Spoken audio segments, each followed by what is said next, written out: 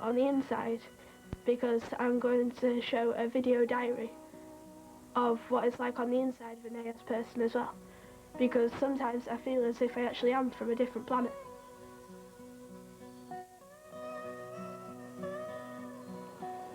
I live in Blackpool with my family, and I'm going to introduce you to them and show you around our house.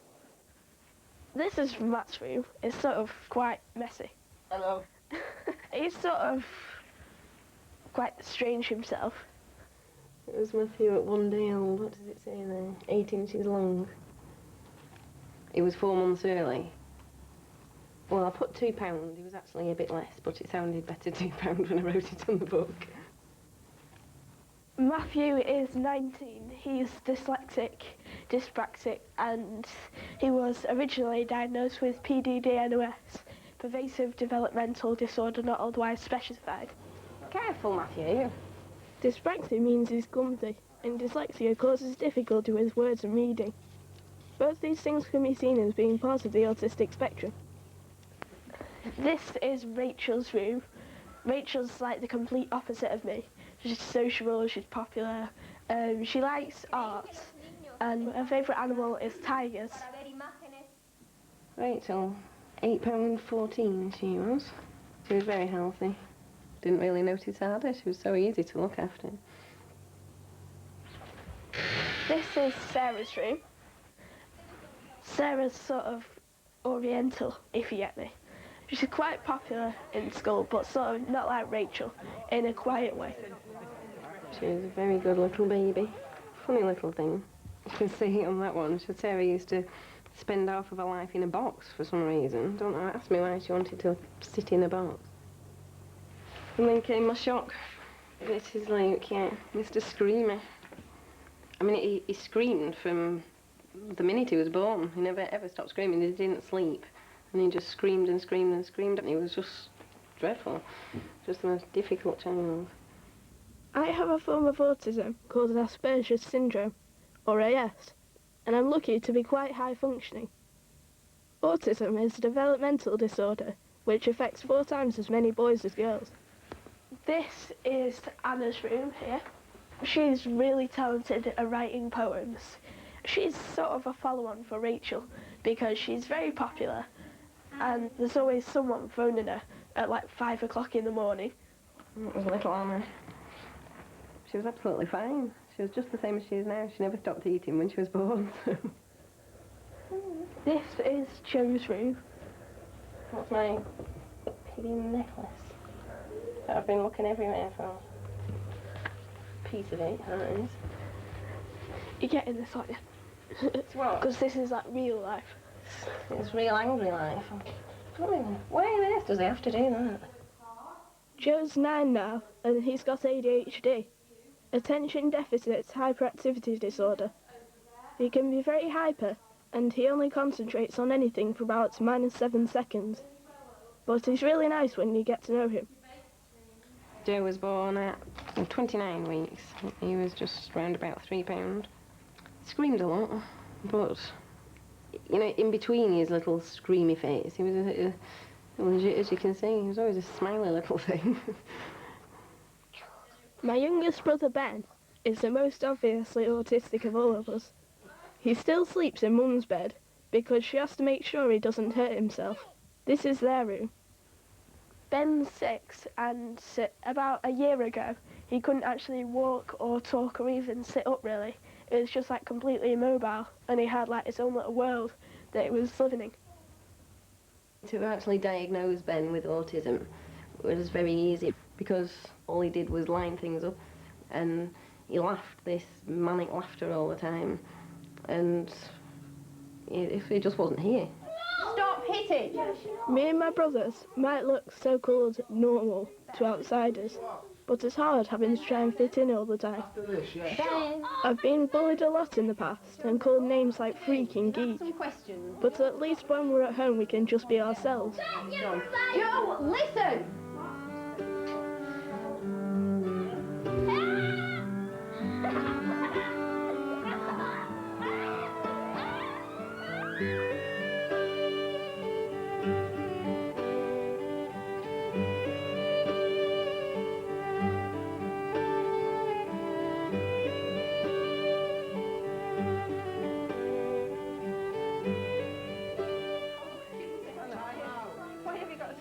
Like any family, we're all very different, but there are some ways in which me and my brothers are alike. I shall explain in the privacy of my video diary. Me and Joe are both taught in mainstream schools, but Ben is schools at a special school and at home. We all go to different schools, but we still have problems with communication, social interaction, and phrases and facial expressions. So can somebody empty the dishwasher, please, before we load it up? Yes, Anna. Ben? Yes, right. Who votes Anna? No, I don't know. I said not Anna. I said no. We voted. Right, let's go through a vote. Who votes Matthew? Who votes Sarah? Who votes me? Who votes Luke?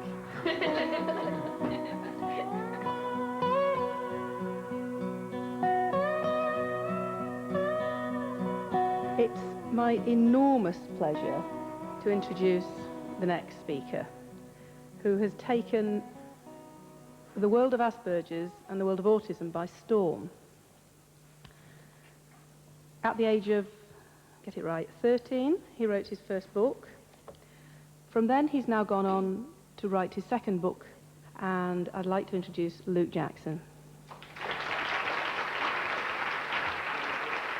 I'm told that most teenagers would be terrified to talk in front of 500 strangers, but it's not a problem for me.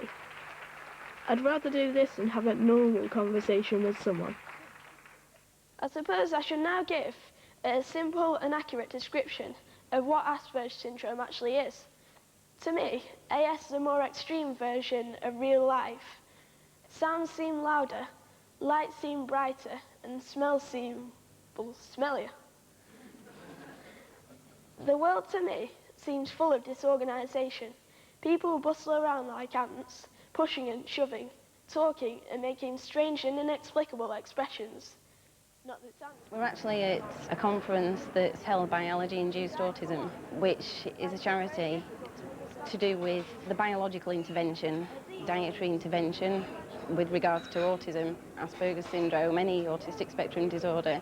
And Luke is actually on a gluten and casein-free diet, and so are Joseph, and so are Ben. It isn't a cure. It isn't a cure for autism or Asperger's syndrome, but it ameliorates so many disabling symptoms that, you know, has to be tried. Other people may consider me and other people with AS disabled in some way, but to me, Asperger's syndrome is a gift. I am very proud to be who I am. So to all of you listening to this, AS or otherwise, always remember that difference is cool.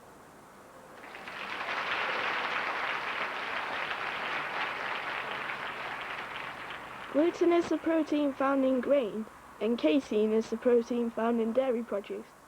And both of them just make me moody. I get black rings around my eyes, my face goes pale, I get huge stomachache, huge diarrhea, my ears go red, I look like a traffic light. Oh, blimey heck. Oh,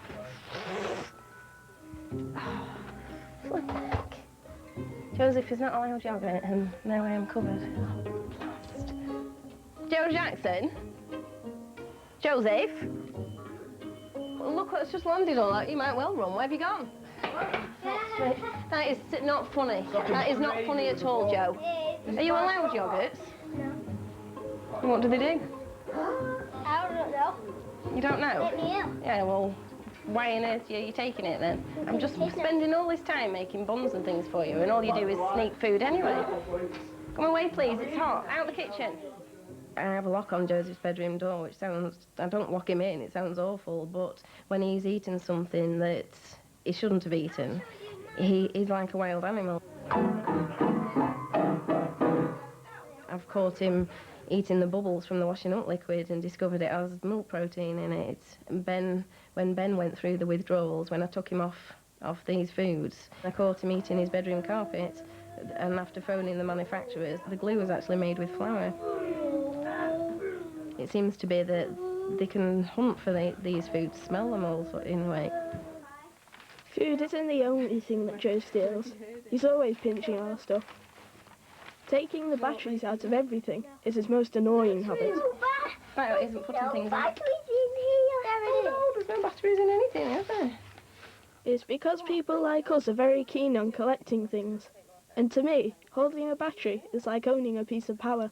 Why is there no laces in any of these? Stupid question. Is there any laces anywhere at all? Joe? Under there. Where?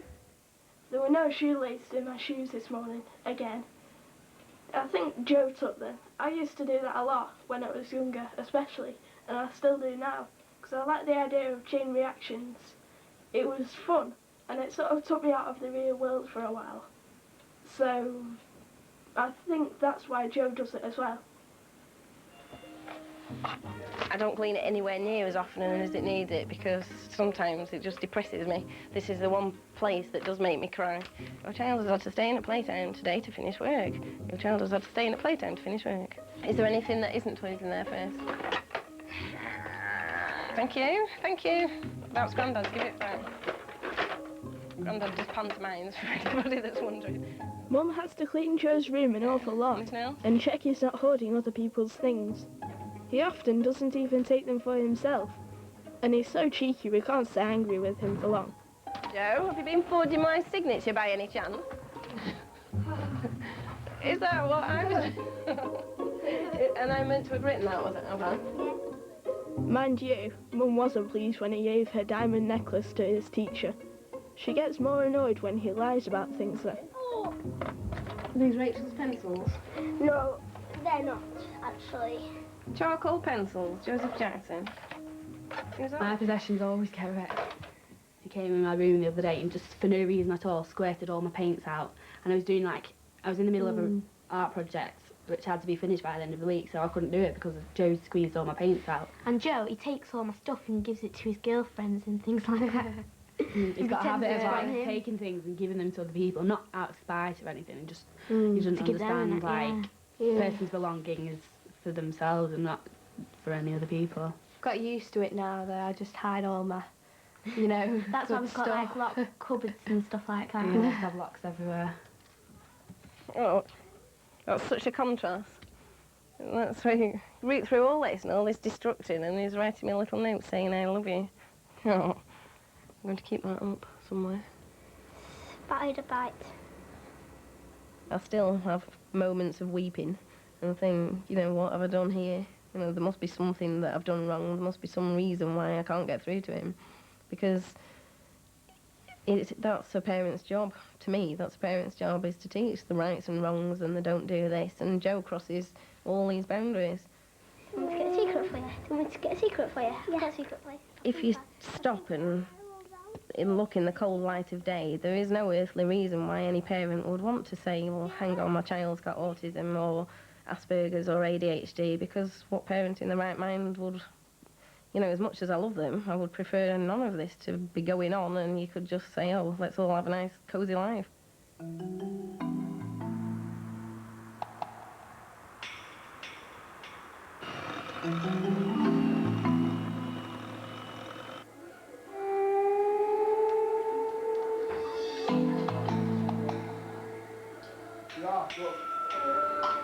Let's squeak the ball.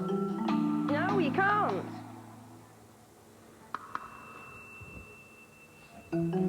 Joe? Yeah? I just said no. I'm not. You're not? No. Hang on. Wait, bring that out a bit so it's like that. Sort of. My sisters are always trying to improve my chances with girls. I have never asked anyone out in my entire life, although I have wanted to. The way you look seems to matter a lot. You need a haircut, Luke. Badly. You need a shower as well. Oh, great, and here we get onto the somewhat sensitive subject of dating. AS and dating, I figured out, definitely do not mix, as there's social interaction, eye contact, physical contact, communication, everything. You don't want to go In out looks, when he yeah. smells. And he's got minging teeth, Luke. Rachel. Well, you have to brush your teeth. It's someone who's interesting to talk to. Oh, God. And it doesn't talk about computers Doesn't talk about computers all the 24/7. time. Oh, I'll sack the girlfriend thing then. I suppose it's all like this big game because, well, everyone just like, they just sort of flirt with everyone else, and then he goes out with her, and then she dumps him, or the other way around, and then they both go on to another person, and then it goes on, and like some big cycle or something. But it's quite strange, but well, I suppose you just sort of get used to it as part of everyday life. So you were thinking to yourself, I look ugly today, yeah? You looked in the mirror and thought, I look ugly today. And then you wanted reassuring, so you said to somebody, do I look ugly today? You expect them to say no, wouldn't you? Well, why would you want reassuring? Because if you look ugly, then you know you look ugly. No, but say they really wanted your opinion, but they didn't think their own bum looked big, but they still really wanted to wear it. Would you say, yeah? Well, if it did, yeah. Why wouldn't you? Right. Because if they say, does my bum look big in this? And you say, oh no, of course it doesn't. Then they go out with something that makes the bum look big. So you're doing them a favour, I say. I still don't get it. And I don't think this relating stuff ever gets any easier.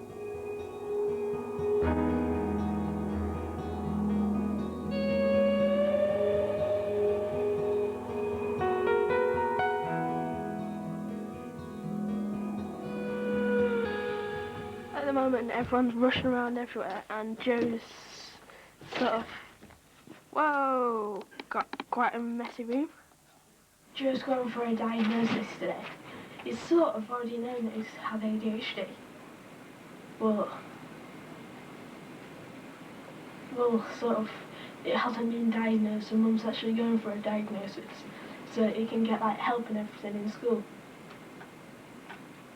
Six mom, yawn, six mom, maybe you can tell me yawn. Six mom, yawn, six mom, maybe you can turn me on. Yeah. I wonder if he will be diagnosed with ADHD or not. Mum's been waiting for this appointment for weeks. Joe is really difficult to manage, so I'm going along to help him carry bags and stuff. Me and Mum are filming in case he gets up to any tricks. Oh, and his car's Luke. Do you think you can follow Joe, please?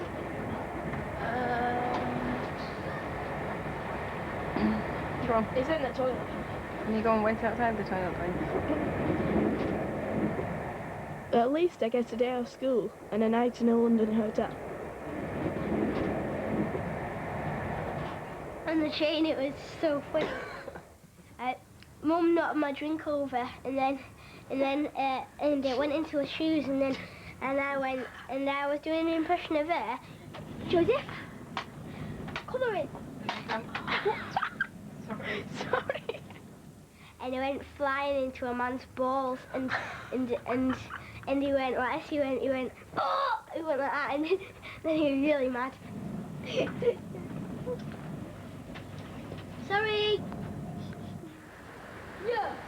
Well, we survived one journey. Now we're nearly there. Joe is being tested by a psychologist who specialises in autism, and it's going to take all day. Joe, move up. Joe's there. He never normally sits still for more than 3 seconds, so this should be interesting. You come in. Joe, come on. Pull the door to, please, Joe. Oh, Joe! But yeah, it's designed to destroy everything on this earth, you know. Rips things, cut things, stabs holes in things. So when you're doing all that, Poor kids. it's actually a sort of game to you. A game. Let's go. What about your curtains? What game were you playing when you cut your curtains to bits? Or Same game. yeah. There was no more paper to cut on. So do you ever think, because obviously it's mummy's got to buy new stuff, isn't she, when you cut all the curtains up and your jeans and things. Do you ever think, I mustn't do this because it's going to cost mummy a lot of money? I don't actually. So what happens to all the other things? What do you think? What happens?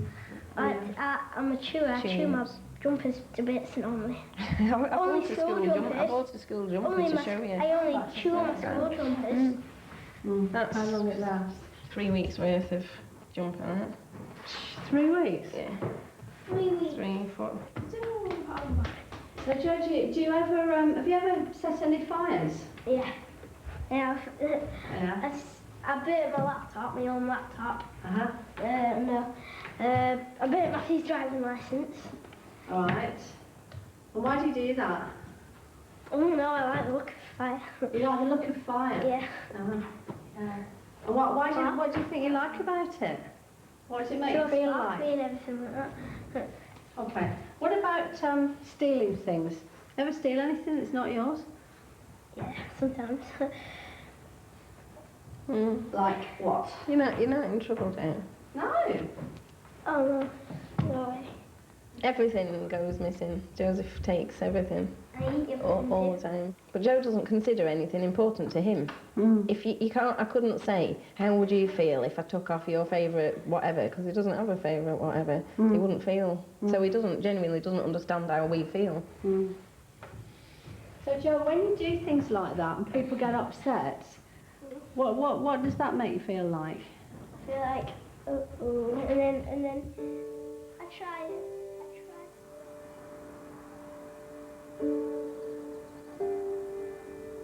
Tell you what we're going to do to start with. I'm going to ask you to look at some pictures. Just put it in an order, and I want you to show me the way it should go. Is that right?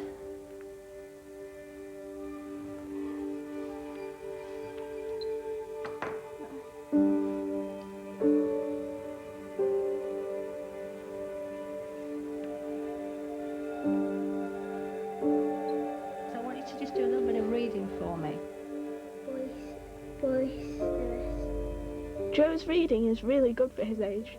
I couldn't read a word till I was 7. Then one day, it just clicked, and my teacher found me reading Shakespeare. Trauma. It's maths that Joe and I both hate. 6443.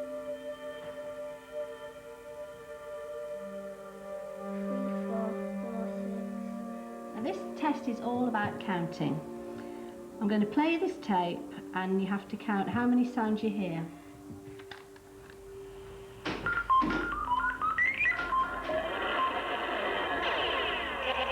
of everyday attention, version B. It's loud. Score, practice 1. Okay, let's first practice.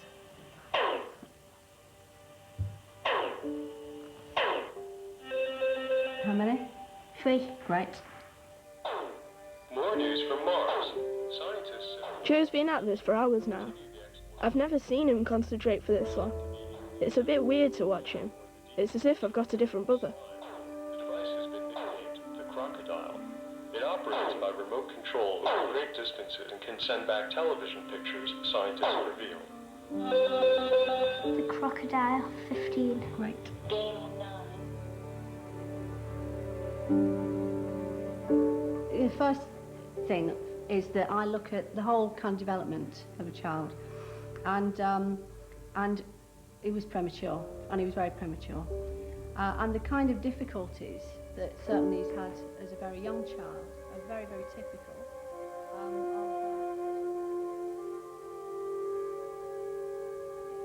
is that he's got these different threads of neurodevelopmental difficulties that combine together to make him especially difficult to manage and actually at risk. Now, when he was here, he was able to sit and he was able to concentrate, because it's kind of like the watching. Somebody is watching, so it's kind of, he's being observed, and this is helpful to a lot of children. They need that to help them stay kind of in control. Because of his obvious ADHD, we've actually got this little child who can't separate out fact and fantasy.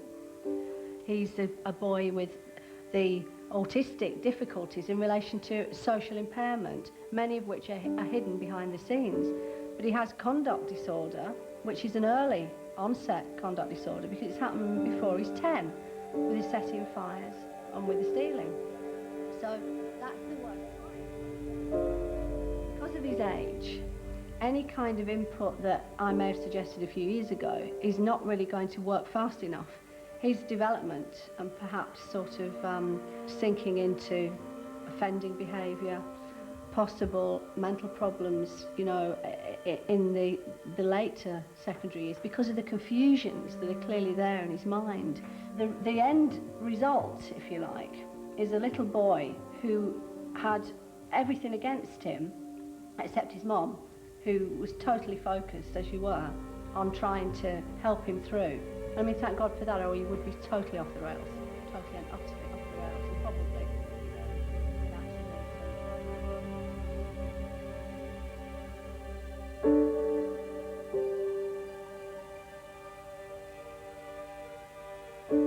The reason I wanted Joe assessed was for my own peace of mind. I wanted somebody to say, right, this is the way forward and this is how to get through to him, which at the moment I'm not sure has happened.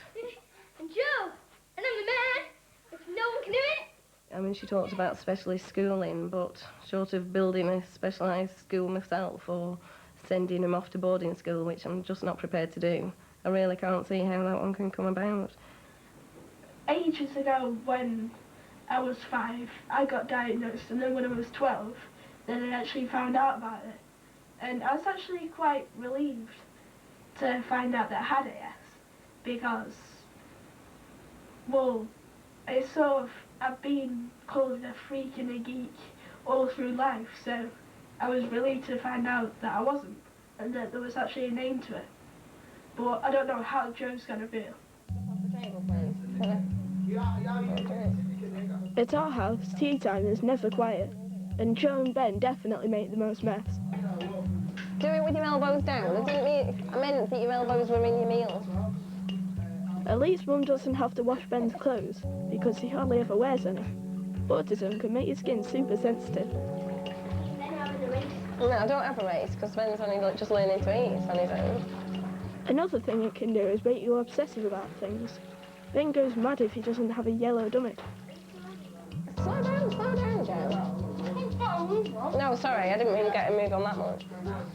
Mum says my obsession is computers, but I call it my specialist subject. Other people choose things like cars or train spotting. Fancy's a bird. Fancy's a bird. A bird is... Fancy's a bird. A bird means a girl in, like, teenage language. Yeah. I don't mean a budgie.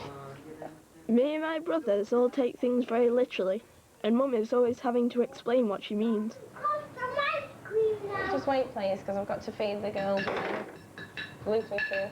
You don't have to feed them, girls. No, I don't mean feed them. I've got to put it on a plate so that they can feed themselves. Peace. For 2 seconds.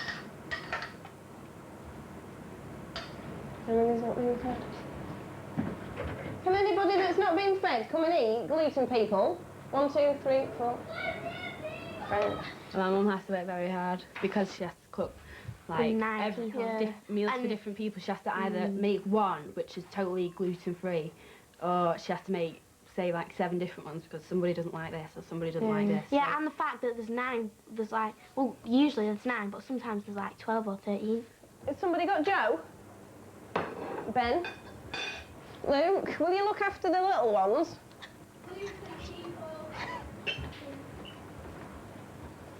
Matthew and mates. Wait, get off, what are you doing? That's well snacks. Well, you're not eating that yet. What is it? Fruit. Yeah, let's make the I'm tea. just busy dishing meals out and I haven't got a clue who's eating them. Why have you got a belt on? A belt on? No.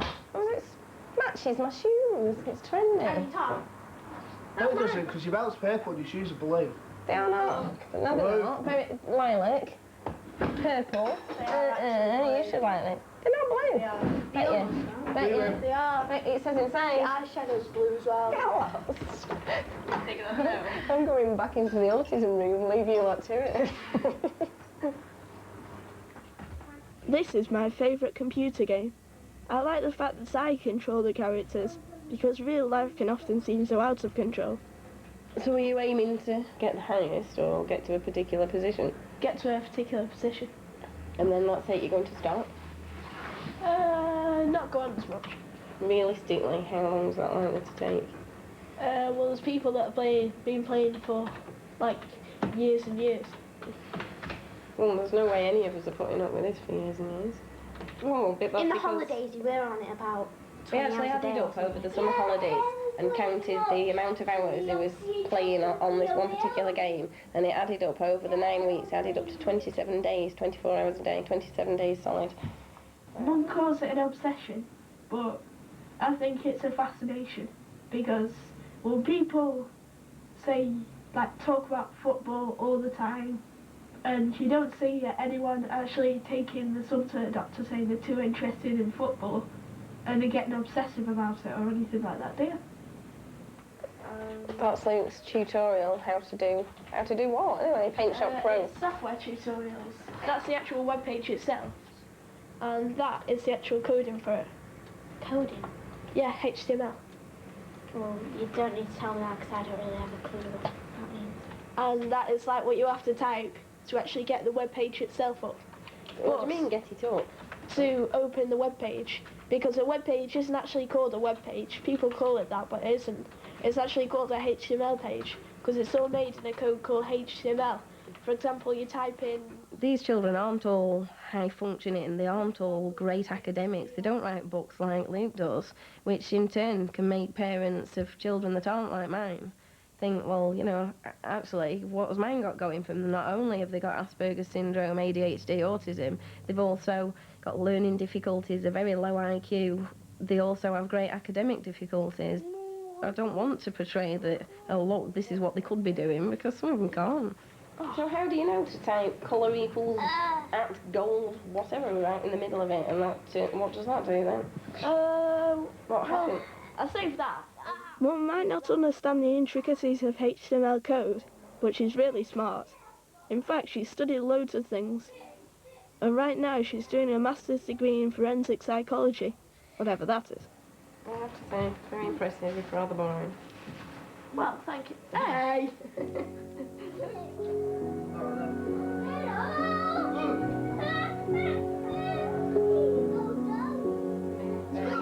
Taking your life in your hands, haven't you? Careful. Matthew, careful with that.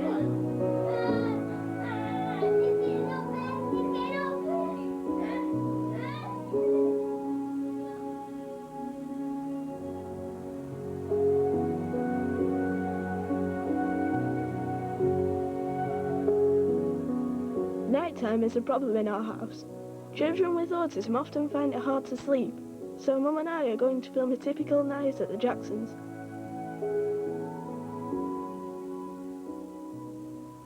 It's 11 o'clock at night and Joseph's obviously decided to come and wake the bathroom rather than go to sleep. And everywhere I can see shaving foam is all over the place. He's also got hair wax and absolutely plastered himself with hair wax. At least it's not car wax this time, that's what he usually does. Anyway, I'll get on and clean up.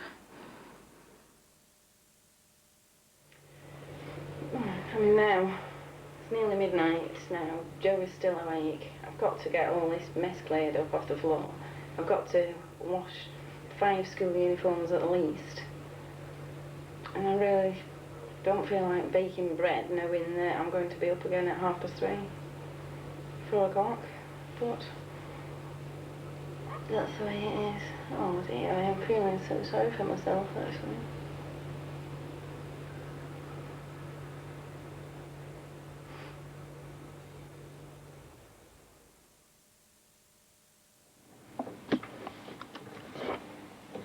It's 3 o'clock in the morning and I still can't get sleep. This is what it's like having Asperger's syndrome, which is like a form of autism. But I'm just gonna go back to bed and just try and get back to sleep.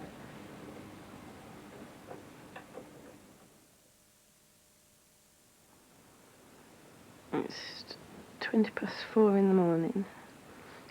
I've just got up and Joseph's just been telling me what he's doing. I got awake and then I was bored, so I drew a picture of Karate Man there, and then I made an awful lot of mess as well, didn't you? and then I drawed This was one. Picture of Bob. Very nice. Sorted out room. I'm gonna tidy it today. Alright. So you're going to go to sleep now? Yeah. Okay. I didn't have another dream about the kettle, Mum. Good. And I fell asleep before. I told you I wouldn't, didn't I I? had a dream about a dolphin. Good. Dolphins are nice, aren't Yeah. they? Okay. Alright, sweetheart. Can we get a pet one? A pet dolphin? Yeah. We can't, I'm afraid, sweet. Why not? Because we haven't got enough water. Good night, God bless. Why don't we get that paddling pool? Good night. Time. Okay. It's now 5 o'clock in the morning. I'm in this horrible predicament where I actually turn the light on, in which case I'm likely to wake him up, or do as I've just done, and stick a towel down next to me and lie in a load of wee. But just look at the little chap, looks so angelic. I just haven't the heart to move him anyway and wake him up. So I think I'm going to resign myself to staying up because I'm not convinced that Joseph's going to go to sleep anyway. I'm sure Luke's already awake by now. Anyway, I think I'll go and sit on the settee and leave Sleeping Beauty here. Good night.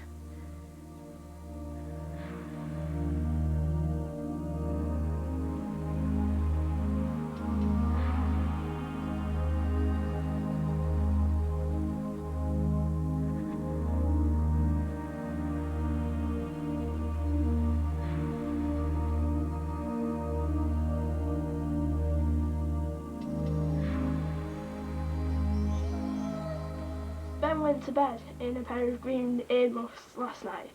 I can understand why he does it, because I used to wear a balaclava permanently when I was younger. It shielded my ears and was a comfort, so why try and stop a child doing that? When you talk, my buggy makes a noise. Ben just hates shops. I think it's just a sensory overload for him.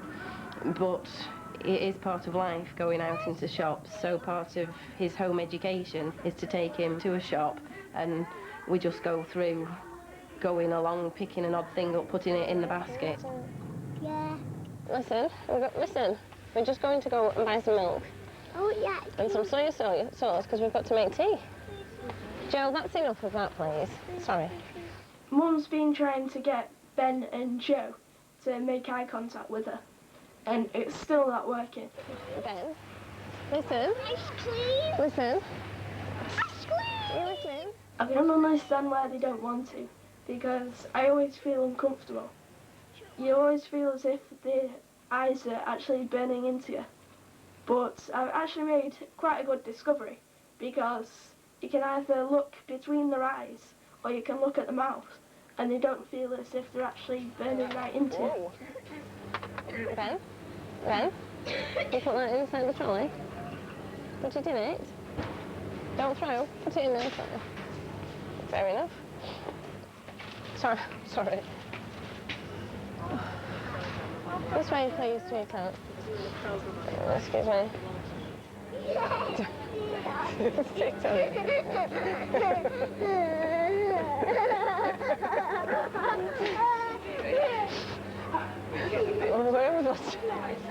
We've lost your brother and I want to get some soy sauce. That's funny. That's too funny. Joe, come this way, please. Come this way, please, Joe. As a parent, I have very different priorities to parents with typically developed children, because my children behave very differently when they're out. Ben, sorry. Ben, you listen, we've got to stand up. Don't go on the yellow bit. Don't go on the yellow bits. Just the white bit. In some ways, a child in a wheelchair or a child with some kind of disfigurement is very, very obvious to other people and therefore gains sympathy. We're not allowed to tread on the yellow bits, apparently. I don't want to label them, but yet I would like some kind of acceptance that, okay, this isn't their fault, they're just different, rather than the pitying glances or the people tutting. You know, that is the hardest thing. This is where I get stuck, I'm afraid.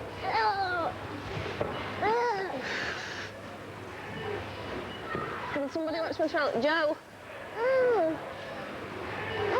Buggies. Joe, this way, please. I'm just going to pay for the trolley. I'm just going to pay for the stuff. Come on, please. Hey, no, put them down. No. Can we pay, please? You've been really good. Come on.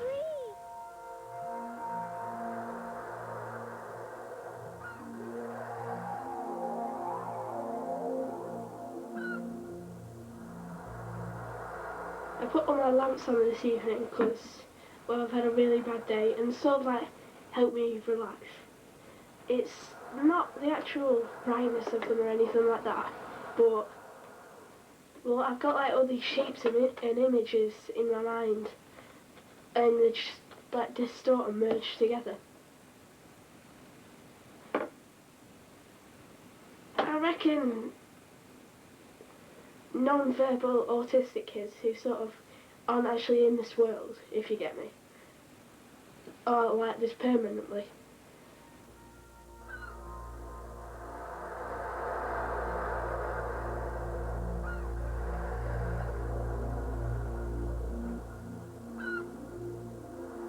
I don't know why coloured lights make me feel better, but they seem to.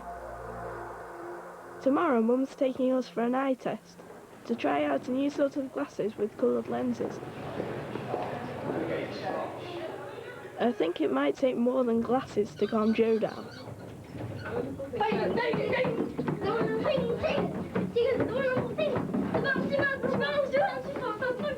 We've just finished a clinical trial of the effects of colour on a lot of different conditions, such as dyslexia, dyspraxia, autism, and Jackie seemed to have quite a lot of the problems in one family.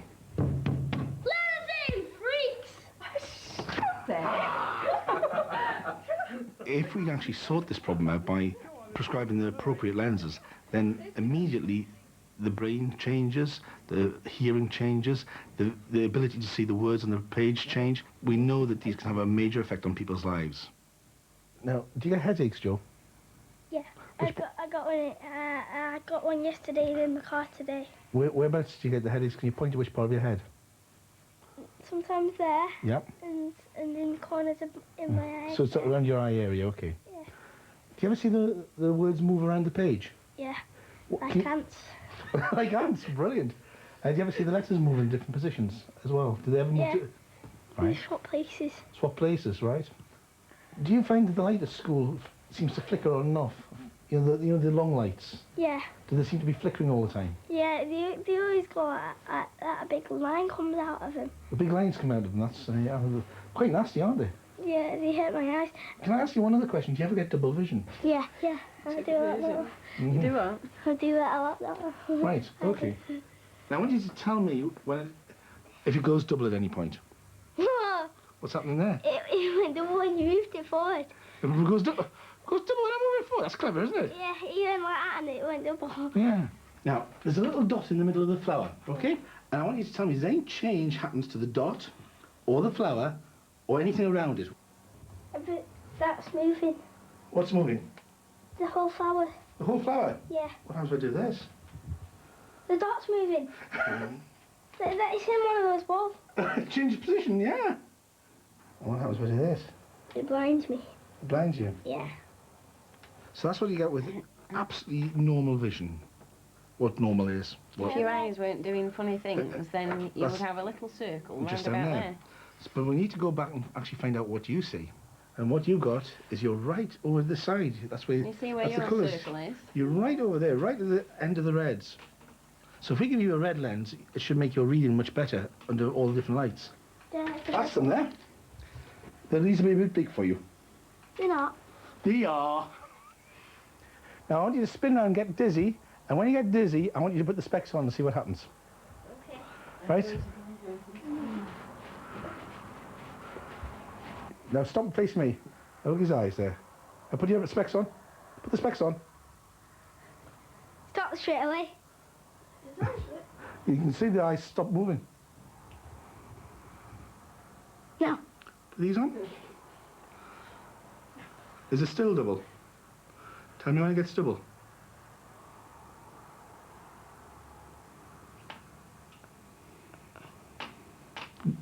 That is absolutely quite dramatic. Right, basically what's happening is, because things are going double when you're trying to look at from the blackboard and things like that, and it's because of the light, you can't possibly, Jackie, see to read. He couldn't possibly do it comfortably. Everything's an effort for him. Now, one of the interesting things is that when you look at kids who bunk off school, something like 2/3 of them have this problem. And you can get the same... That's a lot. Yeah, and about 2/3 of people in prison have this problem as well. Because they're the ones who are more likely to avoid school, because it's offensive to the system. This is what you saw before. Which is better? I prefer the other one. You prefer the other one? So that's what we'll be aiming for, to try and get you to see like that when you were reading.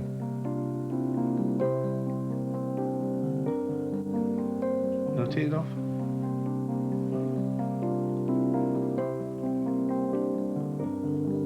Yeah, sort of your eyes follow it and then sort of take a while to move to that position. What I want you to do is I want you to walk so far without them on and then put them on. Walk up so far. Yeah, I'll tell you when to stop.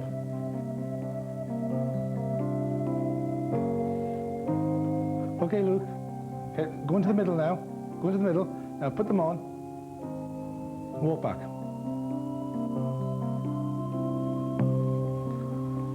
Did that make any difference? Not at all. Except you didn't hit the wall.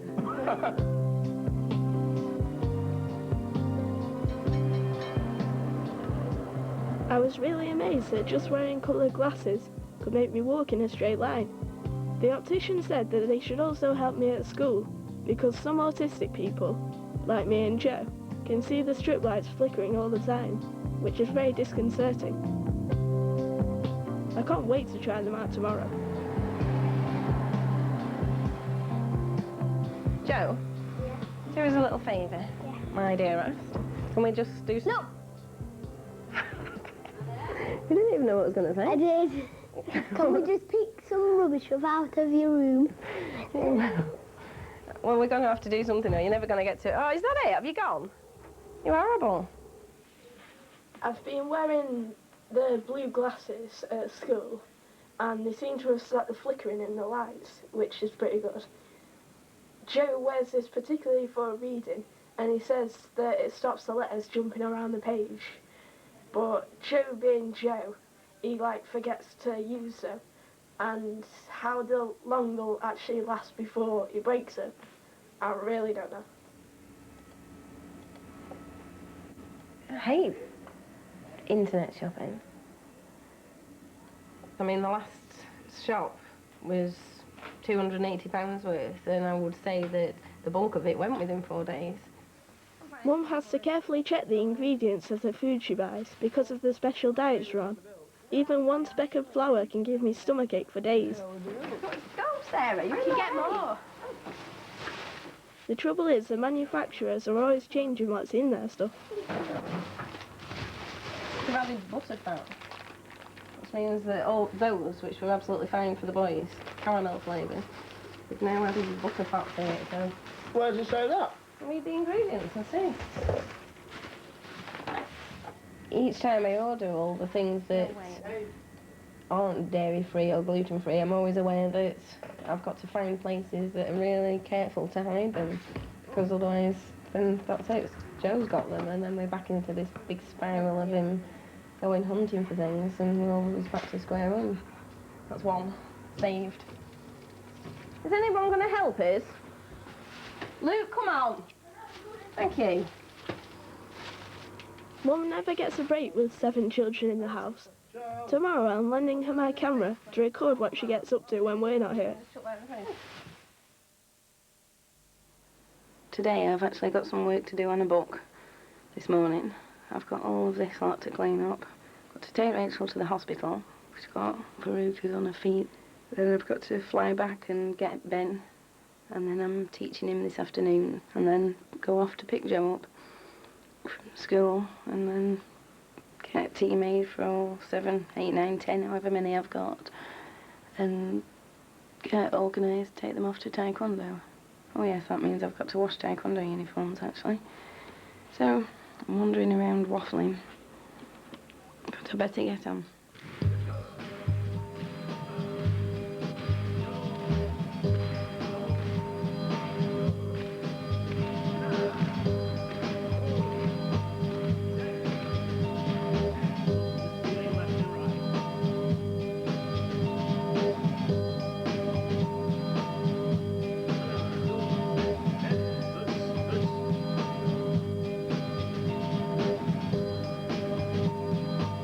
And forward.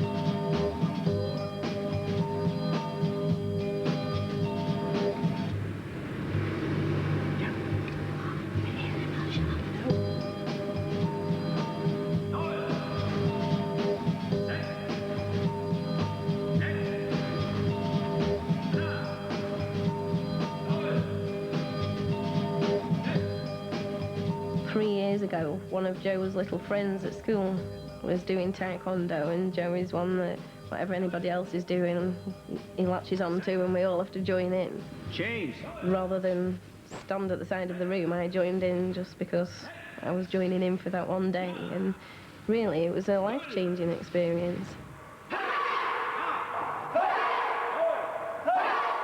I'm nearly a black belt, and although it seems a bit strange that a person with AS who hates crowds should go to a place where there's like 150 people, I actually like it because it's all structured. We're all like standing rows in order of ranks, and it's given me a lot more confidence with social situations in general and other stuff.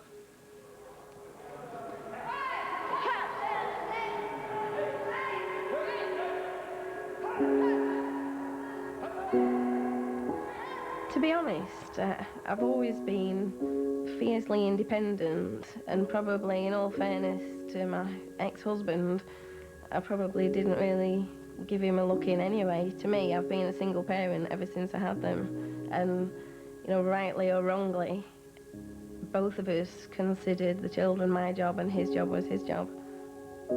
So whether that was, you know, put a strain on the marriage or whether it didn't is not something I could really say, because I was so busy looking after the children, and I didn't even really take any notice of my ex-husband, to be honest. It sounds awful, but he had his own life and he was doing his own thing, and it was very much a case of, that was the end of that. I've always been on my own as far as I'm concerned, from day one.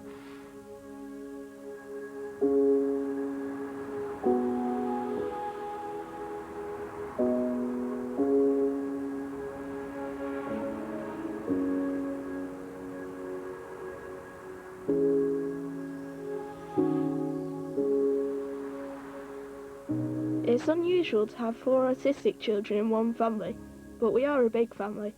We do have a good time together though, and I wouldn't want it to be any different. Awesome, None of us knows what the future holds. A year ago, Ben couldn't walk or talk, so it just goes to show that you can never underestimate human potential. Matthew wants to join the Marines, and I think Joe would be great on the stage. And I know for sure that I'm going to work in computers. Trousers under. One thing about having to struggle in the world, to do things others take for granted, is that it makes you more determined. And I think we'll all succeed in our own ways. Let's play up here. You playing that bit? I could do it.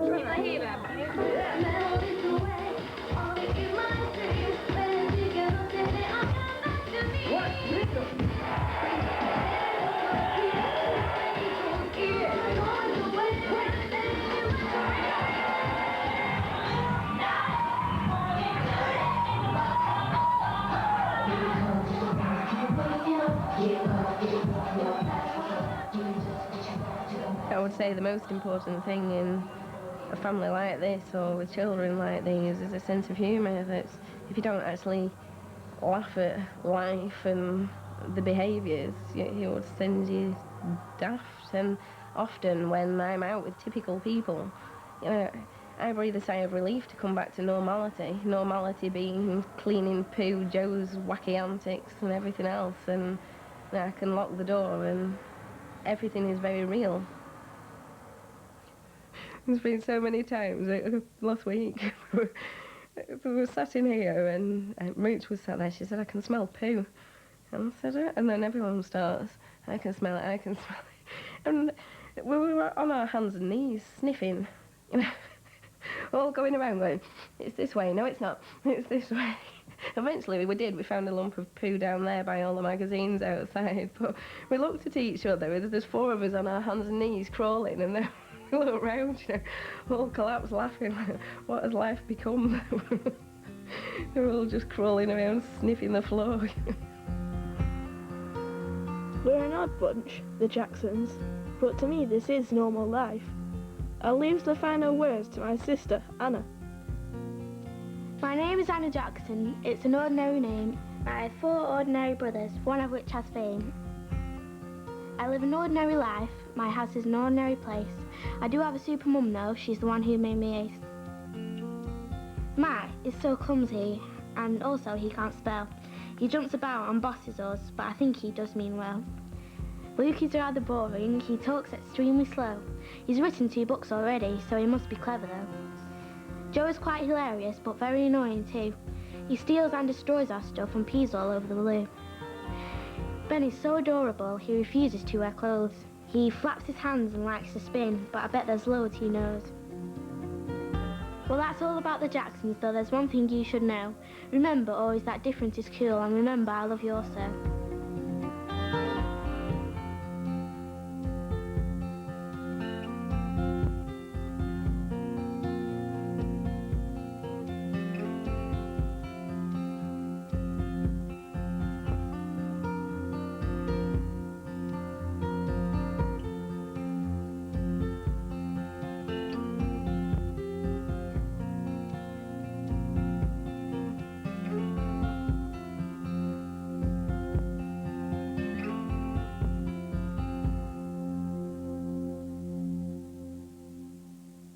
This February on BBC 4. What do you want? I've cracked it. I thought the doctor told you to stay in bed. No, listen. The whole acid thing, it's not acid at all. It's the name of our killer. The whole of our lab is what we call a drugs from bugs enterprise. They've decided to do the safety tests on themselves. Dr. Alan Brown has for several years been a willing host. Would you like to join us? No. Actually, yeah, why not?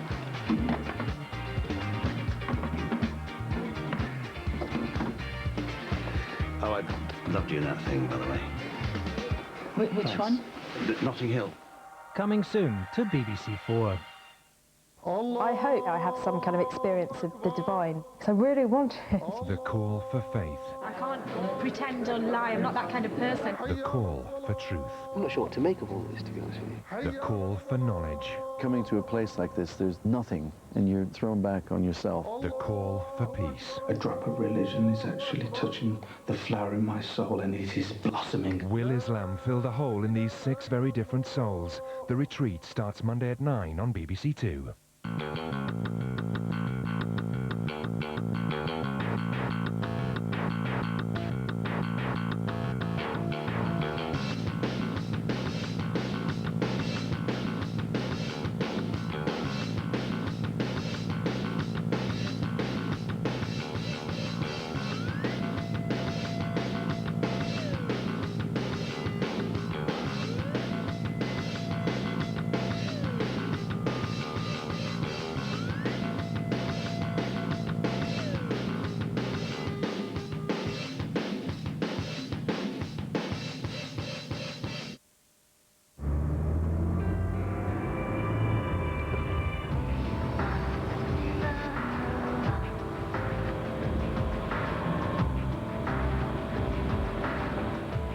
That's it until the Learning Zone at 2 tonight. Now BBC 2 hands over to Chris Eakin at News 24.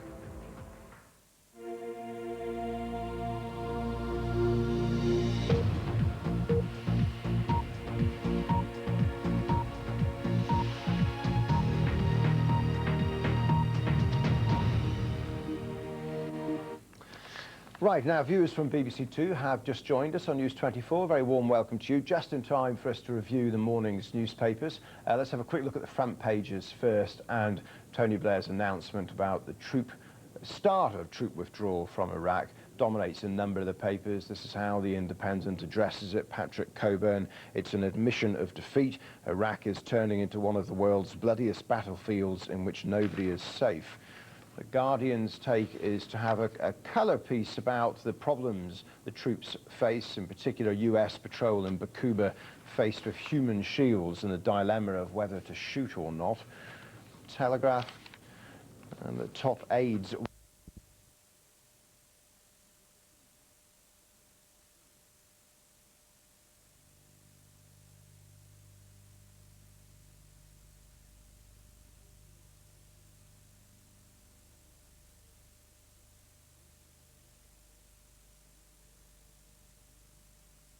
And now we can manually push this into a compaction mode.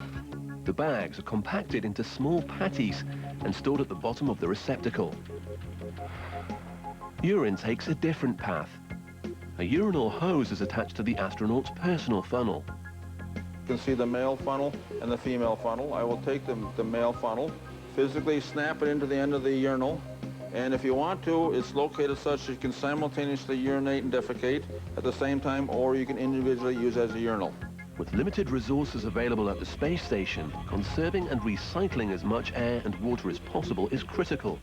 So amazingly, the urinal extracts water from the urine, cleans it, and then pipes it back into the living quarters. If man ever makes it as far as Mars, 56 million kilometers away, astronauts may have to find a way to reuse their feces as well. So NASA is already on the case, working on a zero-gravity compost machine. Nature calls again. Or does it? This bowl full of bodily waste is actually artificial. One of many testing materials used by the engineers at American Standard to evaluate the efficiency of their latest toilets. For health and safety reasons, when we test new toilets and new toilet designs, we don't use real waste. There's a range of different media that we use for testing products. One of them is restaurant-grade miso. We have miso inside these latex containers. I have 10 of them here, and you can see we'll put those in and flush. And this represents more than normally would be found waste in a toilet bowl. Liquid drain. You don't generally see human waste on television. When I have to go in and clean the bathroom bowl. In fact, the toilet is often an immensely powerful but unspeakable taboo. Today's bathrooms are luxurious. Well, it's too horrible to describe. Dreadful. One that has influenced everything from politics to pop culture. Toilet for me? This is the American Standard champion. The word toilet, even though it's not an obscene word, it's not dirty, it's not anything. If someone says, oh, I've got to go to the toilet, that still sounds really gross. The bathroom is a room with a bath in it. A water closet is a cupboard with water piped into it. None of these expressions actually describe the object. It's very bizarre. Let's face it, how many times do you use the toilet in a bathroom versus how many times you use the bath in a bathroom? It didn't become the toilet room, it became the bathroom. It seems we've erected a lot of privacy walls around our bathroom matters. How are you? Not bad. Mind if I come over? I'd rather you didn't. I'll call you back. Some kook in the other stall keeps talking to me. For most of history, all bathrooms were more or less public bathrooms. Privacy certainly wasn't a concern in the latrines of Rome. It was not segregated as far as we know. Men and women used them together. You would go and defecate with your friend just like you might go and have a latte today. And even 1,000 years later, people were still accustomed to company while relieving themselves. Certainly we see in history the examples of bathrooms and outhouses and privy areas that had multiple seats, and where there were more than one person in there at a time. And for safety and other reasons, the entire family would go out to the outhouse together, and all do their bodily functions together at the same time. Things changed dramatically in 19th century England. This country develops much of its history in the Victorian era, where we were not only not talking about the intimate taboos of the body, there were people who were actually separating in their libraries the books by males versus the book by females, so they wouldn't somehow decorously mix. People wanted to use the bathroom by themselves. Then, all of a sudden, people wanted to have their own bathrooms. Toilet designs flooded the patent offices in the late 1800s. By the early 20th century, an indoor toilet was considered a necessity, and before long, the bathroom had become a bastion of privacy. I think Western society, and I think especially American society, is particularly good at being really, really embarrassed and really, really uncomfortable about our own bodily functions. I wonder what's going on in there. They sure do keep it hush-hush.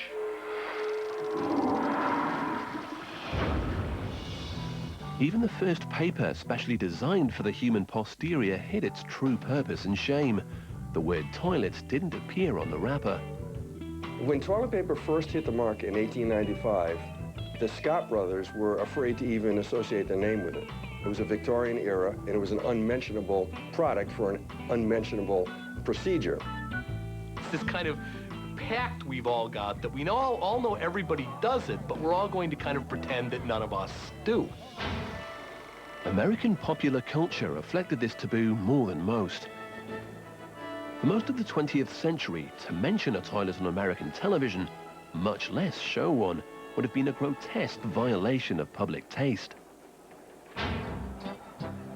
In 1960, NBC censored Tonight Show host Jack Paar from using the phrase water closet. He quit in protest. Even the sound of a toilet flushing wasn't heard on television until the 1970s, and the hit show All in the Family.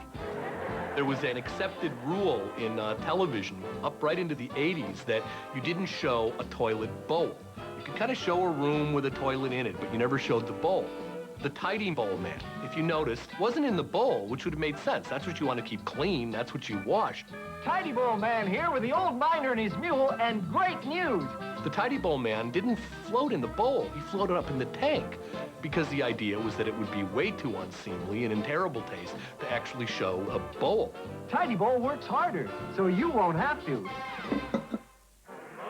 But those Victorian values may not be so far behind us. Just try to find a polite word that simply means toilet.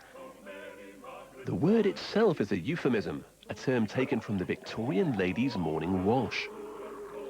I think in a culture where you feel the need to run the water while you're peeing, where somebody could hear you, and by the way, I would do this too. I'm not immune from this.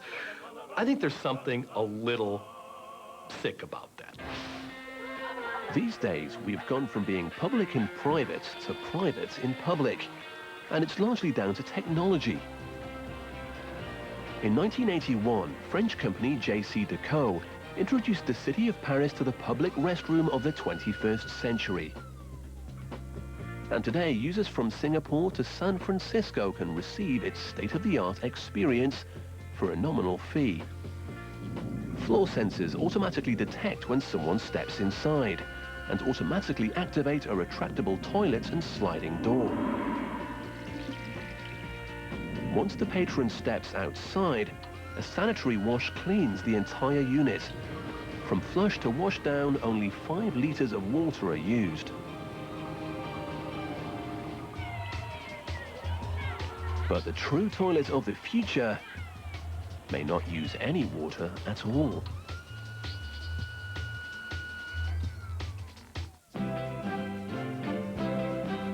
More than any other invention, if you build a better toilet, the world will beat a path to your store. Every year, 1.4 million toilets are installed in homes in England, and the options are startling. Those who want the Rolls-Royce of restrooms might want to test drive a Toto Neo Rest. Features on this $5,000 Japanese luxury commode include a warm water spout to wash your behind and an air jet to dry it off. Some Totos even make loud, soothing sounds designed to cover up any more embarrassing bathroom noises. Japanese culture is unique, and there's many things in Japan that would lead Toto to develop a $5,000 toilet. The first thing you have to realize about Japan is there are so many people in such little space. And in particular, the way houses are designed in Japan, there's very little privacy, especially from sounds. The toilets of the future may be defined not by the extravagant extras they have, but by what's missing: water.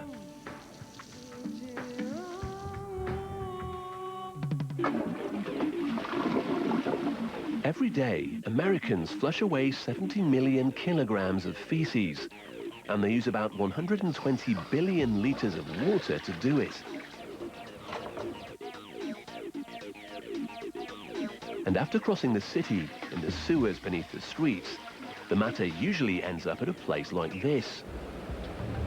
Sometimes we have visitors come in and they kind of curl up their nose, and then we say to them, what do you think we're doing here, baking cakes? We're trying to transport wastewater sewage for 2.5 million people. Flush a toilet in Boston and the proceeds are likely to end up here, in this plant on Deer Island in Boston Harbor. Now you see the screen coming up, and it's basically pulling the debris off of the screens and out of the wastewater. It's personal hygiene items, it's stuff that probably I shouldn't be talking about. In a very real sense, this plant and others like it are an indispensable part of the toilet in your bathroom. Their mission is to get all the things you put into the water back out again. Plus, you have to keep in mind, there's a lot of pathogens in that water. That's still raw wastewater. It's sewage. It's from your toilet, it's from your washing machine, from your dishwasher, and it's raw and it's ugly. Untreated waste still contaminates the water supply in 90% of the world's developing countries. As a result, 5 to 10 million people die from water-related diseases every year. Cities cracked down on water quality in the 1920s, filtering and treating their sewage. But the toxic nitrogen and phosphorus in human waste still depletes oxygen levels, disturbing the aquatic balance in rivers and often killing wildlife. In 1980, this is exactly what was happening in Boston Harbor. Deplorable. On any given day, we were putting raw sewage into the harbor.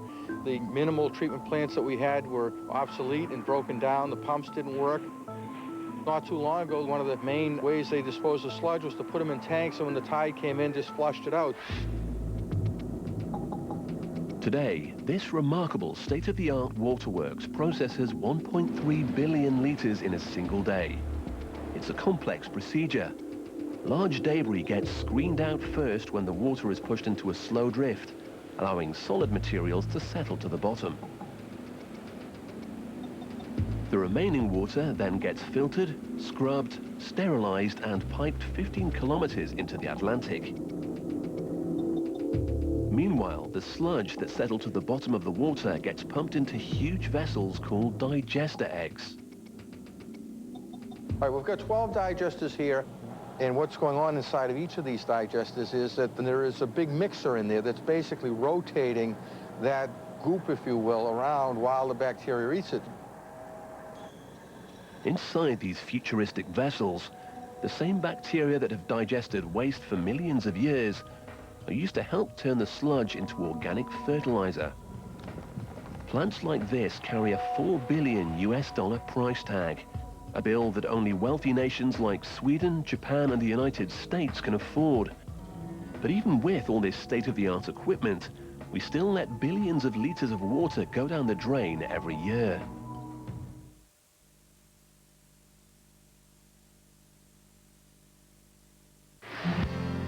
For months, they have shared their own private space. They have played games, fought over food, jostled for position. They may even have kissed. Now, for the first time, National Geographic Channel tells the extraordinary story of life before multiple births. Twins, triplets and quads in the womb. Sunday at 8 on National Geographic Channel. She hunts for meat on her private Serengeti, stealthily stalking, all sleek and slinky, 'cause she's a proper nut. Impact on human life. First off, the toilet. The scrubbing, the unclogging, the plunging, and the smell of the toilet. Sometimes we wish we could just flush all the hassles of the toilet down the toilet. But those dreaded chores aside, the toilet isn't all bad news. It helped turn Rome into an empire and has allowed us to boldly go where no man has gone before. But it's also been responsible for some of the world's deadliest plagues and is one of today's biggest social taboos. We have endless names for it. The loo, the commode, the water closet, the chamber pot. But behind those deceiving names lurks a hidden truth. In fact, our very future may depend on our ability to plumb the murky depths of the toilet.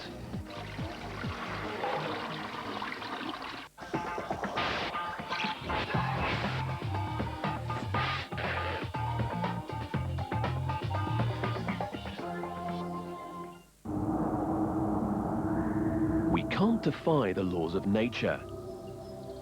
And when nature calls, we answer. A healthy human produces about 225 grams of fecal matter every day. Multiply that by the world's population, and you get almost 1.5 million tons of waste. A daily global bowel movement equal in weight to 16 aircraft carriers. And it all has to go somewhere.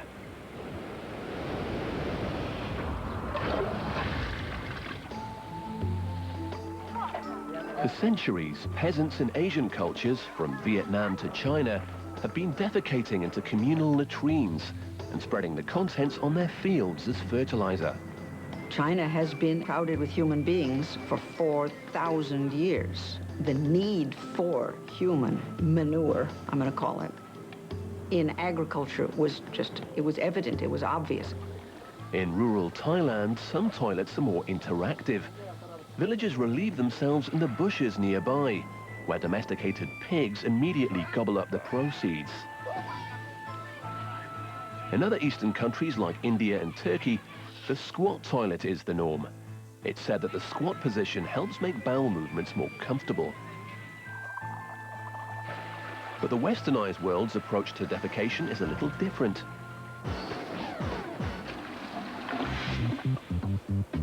The vitreous China 6-litre flush-down siphon toilet is the preferred commode of the industrialized world. The average person uses it about 5 times every day. But do they ever get beyond the surface of their toilet? It's something we shouldn't have to think about. When you flush, you should be able to walk away and not look back. It should be easy to keep clean, or hopefully not have to clean it at all. Toilets flush more than 250 million times every day in the UK alone. And driving each flush is the same mysterious force that holds the universe together. The energy source to make your toilet flush is gravity. We're dependent on the gravity of that 1.6 gallons of water flowing out, falling from the tank into the bowl, and that's the force that takes all the waste away. Herman was a good fish. Goodbye. Bye, Herman. Goodbye, Herman. He's alive! Herman's alive! No matter what it's used for, it's an ingenious gravity engine. This is just the bowl from a 2-piece. You can imagine the tank here and a bowl. But if I turn it around, we've cut this one in half so you can see the inside. It's fairly complicated and a lot going on. The entire operation is triggered by this seemingly simple S-curve of porcelain pipe, known to plumbers as a weir. At the back of the toilet, you have a wall or a weir that comes up and sets the level of the water. So you know that when you have the toilet bowl, there's a level of water that's always in there. And if you were to pour a little more water in, it would just fall off the back of that weir. And that's why the level is always the same no matter when you sit down on the toilet. The water held in the bowl by the weir also performs another critical job. It prevents the fumes and noxious gases of the sewer pipes below from flowing back into the house. In essence, it produces a liquid seal until you flush. When you flush your toilet, 1.6 gallons of water leaves the tank and enters this chamber. Part of the water goes into this chamber and around the rim. There are tiny holes in the bottom of the rim that allow the water to rinse the inside of the bowl and to gather the waste into the middle. And the rest of the water goes down this chute, comes around, and comes into the jet. The sudden surge of water from the tank into the bowl forces the water level up and over the weir. The water then fills the drain pipe, creating a vacuum. As the first molecules of water fall, they pull the next ones along behind them, starting a chain reaction and vacuuming out the contents of the bowl. All of the waste and water are pulled out, they go out through the drain, and then when the siphon breaks, the water refills and your toilet bowl is set to go again. Your sparkling white bowl is made of vitreous china, a remarkably stain-proof material. It's basically just a form of clay, but it's a very dense clay, and the surface is like glass. That's why it's called vitreous. And that means it's completely impermeable. No water will get into it. And that means that no bacteria can get in either. When any sort of organism or microbe lands on it, there's nothing to hold on to, there's nothing to live off of, so it will die. It's easy to use and easy to clean, but the toilet is so much more than that. In fact, it may be the key to civilization. Much of society has been built around innovations in how to handle waste and how to cooperate on getting rid of waste. The urine is sterile. You can drink it if you really want to. It won't do you any harm. But on the other hand, feces are dangerous because they contain massive quantities of bacteria. About 3/4 of feces is water and 10% is undigested food. But the remaining 15% is all bacteria, billions of them. And it's these bacteria that give feces its distinctive smell. Feces contain all the fiber that we can't digest that comes in the breakfast cereal and in fresh fruits and vegetables and so on. They contain the remains of dead blood cells, which is why it's brown, because that's what the remains are. It's stuff called bilirubin, which comes from broken down blood cells, and it contains enormous quantities of bacteria. Most of those bacteria are harmless to humans and spend their lives processing the food inside our intestines. But some are lethal. And if you ingest those bacteria, if you eat them, then you're going to get very ill. Historically, the two great diseases that are associated with human waste are, of course, cholera.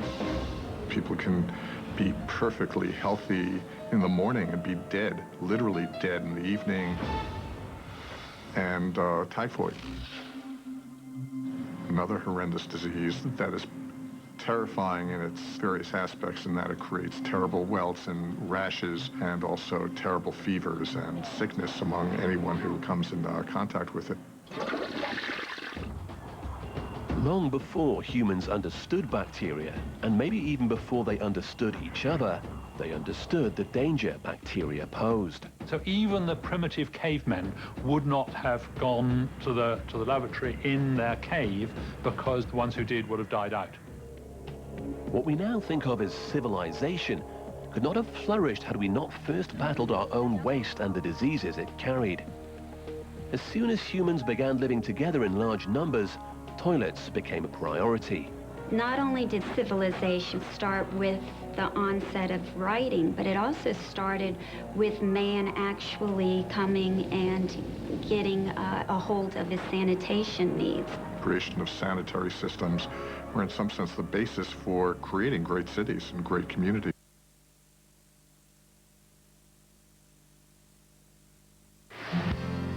For months, they have shared their own private space. They have played games, fought over food, jostled for position. They may even have kissed. Now, for the first time, National Geographic Channel tells the extraordinary story of life before multiple births. Twins, triplets and quads in the womb. Sunday at 8 on National Geographic Channel.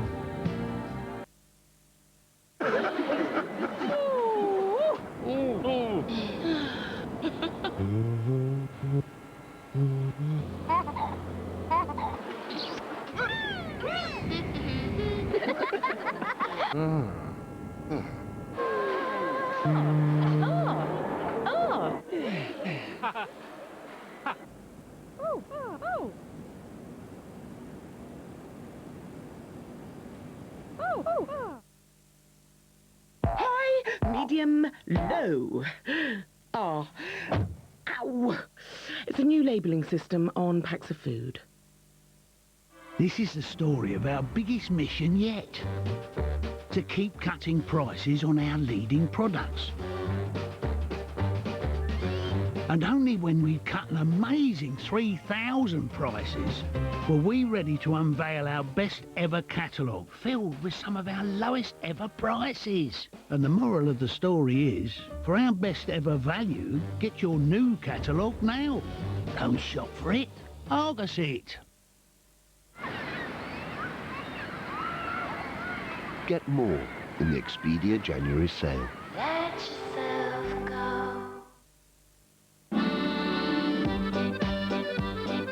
7 Seas Pure Cod Liver Oil contains effective omega-3. It's one of nature's richest sources.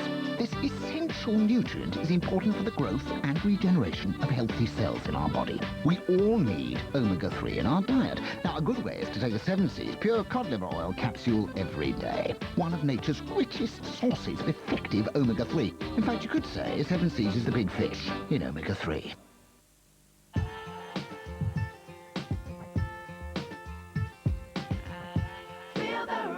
Your skin, no one else can feel it for you. Only you can let it in. No one else can speak the words on your lips. Put yourself in words unspoken. Live your life with arms wide open. When you have a great hair day with Pantene, the real you shines through. Introducing new Pantene. Let the best of you shine through. Pantene. Shine. BP orders its refineries to cut costs. Years later, an inferno in America kills 15 workers and injures many more. It was hell on earth. This is the disaster that led to the critical report of safety blind spots at BP refineries. Why me? Why was I spared? The ongoing consequences of America's worst industrial accident for a decade. A new seconds from disaster. Texas refinery disaster. Tuesday at 9. The Apache helicopter. One of the most sophisticated tank killers on the planet. Built to survive multiple hits and bring its pilots home safely, this ultimate fighting machine takes 3 months to hand-build at Boeing's top-secret plant. We peel back the armored assassin's shell and reveal the engineering secrets within. Construction deconstructed. Mega factories. Apache helicopter. Monday at 8 on National Geographic Channel.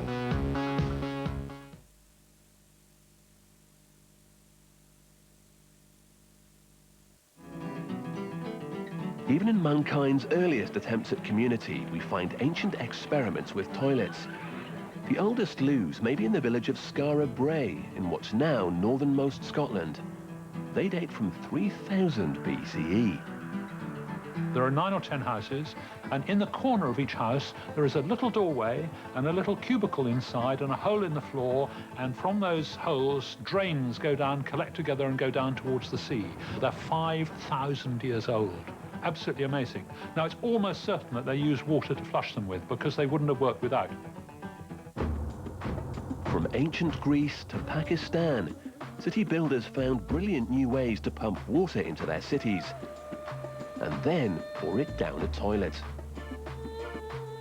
And the ones we know about best are at the palace at Knossos on the island of Crete in the Mediterranean. And that had wonderful lavatories with marble seats and cisterns and clever arrangement of flushing. But the undisputed champions of ancient toiletry had to be the Romans.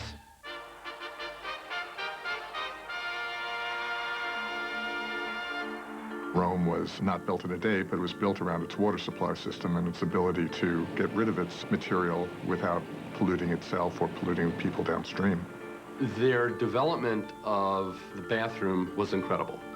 Middle-class Romans in their homes were able to hook up a private bathroom to the public sewer system that Rome had developed and actually have the waste carried away to the main sewage disposal plant. But most Romans didn't have toilets in their homes.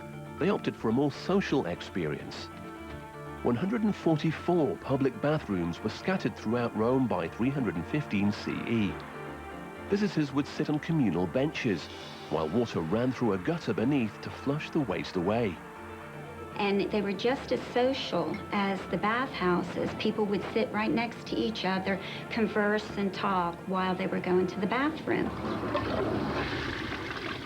At the empire's peak, 420 kilometers of aqueducts poured so much water through the imperial capital that even working-class Romans could get their hands on more than 65 liters a day.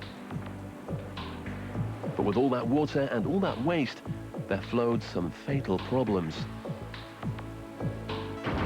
The minute we started to use water to carry waste, instead of using water to wash with and to drink with, big trouble. If you dump your human waste into the river upstream and you drink the water downstream, you've created more of a problem than you've actually addressed. The toilet was about to turn deadly. Today's gravity toilet is an amazingly simple device. A tank, a bowl, a siphon, a tank valve, and a refill valve. Together, they make for a clean, simple flush every time. So how did this sanitary wonder contribute to a health crisis that almost wiped Western civilization off the map?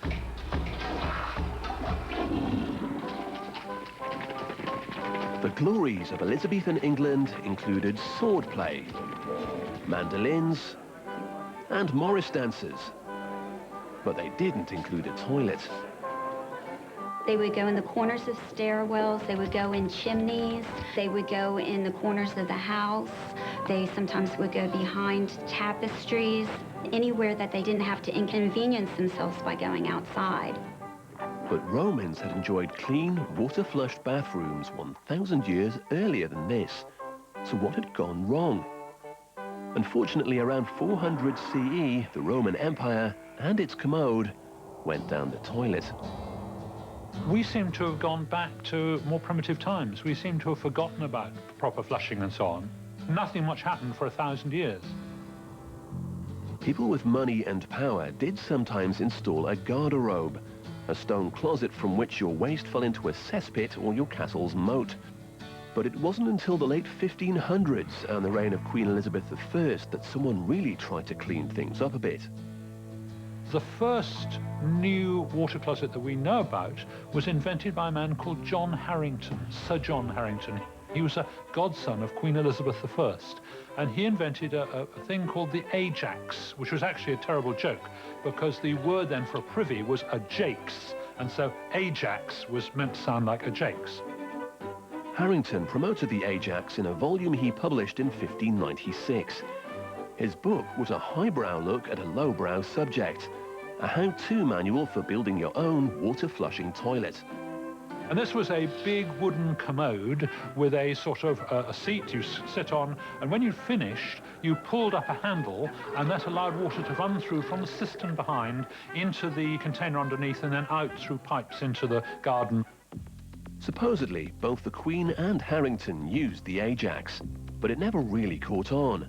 For one thing, the pipe that drained waste below the seat was straight, so any smelly gases leaked right back into the house. But Harrington did get a few things right. He had the bowl, but there wasn't a siphon tube invented yet, so it didn't hold water. There was the tank, and there was the flapper valve. So with those three parts, he had the essentials of the modern toilet. Just took a couple centuries to get all the details worked out. For the next 200 years, most European city dwellers lived a more natural existence, often using stone-lined cesspits dug right in their own backyards. Londoners would relieve themselves into chamber pots in their bedrooms at night. Then, when the sun rose, simply fling the contents out of the window and into the street. Now, you wouldn't necessarily want to empty it onto anyone's head, so you would shout out, "Gardez l'eau," which is from the French, "Gardez l'eau," watch out for the water. This practice gave rise to the word loo, and also inspired the next generation toilet. In 1775, a London watchmaker named Alexander Cumming came up with this. He patented a water closet which had a sliding valve underneath. When you'd finished, you pulled a handle and the valve would slide out, allowing all the sewage to go down, and then you'd fill it up again with water, waiting for the next person. Cumming's sliding metal door, together with the development of the S-curve trap, helped to solve the problem of smelly sewage. But one important factor was still missing. In those days, water closets were very rare because we didn't have piped water to most houses, and we didn't have proper sewers. Without working sewers, waste from these fancy English toilets simply poured into the overflowing cesspits of the city. Uncountable litres of festering feces and urine soaked into the ground. If you have a privy and it's not too far away from your pump, you're going to have a real problem. You may literally be drinking the excrement that you're dumping the day before. And sewage that percolated into the soil of one well-fertilized lush garden could spontaneously erupt in the basement of the house next door. Absolutely disgusting. And when they had drains, the drains simply went out into the streets. So all the streets were running with sewage, and when there were drains in the streets, they didn't actually go anywhere. But then the question is, where does it go? Where it went was to the rivers. From the rivers, the toxic water got pumped right back into thousands of homes. By the dawn of the 19th century, this seemingly clean practice had become an enormous health hazard. 8 per 10 children born would die at certain points in urban history in London or in Paris, and even at certain points in New York. It's really terrifying. And they died because of contamination of the drinking water by sewage. As London's population swelled to over 1 million people, entire neighborhoods were flooded with their own feces. But the filth and stench were the least of their worries. Cholera had been moving east from Asia into Europe. And in 1832, it had reached Paris and it had reached London, and it was a very, very serious disease. Between 1831 and 1832, 50,000 Brits died of cholera. In Paris, cholera killed 18,000 in a single summer. The US was next. We never expected to hit here. And then in 1832, it hit Boston, it hit Philadelphia. With the help of the remarkable new flushing toilet, the westernized world was drowning in its own excrement.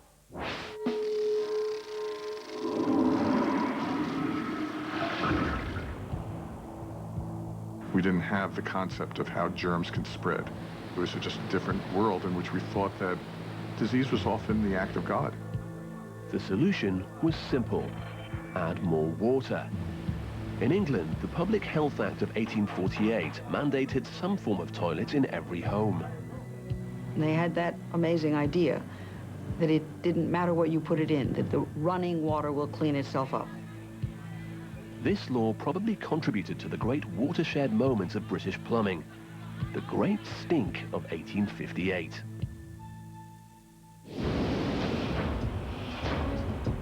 '58 was a long, hot summer, and all that sewage sat in the river, and the banks of the river were sloping muddy banks, and the sewage gradually decomposed on these sloping muddy banks, and the smell was indescribable.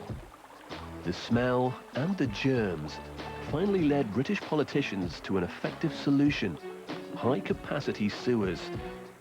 In London, New York, and cities around the world, millions of dollars were pumped into state-of-the-art public sewer lines that carried the waste and the smell far away from town. They're sort of monuments to excrement, if you like. And I've been down the sewers, and it's absolutely amazing how well they were built. The stuff running through them is not fun, but the sewers themselves are utterly brilliant.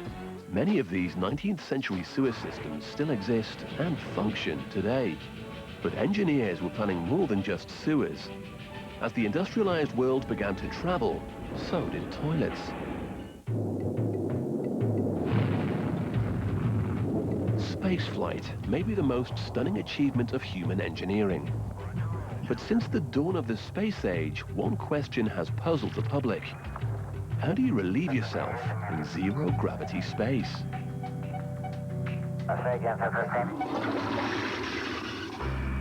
Mission. It wasn't a question NASA engineers originally anticipated.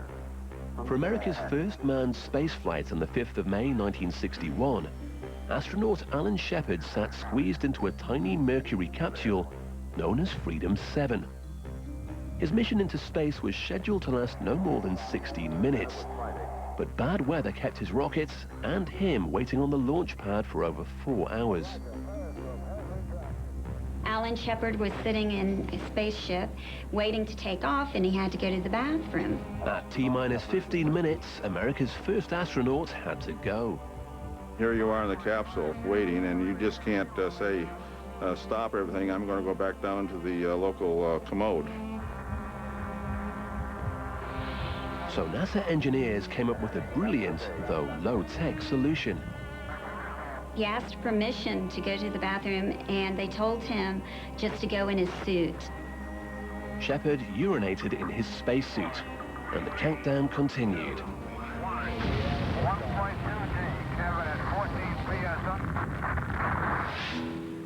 The incident taught NASA doctors an important lesson. So the next time an American rocketed into space, he had a reservoir attached to his thigh for collecting urine. Most Project Mercury flights lasted only a matter of minutes or hours, but for the longer Gemini and Apollo missions, this would translate into a hefty load. You're talking about maybe a week or two in space, so therefore you just had to start worrying about those things. The real difficult part of that was there was no room for the classic sit-down, Earth-like commode. In a way, the challenge NASA faced was nothing new. It was just the next step in a long line of efforts to make going on the go possible.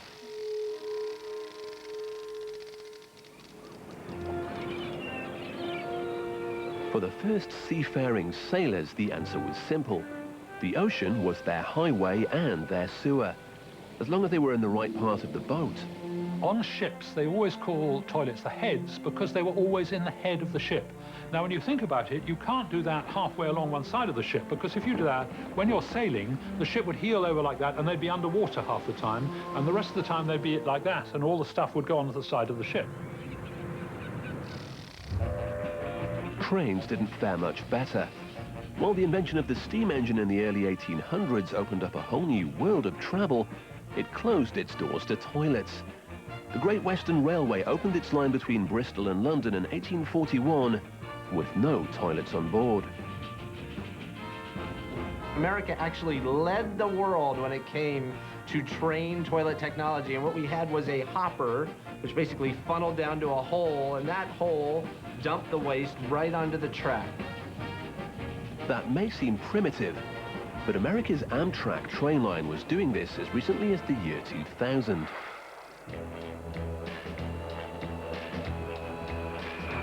In fact, dumping waste from moving vehicles was catching on. Early aeroplane lavatories were no more than a funnel attached to a hose that led right outside the plane. During World War II, the funnel was replaced with a bucket, and it was the job of one unlucky crew member to dump the receptacle during the flight. But dump and go went out the window once aeroplanes embraced chemical toilet technology.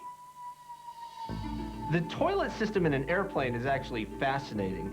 So you've got two problems you're trying to solve. You've got the odor problem. You can't have any odor in an aircraft. And you've got the turbulence problem. You can't have any kind of splashing or any weirdness going if you hit an air pocket. In early chemical toilets, scientists concocted a mixture of formaldehyde and perfume to kill bacteria and odors. The chemicals were kept in a well below the bowl, so they didn't splash about. But today's aeroplane toilets are a lot more sophisticated. So what you've got in an airplane is a big holding tank in the belly of the plane, and it's like a giant wet-dry vacuum cleaner. The vacuum system sucks the contents of the toilets into a large chemical reservoir in the belly of the plane. Meanwhile, a pump floods the bowl with filtered chemicals to wash it down. The heavy load in the holding tank is pumped out after landing. Now, the really cool part is that when you get at altitude, there's pressure inside the airplane, and there's not that much pressure outside, and you can actually use that pressure differential to pull the vacuum on that tank, and you don't have to use the wet, dry vacuum motor anymore when you're at 30,000 feet.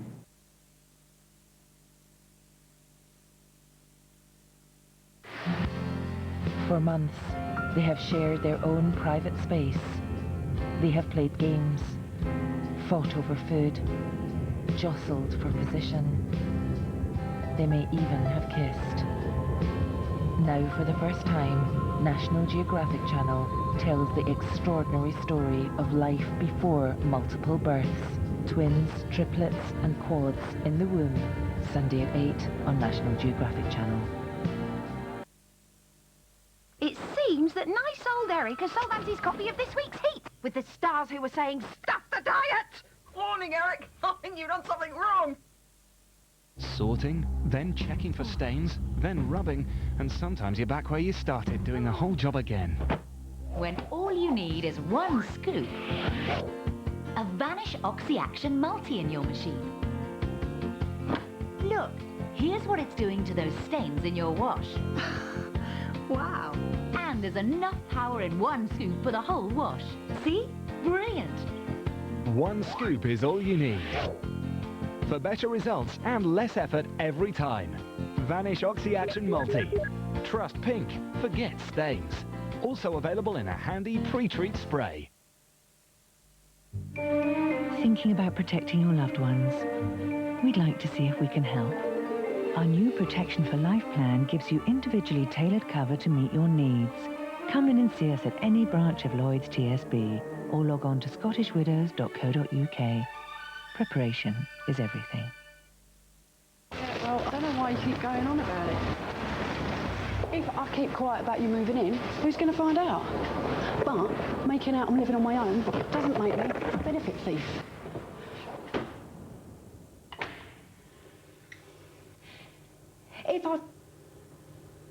If I told you, but tell it, but... No ifs, no buts. Benefit fraud is a crime. Break the law and you face an interview under caution and even a criminal record. Where's the loo? I'm sure it was round here. Oh, I'm bursting. Compared to ordinary cat litter, cat sand is 3 times more effective against odour. So even sensitive noses will need some help. Cat sand absorbs before odour can develop. The American Civil War, and a new weapon threatens to tip the balance. If the rebel Navy's building an ironclad, then we damn well better build one for our side. If you don't trust me with this ship, you cost your country the benefit of my services. Iron-armored warships face each other for the first time. Stand to your guns. The Union expects every man to do his duty. Their design cost lives. They hang spies, don't they? Disobeying a lawful order is the worst military offense there is. While their secrets tore apart lovers. You're a spy, Betty. Don't go talking to me about what's right. I'm only trying to tell you that I love you. Historic action in fact on film Ironclads. Tomorrow at 9 on National Geographic Channel.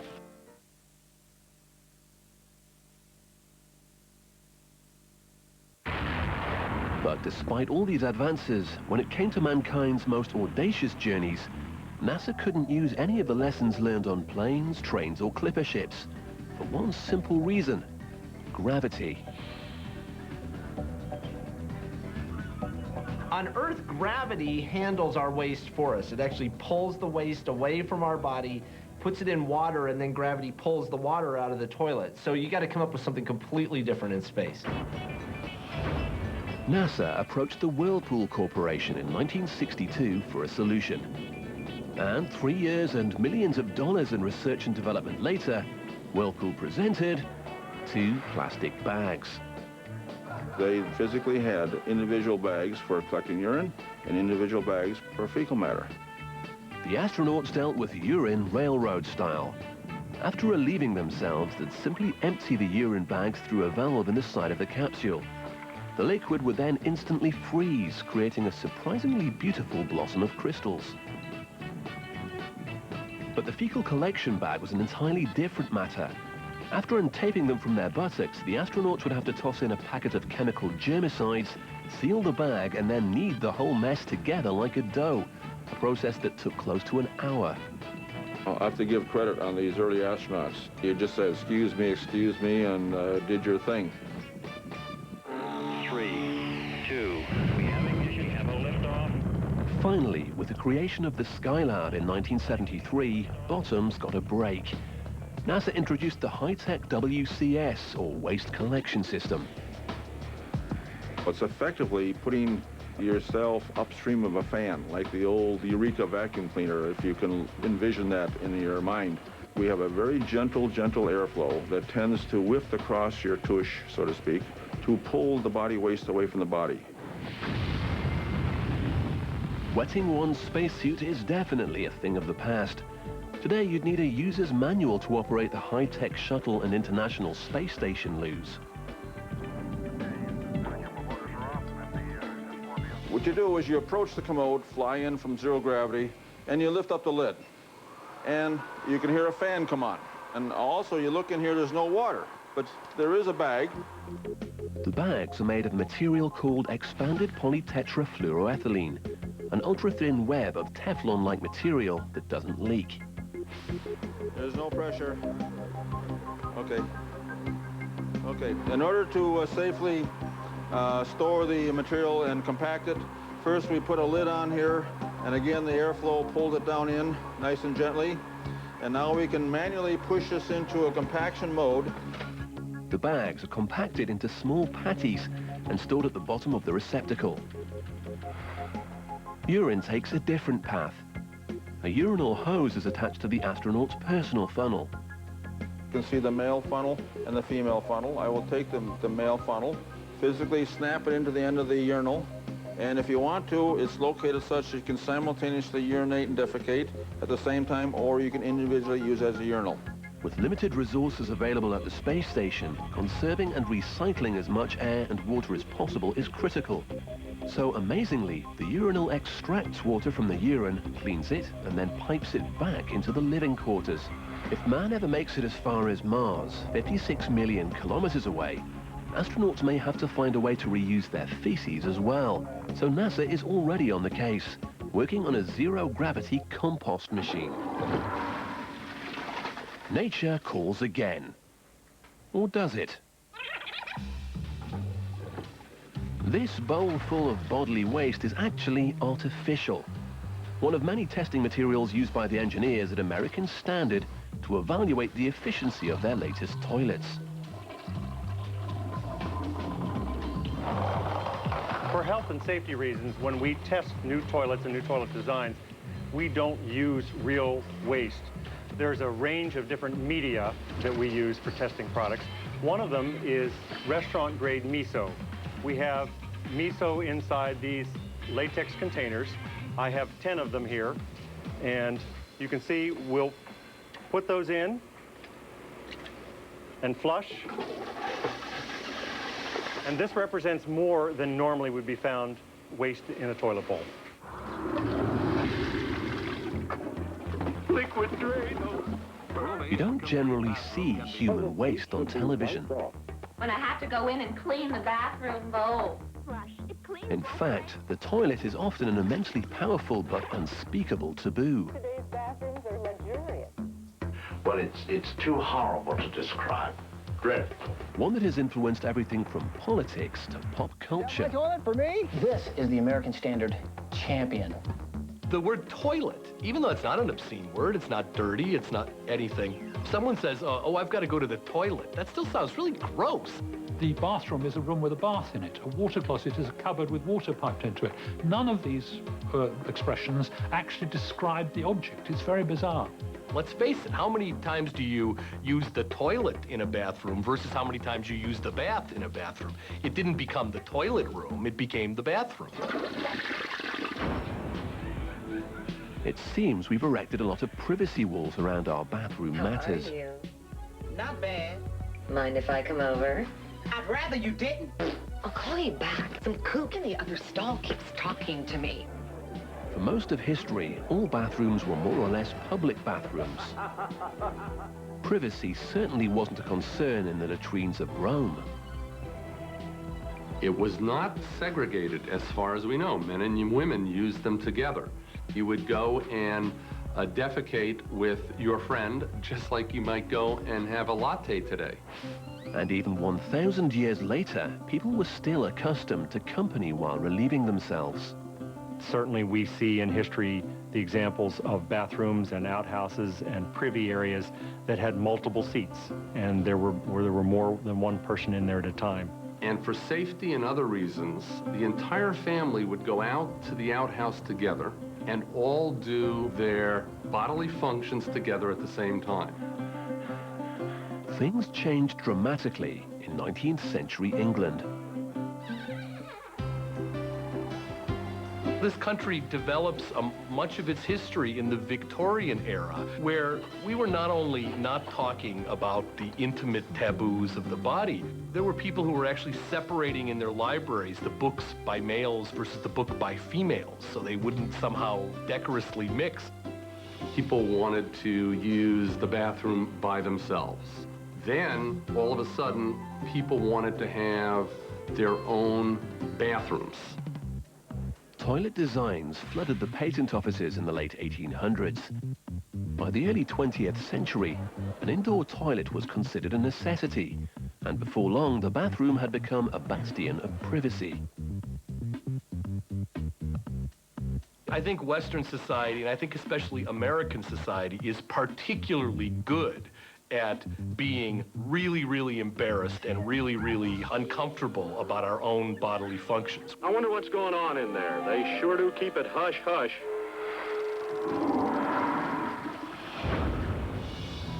Even the first paper specially designed for the human posterior hid its true purpose and shame. The word toilet didn't appear on the wrapper.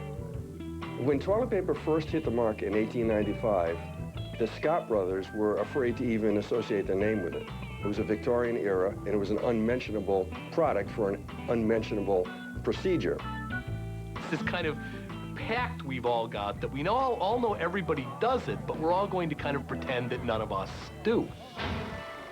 American popular culture reflected this taboo more than most. For most of the 20th century, to mention a toilet on American television, much less show one, would have been a grotesque violation of public taste. In 1960, NBC censored Tonight Show host Jack Paar from using the phrase water closet. He quit in protest. Even the sound of a toilet flushing wasn't heard on television until the 1970s, and the hit show All in the Family. There was an accepted rule in television up right into the 80s that you didn't show a toilet bowl. You could kind of show a room with a toilet in it, but you never showed the bowl. The tidy bowl man, if you noticed, wasn't in the bowl, which would have made sense. That's what you want to keep clean. That's what you wash. Tidy bowl man here with the old miner and his mule, and great news.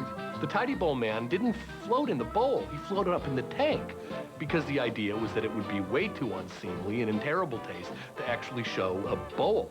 Tidy bowl works harder, so you won't have to. But those Victorian values may not be so far behind us. Just try to find a polite word that simply means toilet. The word itself is a euphemism, a term taken from the Victorian ladies' morning wash. I think in a culture where you feel the need to run the water while you're peeing, where somebody could hear you, and by the way, I would do this too. I'm not immune from this. I think there's something a little sick about that. These days, we've gone from being public in private to private in public, and it's largely down to technology. In 1981, French company J.C. Decaux introduced the city of Paris to the public restroom of the 21st century. And today, users from Singapore to San Francisco can receive its state-of-the-art experience for a nominal fee. Floor sensors automatically detect when someone steps inside and automatically activate a retractable toilet and sliding door. Once the patron steps outside, a sanitary wash cleans the entire unit. From flush to wash down, only 5 liters of water are used. But the true toilet of the future may not use any water at all.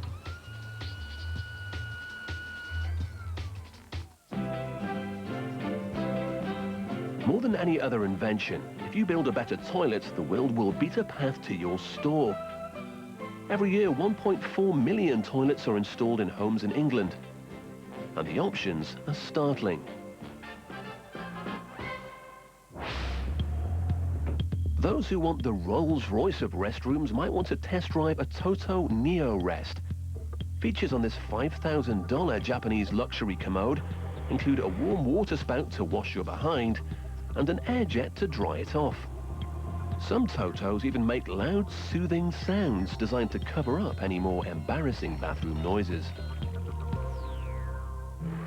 Japanese culture is unique, and there's many things in Japan that would lead Toto to develop a $5,000 toilet. The first thing you have to realize about Japan is there are so many people in such little space. And in particular, the way houses are designed in Japan, there's very little privacy, especially from sounds. The toilets of the future may be defined not by the extravagant extras they have, but by what's missing: water.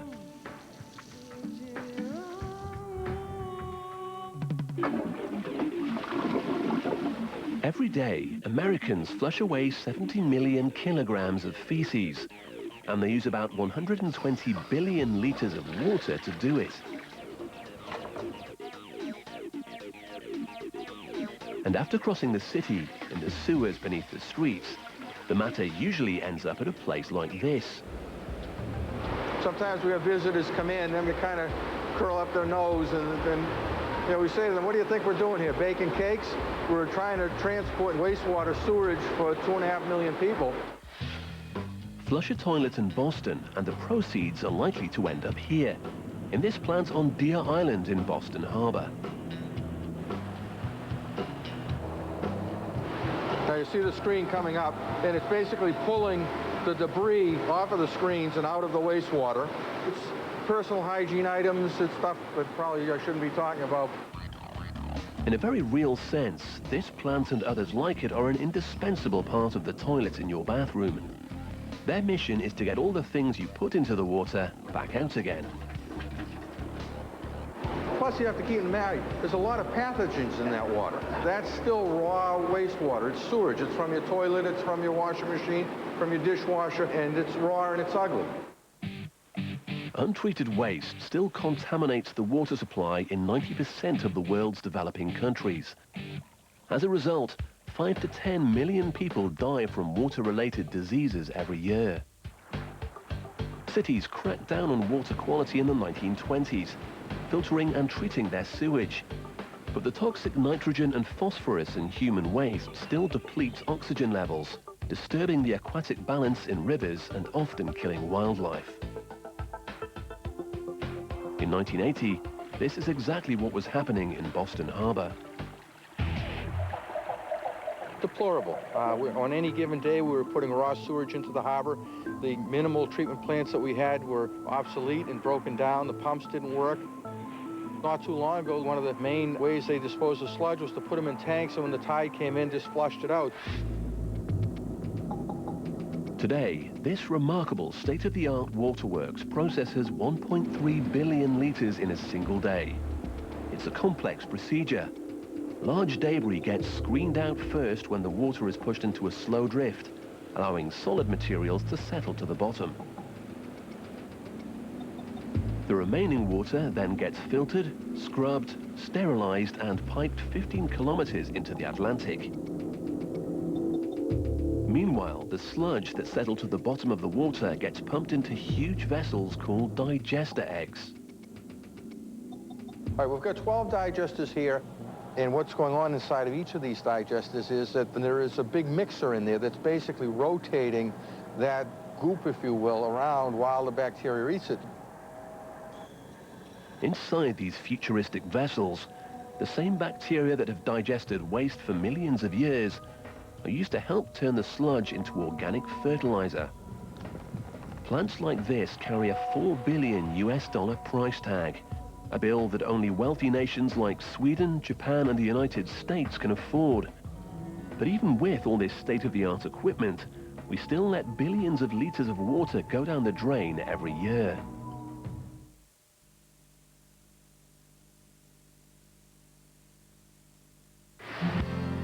For months, they have shared their own private space. They have played games, fought over food, jostled for position. They may even have kissed. Now, for the first time, National Geographic Channel tells the extraordinary story of life before multiple births. Twins, triplets, and quads in the womb.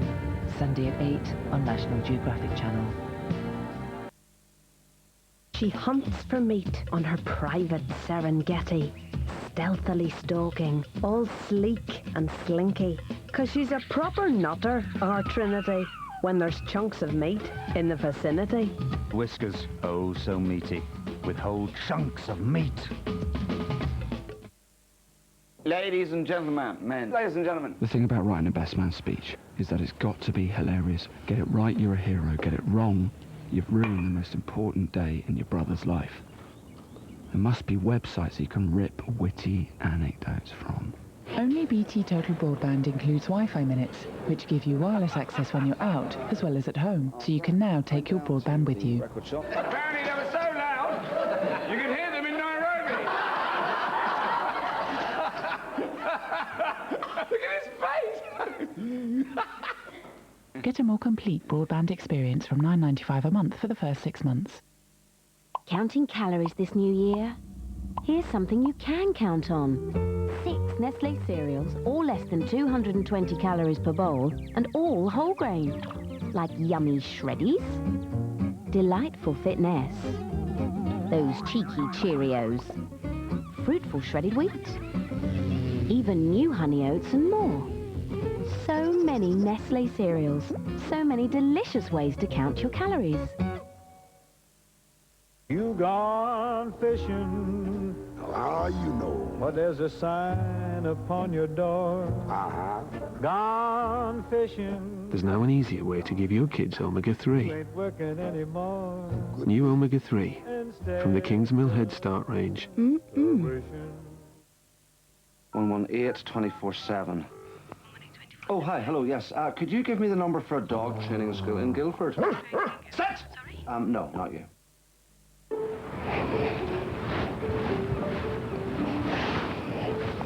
You select the finest sand, pat it down gently. A few nicely weighted taps, and an expert lift-off. But there's always some clever clogs who's gone one better.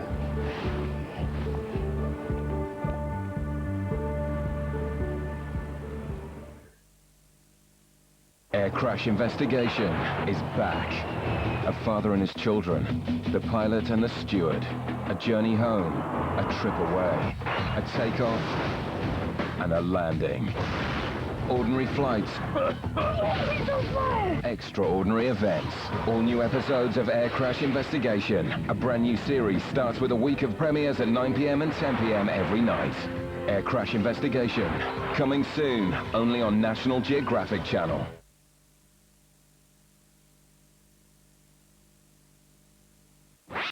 Billions millions of litres of water go down the drain every year. Every time you flush an ordinary lavatory, you're throwing away 10 litres, maybe 2 gallons of expensive drinking water. And we have a terrible world water problem.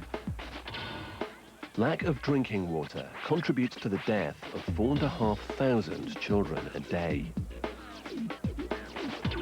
This is a $250 billion problem, and it's going to require just as much of an investment to come up with a solution. Perhaps this is why the toilets of the future may use no water at all. The first thing you notice about it is that there is no water connection. It is, in fact, completely waterless. Another futuristic hopeful is the composting toilet. It's just a large opening with a chute that connects to the composting tank down below. The user will do everything that they would typically do in a toilet. Waste and toilet paper will enter the system, and it will drop down by gravity to the composting bin. Over here, we have a small container with what we call bulking material, and this is really pine shavings. And the user, in fact, is participating, you might say, in the maintenance. After they've finished with the toilet, they will take a handful and drop it down. And what that does, it actually helps create the proper texture inside the composting system so that the breakdown of waste can be accomplished. We have here the composting container. There are several of these in the structure that serve all of the toilets inside the building. In the composting bin, body waste returns to nature. Millions of tiny creatures break it down and eat it up, just as they would on the forest floor. A system of fans keeps the odor of the process from creeping up the waste pipes. After a year, most of the water has completely evaporated, reducing the waste to just 1/10 of its original volume. And it smells just like soil. When it does come out, it no longer has a resemblance to feces. In fact, not. You can see some of the compost worms and other insects that have broken down the waste into a source of micronutrients which are crucial for the soil, and also it's got a high humus content, which means it helps improve the soil's ability to support life. The Chesapeake Bay Foundation in Annapolis, Maryland, has been utilizing the same composting process for over 5 years. We just started to take compost out of the bins after 3.5 years. It works wonderfully. As you look around, you can see that the grass where we have put it is higher and greener than the grass that surrounds it.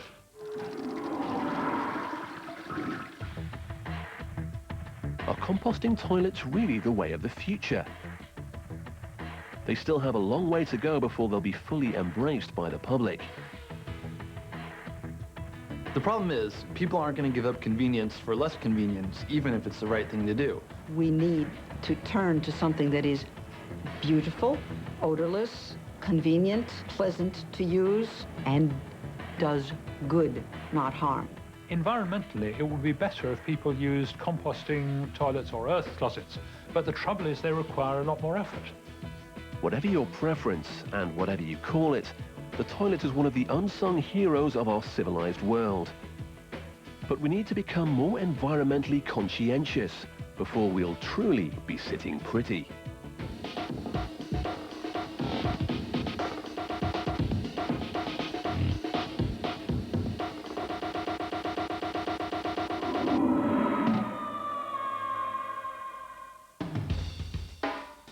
Learn all about the history of shaving in a brand new Secrets Of at the same time next week. Band of Brothers is coming up after the break. The razor blade, the ultimate tool in shaving convenience. Yet civilization's solution to unwanted hair presents many more questions than answers. Against the grain or with it? Are 3 blades better than 1? Can shaving really improve your sex life? From the Barber of Seville to cutting-edge technology, we look at shaving's history and ask, is this really the best a man can get? Adam Hart-Davis investigates the secrets of shaving. Next Friday at 9 on National Geographic Channel. Next on Band of Brothers.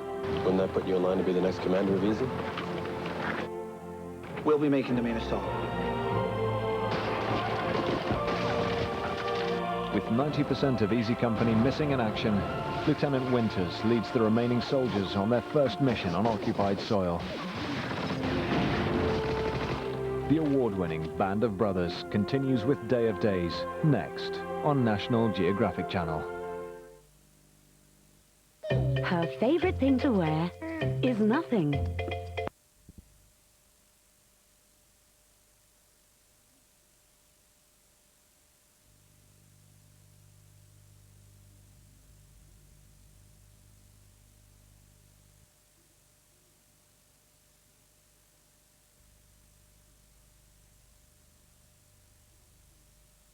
Please, Lucy.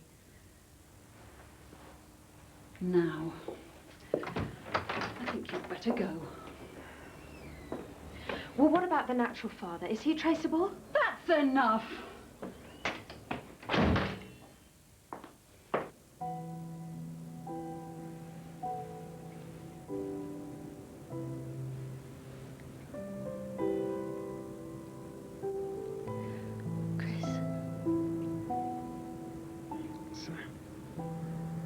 How's life out there in the real time? Bloody awful without you. Chris, your mum and dad, they look really terrible, you know. Yeah, well, bit of a shock for them. She rang you then? Yours rang mine. Mine panicked. Everyone's asking after you. Tessa, Saeed. He even had your group tutor round. Said he could monitor your work from hospital if necessary. Yeah. Don't think I'm quite up to a tutorial. Thanks all the same, though. Of course not. Not yet, anyway.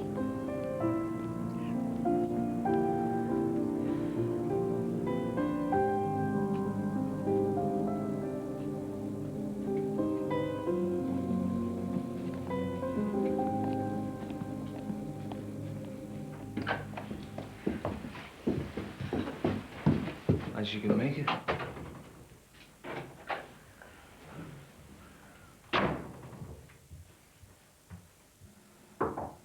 Come in.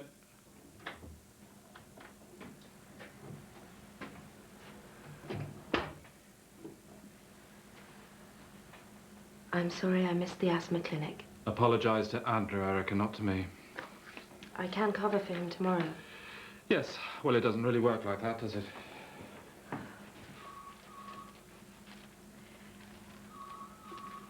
I went to see Helen Marsh. Let me guess.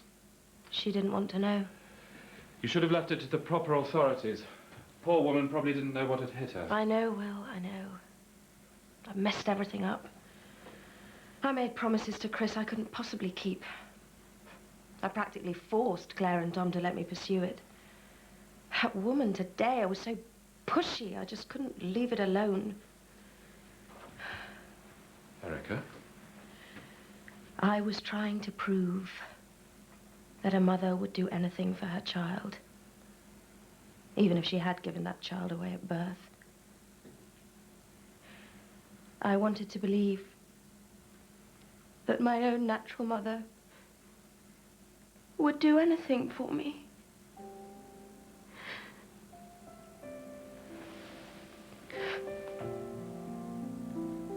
You were adopted. Erica, why didn't you tell me before? I was so desperate she'd do it. I really thought she would.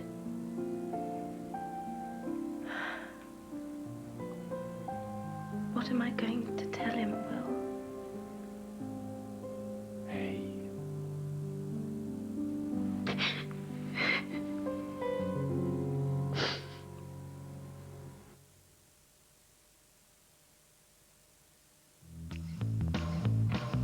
ITV3 British Drama in association with AXA. Be life confident.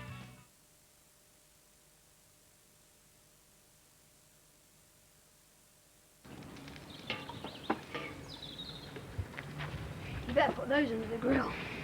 Give it a few minutes, I'll be fine. Been here for hours as it is. Dad does great barbecues. I'm sure he does. Who told you baked bananas go well with chicken? Now, don't you start. Supposed to be Caribbean. Don't mind him. He's got his father's social grace factor at times like this. 0. Hey, Charlie, over here a sec. I need an expert opinion. Exactly where have I gone wrong? You haven't used enough charcoal. You haven't even let the heat build up properly. You've obviously not done this for a long time. All right, all right. I wish I was still sailing. How'd it go yesterday? Good. Hold that for a minute. Keep your eye on them, okay? Keep your eye on them.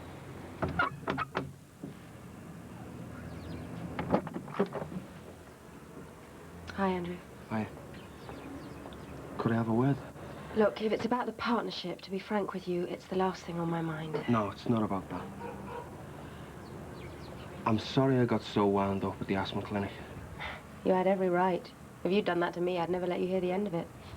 Yeah, well, I know how much it means to you. Look, Andrew, I'm really grateful to you for coming over. But please don't feel sorry for me. I've been feeling sorry enough for myself.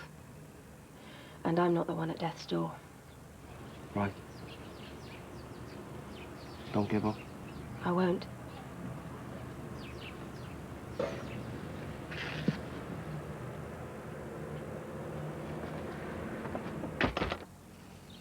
Is that you? Yeah. Hey, that's you again. Yep. That's me there at the end. Oh, wicked. What's with this old man of the sea stuff? Oh, just a little detail of my deeply interesting past. Oh, he's certainly riveted. Friend from medical college needed extra crew. Actually, I spent the entire weekend chucking up, in between sustaining a sprained left wrist and a fractured collarbone, as I remember.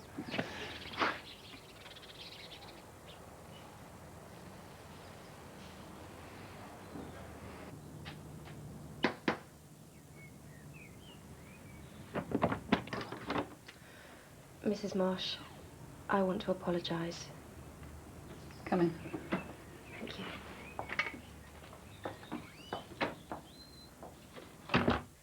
The children. Oh, it's all right. They're not here.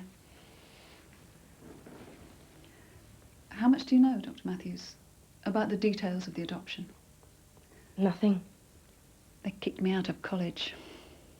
They did that in those days. Halfway through a degree course I wanted to finish. It must have been very difficult for you. So I gave my baby up.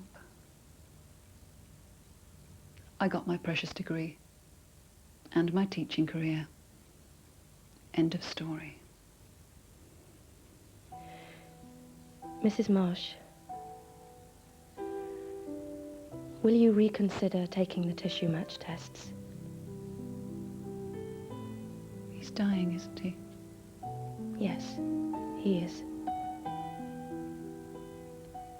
I'll take the tests. Thank you.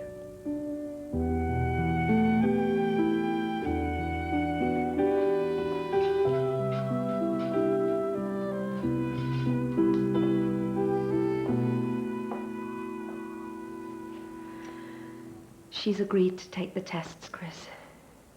And if we get the green light, she says that she will donate. Why? Why would she do that? Because she wants to, Chris. I don't want to meet her. I couldn't face it. That's fine. And she says she won't seek you out. She's promised. Please tell her. Thanks.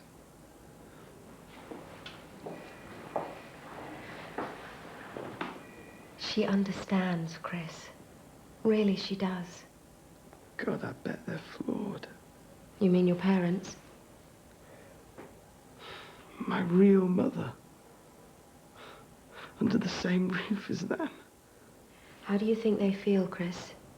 Not being able to talk about it with you. How would you feel if your parents had kept the truth from you? I'd be shocked, hurt, and angry. I'd want explanations, and good ones. But then I'd want to forgive them. Chris, they love you so much.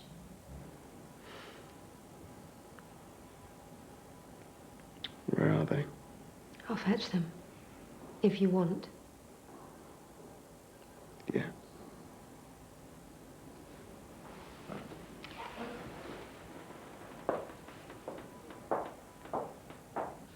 I'd like to see her. Helen Marsh. I'll ask her for you, Claire. It's dangerous for her, isn't it? The operation. No more so than any other. Basically, the doctors will remove one of Helen's kidneys and implant it into Chris. This does involve a fairly deep incision for her, but a smaller one for him. How is Chris taking it? I think he'd like to tell you that himself.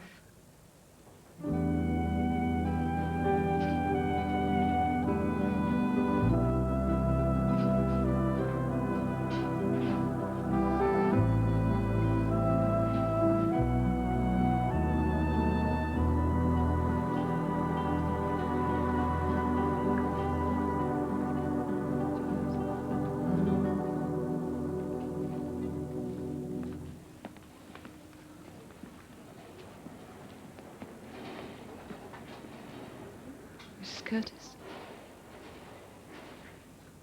Claire. May I?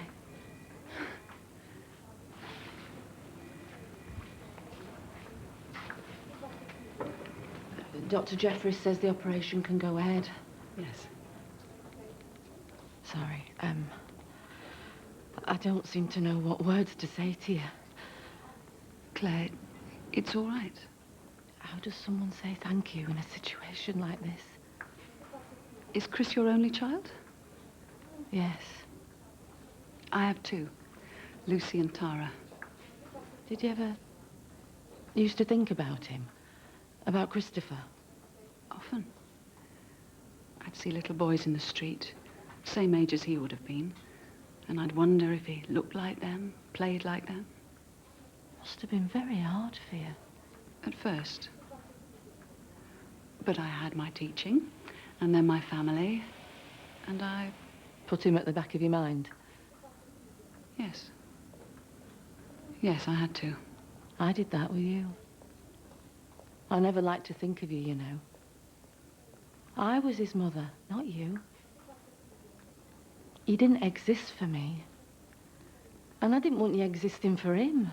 I understand. Really. I brought you some photographs of Christopher. All the photos you must have imagined being taken. Oh. I'll leave them with you, shall I? That's if you want me to. I'd like that very much. They're for you. To keep.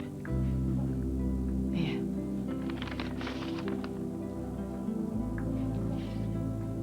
You've given Chris to me twice, Ellen. It's the least I can give to you.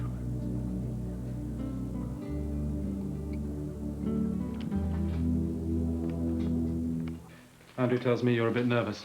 Yes, Doctor. As long as I don't see anything. You'll be fine, Harry. By the way, how's Trish? Still a bit off colour. Does she have to be here? Don't worry, I won't look. See you soon, Harry. Lignocaine 1% expires January 97. No. I'm preparing a local anaesthetic, which I will inject, and then we should be in business.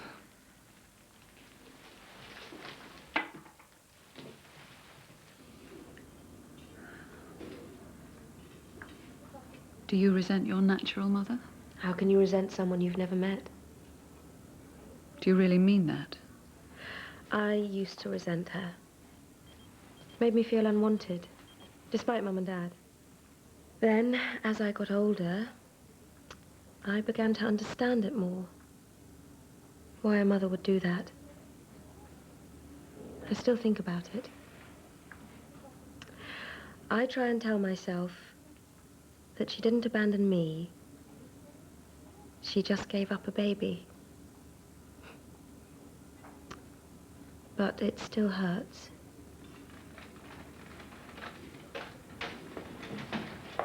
Ubiquitous Dr. Matthews. Now, Mrs. Marsh, let's get you down to theatre.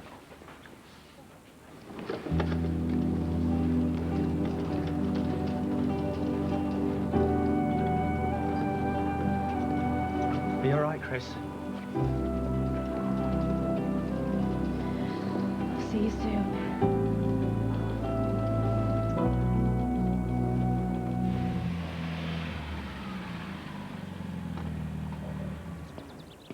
Hi, Erica. Will? Chris Curtis is through the op. All the signs are good. And Helen Marsh. She's doing fine. Excellent. Actually, Erica, I've got news for you. The FHSA have just approved my choice of partner. Oh. Do I get to find out who it is? Yes, I suppose so, yes. It's you. Would you accept?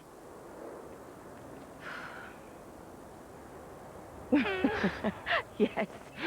Great. Thank you. Good. Some doctor you are. You've some discomfort. I said there'd be some after effects. After effects? It was a problem we had before you never copped on to. Well, what were wrong with me? It weren't stomach flu. She's pregnant. You mean? Yeah, before the op. It's okay, we can see the joke. It was always on the cards to get half dozen. So it's okay then? Have to be, won't it? How about 1 of 6 myself? Goes to show, can't cheat your fate, can you? I thought he was going to punch me. They both seemed really pleased. And I've got 5 kids. Well, I'd rather shoot myself. Yeah? Something we're going to have to think about ourselves sooner or later. What, are you having a vasectomy? Oh, let's leave it, eh? I'm really serious about teacher training. So am I. And I'm sorry about the partnership. What, sorry you didn't get it, or sorry you didn't tell me? Bit of both. Did it upset you? Yeah. But it didn't have my heart set on it anyway. There'd be something else back home. I haven't forgotten what you did for us. Standing by me when I decided to go to medical school, paying the mortgage. I really hope this teaching works out for you. But I would like us to have kids. We've waited 12 years. 2 more won't hurt. Oh, this is really lovely. Yeah, so's the Mersey Tunnel. Make it nice and That's how you do it.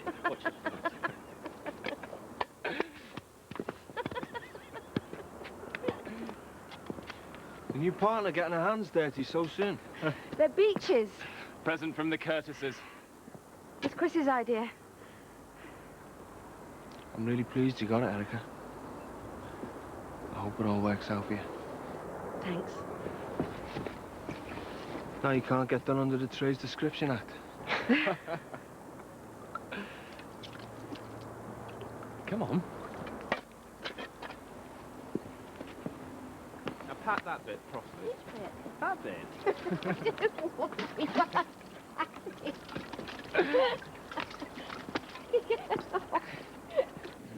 Making free with your money. Mum and Dad's. Isn't guilt a wonderful thing? Is it better between you? It is. Well, it will be. We got our trees. I heard. I got a line.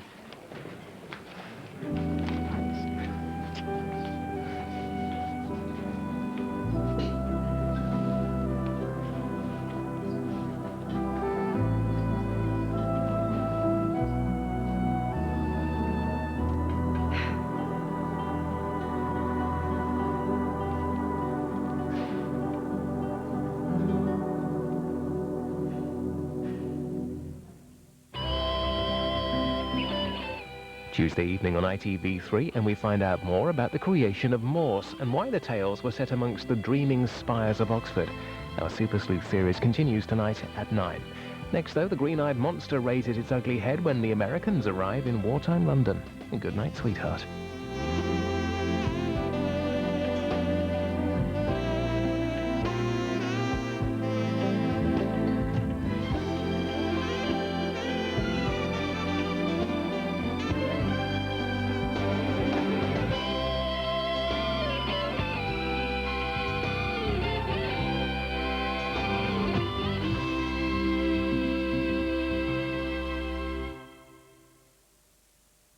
ITV3 British Drama, in association with AXA.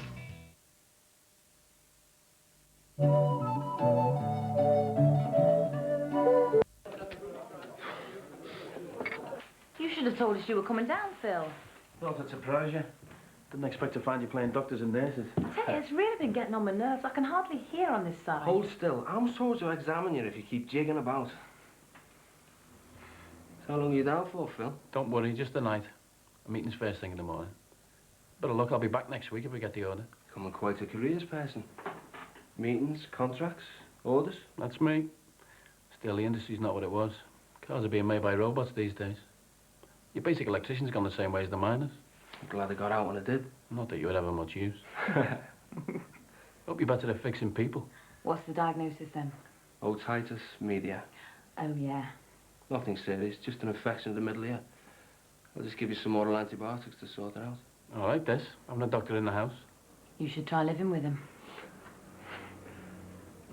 It's just after all we've been through, I'd hate us to part on bad terms. I know what he's so upset about.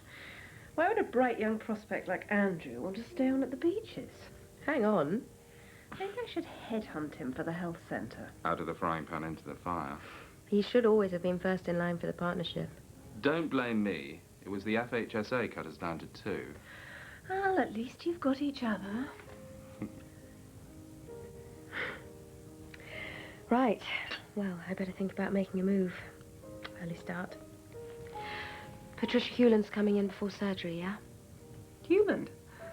What have the FHSA got planned for you next? I don't know. Probably going to reduce us to one doctor and a St. Bernard.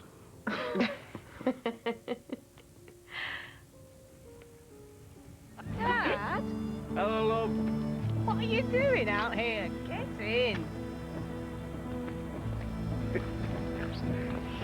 Where's Neil? Isn't he with you? What's the matter? Nothing, just one too many. You've had to see Dr. Atwood tomorrow. You haven't been yourself these past few days. So, it's goodbye Cardale in a few weeks? Yeah? Well, as soon as I've worked the rest of my contract out. I don't know, you stuck it so long. There is life outside Liverpool, you know. So you'll miss it then? Playing the country doctor? Patients are patients. They're all the same to me. Not in Liverpool, mate. They answer you back there. All I've got to do then is get a place on this teaching course. I've already had one rejection. Right pair of success stories, aren't we? It's early days yet. If you've got any brains, they'll snap you up. Yeah. Night. Night. So how's the rest of things back home, Phil? Great. Carol's doing really well. And the girls are fine. Phil Young, family man. I'm pleased for you. The lads will all be down the pub now, I suppose. Yeah, nothing changes, eh? You should put in an appearance when you get back. Really surprise us. You'll have to leave that stethoscope outside, though.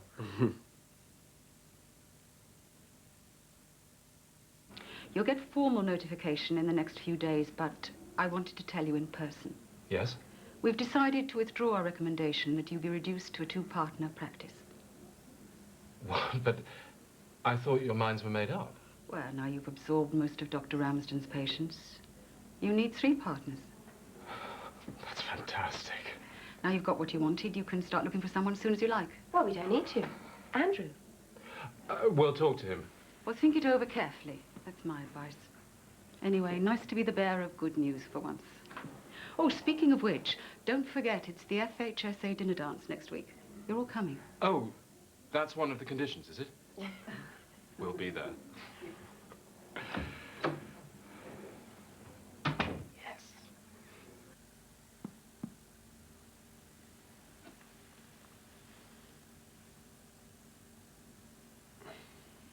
Breathe in.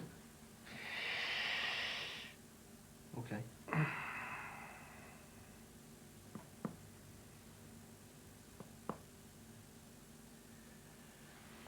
Your liver doesn't seem to be enlarged, Roy. Probably just a gallstone, that's all. Treatable, I hope. The change of diet should stop it from getting any worse. Less fatty foods, sausages, chips, all the good things in life. Well, don't tell Julia that. She'll have me on muesli and stewed prunes for the next 6 months. You know what she's like. Oh, and Roy, whilst you're at it, lay off the beer, yeah? Well, after last night, I'm on the wagon. Well, till the weekend anyway. So how have you been feeling otherwise? Fine. Well, not 100%. Old age catching up with me, I think. How's the darts team doing? Not bad. Which reminds me, we're going short this week. You don't fancy a game, do you? Me? I'm out of practice, I'm afraid. Listen, I'll fix you up with a scan just to be on the safe side. When do you think you could make it to the hospital? Whenever. Time's me own these days. What about next week, then? Look, Ross, there's another man in the line. Oh, Sam, you could get a babysitter. You've had enough of that. Why? I've got to keep myself going. Busiest week of the year, this. You ought to take it easy, Ross. You'll work yourself into an early grave. Accountancy is my life, Kim. Anyway, listen, I'm serious. All right, all right. You can take me to dinner. Really? Anything for a quiet life.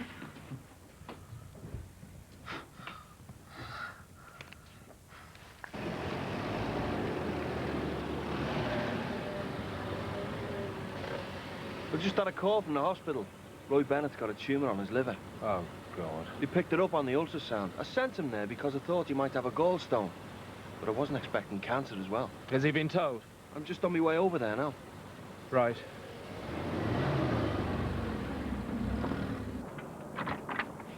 Hiya. Hiya. He's down here. Honestly, you wouldn't think he's retired. He keeps himself that busy. How long is it since he finished working? Oh, it's about 7 years. They shut down the factory, put them all out of a job. And there's not much work for a man of his age around here. Didn't the factory make plastics? Yeah, still. It's a living, isn't it? Or it was. Dad! Dad! It's Dr. Atwood. I'll put the kettle on, eh? Oh, Andrew. Hello there. Hey. Just checking my paintbrushes. Neil's got me decorating for him next week. Hasn't got a clue himself. I just had a call from the hospital, Roy. Do you want you to go back tomorrow for some more tests? This gallstone business. They think it could be a bit more serious. The ultrasound showed a growth on your liver. Cancer? It's possible. Thing is, you might have caught it in time. Right. You'll have to have a full CAT scan and some blood tests. They may also want to do a biopsy. It might be a bit painful. Oh, look, don't say anything, eh? Not till we know the full story. No. What's it with you and Phil? What do you mean?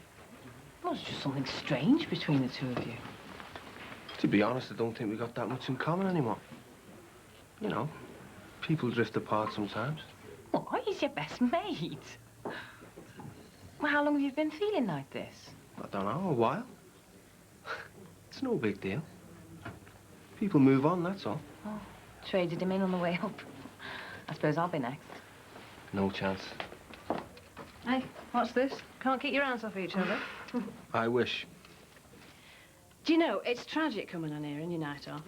The same as cooking. That is it. Hey, 2 game pies. Thanks for seeing me, Dad. No problem. How is he? Okay. Yeah, it's just a gallstone, thank God.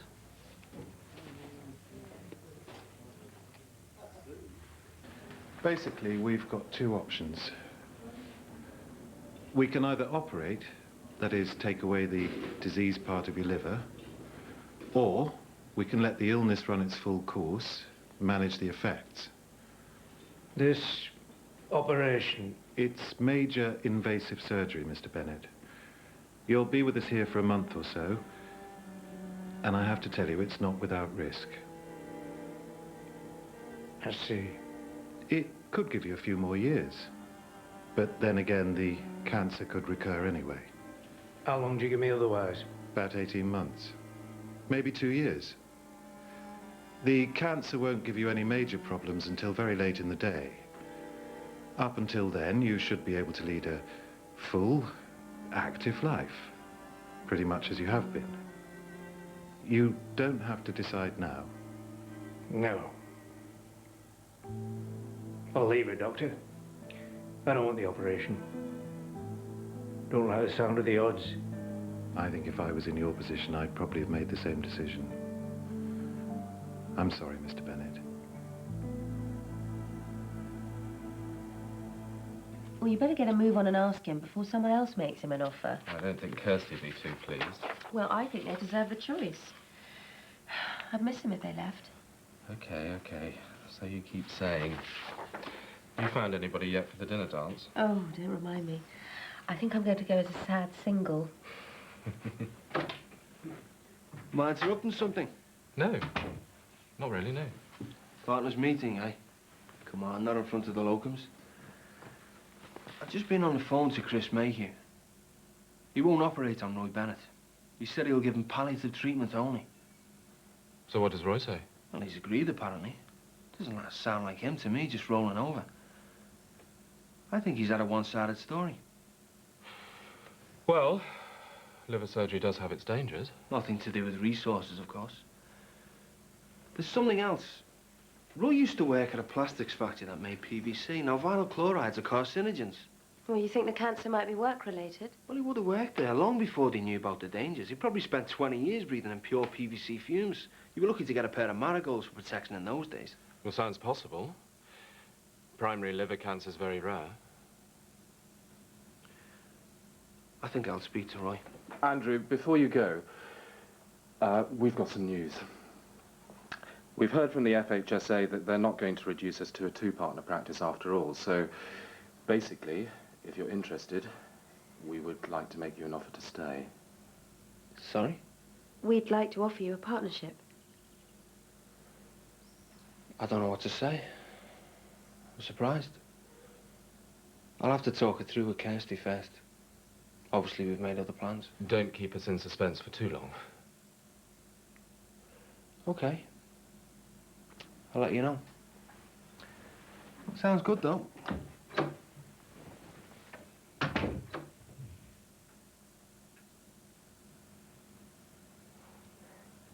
I was going to wrap it for tomorrow, but... Thanks, Glenn. Does it come with a handbook? I didn't see one. It was on special offer. Go, look, Popsy's going to be back in here in a minute. He'll give me dog's abuse for Don't worry about him. What's this? Oh, that's Glenn's wedding present. Very generous. I think you can take it back, son. Don't think they need that sort of start. Don't you ever Oh, don't look at me. Hello, Andrew. Dr. Outwood, can I interest you in some electrical goods? You out. Don't mind him. To be said to find you here. I just spoke to Mr. Mayhew. He said he didn't want to have an operation. That's right, yeah. I think we should talk about this, Roy. What's there to talk about? You explained everything. It seemed the best. It's a hell of a big decision. You shouldn't just rush into it. My mind's made up. I don't want the operation. I've thought this through, talked it over with a consultant. I'll have a few good years, sort everything out, make sure the family's settled. And that's the way I want it. Let's go! Your brother is a brat. Did you see the look he gave me there? You're as fat as he is. You're just been able to get on. I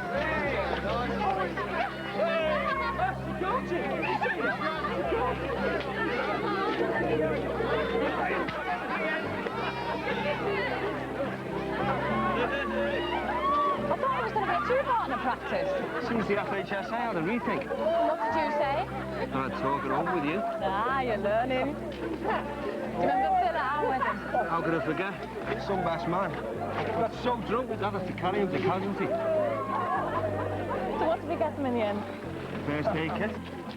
Every home should have one. Oh, very thoughtful. No, I was in a bit of a rush. Stopped off to see the bank manager. There's no problem getting another loan, apparently. For what? Partnership. Whenever it decides to take it. I just don't want to rush into any decisions like that. Come on, you must admit, this place is growing on you. You're almost part of the community now. You're going to need that first aid kit because I'm going to smack you with it in a minute. Has he told you yet? Seem fair, does it?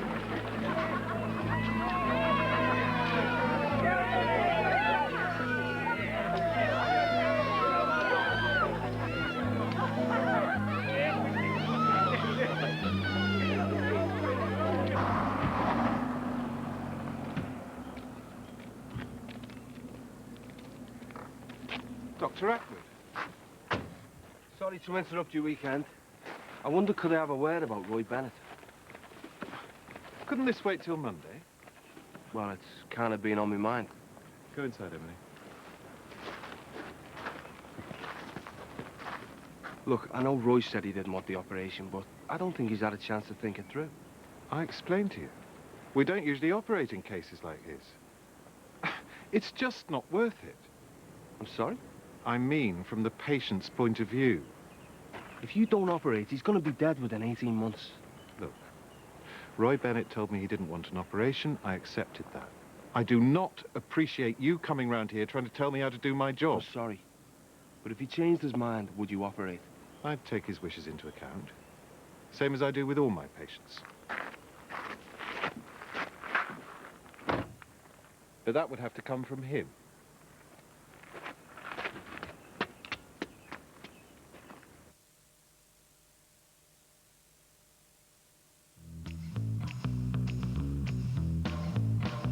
ITV3 British Drama in association with AXA. Be life confident.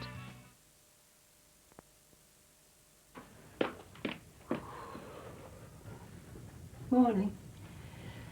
I'll do you some poached eggs. Keep you going if you're going to be decorating all day. Honestly, I think they've got a really good deal there. Well, it is the wedding present. No, the paint was meant to be the wedding present, not your labour as well.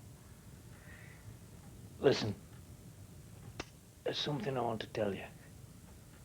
That sounds worrying. You getting married as well, are you? You know how we've always been straight with one another. Dad? What a night out with a load of doctors. Yeah, sounds like a real laugh. How much are the tickets? You don't have to pay. It's my treat. I need a partner, that's all. Anyone would do. Morning, Ross. Morning, Kim. Morning. You thought any more about the partnership? I'll need a few more days. Still working on Kirsty. I'm going to go and see Roy again today, see if I can get him to put Mayhew under a bit more pressure. You are sure about all this, Andrew? Well, if this was America, they'd operate for sure, wouldn't he? Yeah, things are different over there. They're more interventionists. They've got loads more money. Exactly. I'm not going to let them fob Roy Bennett off with second-class treatment. Or rather, no treatment at all.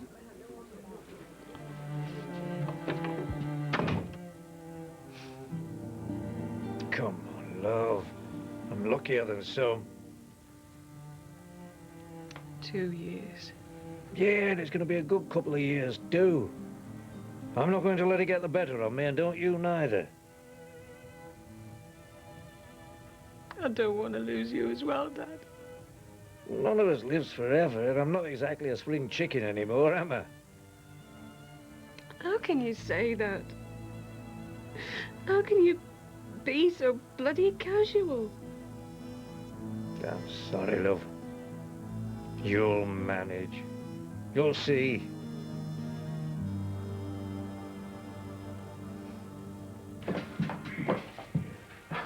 You come round here to lend an hand? There's a spare set of overalls if you have. I reckon I'll leave that to the professionals. Is that true about my granddad having that illness? Yeah, I'm afraid so. Come on, keep your mind on the job. I wanted to ask, did you find anyone for that darts match? Oh, you changed your mind? Yeah, if the office still open. Right, you're on. And I thought you'd come round here to have another go at me. Actually, I have got a bit of news on that. It might come as a bit of a shock. Go on. I can't be sure, but your cancer, I think it could have been caused by working at the factory. What? There are chemicals they used to use for making PVC that have been linked to liver cancer. Yeah, I know. You know? Yeah, the company told as soon as they found out. Everyone knew. You never said anything. Well, it don't make any difference to me chances, does it? I still got it. I might get a bit of compensation. Yeah, but... Come on. Better get this second coat on if we're going to make it to the darts match.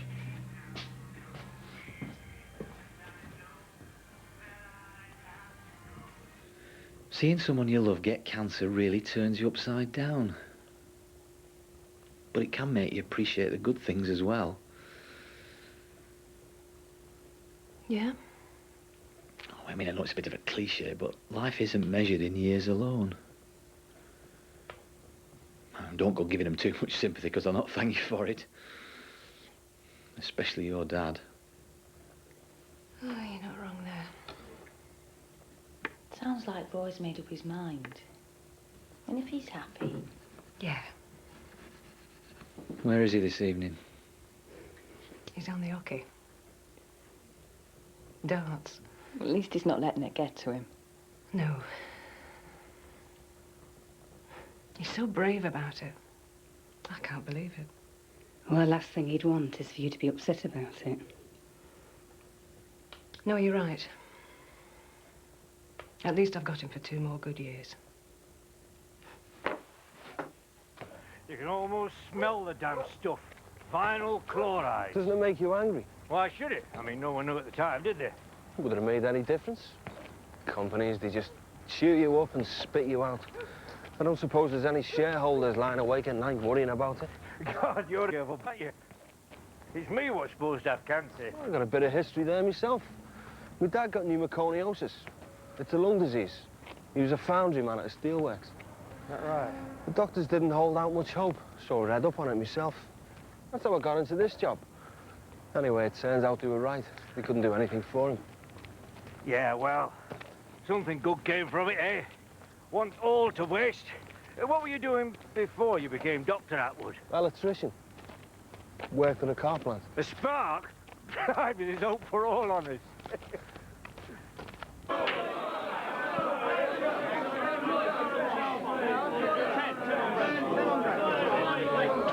Talk my room, Carter.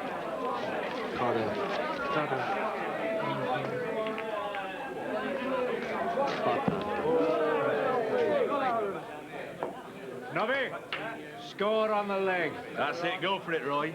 We'll beat this lot, but in with the chance of the league. Oh, good arrow. Thanks for turning out, by the way. We'd have had to scratch if it wasn't for you. Oh, you're welcome. Pretty handy, isn't he? Not as good as he used to be. Yes, goal top to win.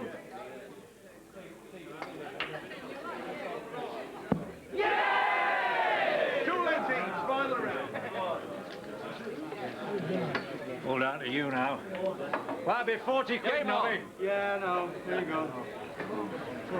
Good. Think about it. I can't remember the last time I did this. That's the trouble with being a working single mum. You don't exactly get out much. Well, you could bring Sam next time. Oh, yeah. Honestly, he's been driving me mad just lately. All he talks about is dinosaurs. Well, we could all go out together. Go dinosaur hunting or something. Hi. Right. God, there's no escape here, is there? Are you all right, Ross? Yeah.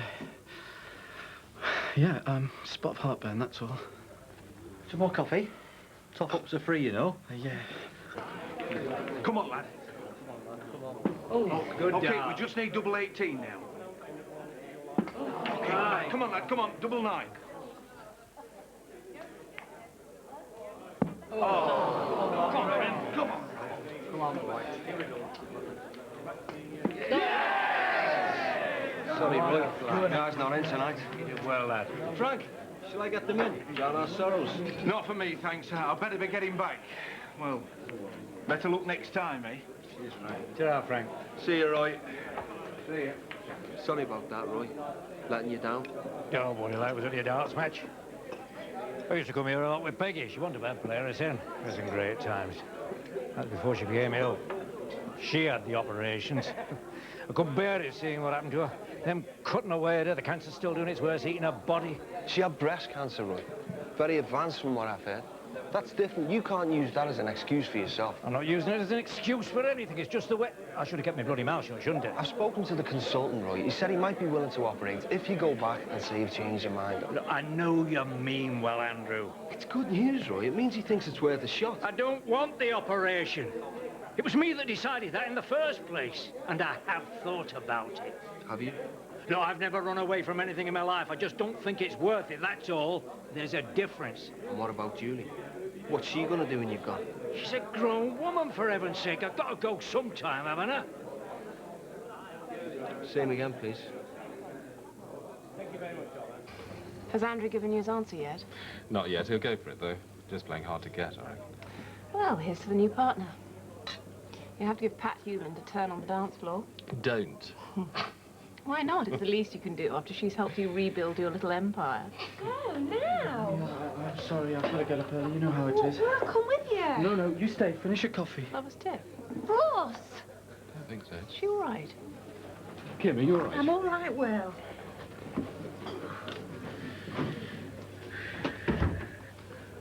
Hiya. Out we duck. How'd it go? He had us 3-2. I let the side down, I'm afraid. Never mind. It's a daft game anyway. Just an excuse for a lot of drinking. That's why he's so good at it. Wait till you have kids. They spend the first 15 years telling you what you should and shouldn't do, and the rest of your life it's the other way around.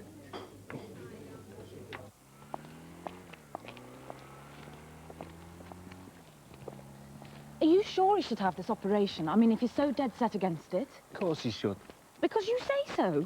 What, don't patients have a say too? Yes, they have a say. We listen and they do what they're told. Same as wives. Yeah, except for the listening bit. I think this partnership offer's really gone to your head. Are you sure this is just about Roy Bennett? Don't you think you've been here before? Come off it. You couldn't do anything for your dad, so you're trying to save him instead. I think you've been reading through many magazines. Surely Roy's got a right to die with dignity if that's what he wants, instead of having this treatment, which might not work anyway. Hang on, who's the doctor here, you or me? I'm sorry. I didn't mean that. I'm just sick of everyone trying to tell me how to do my job.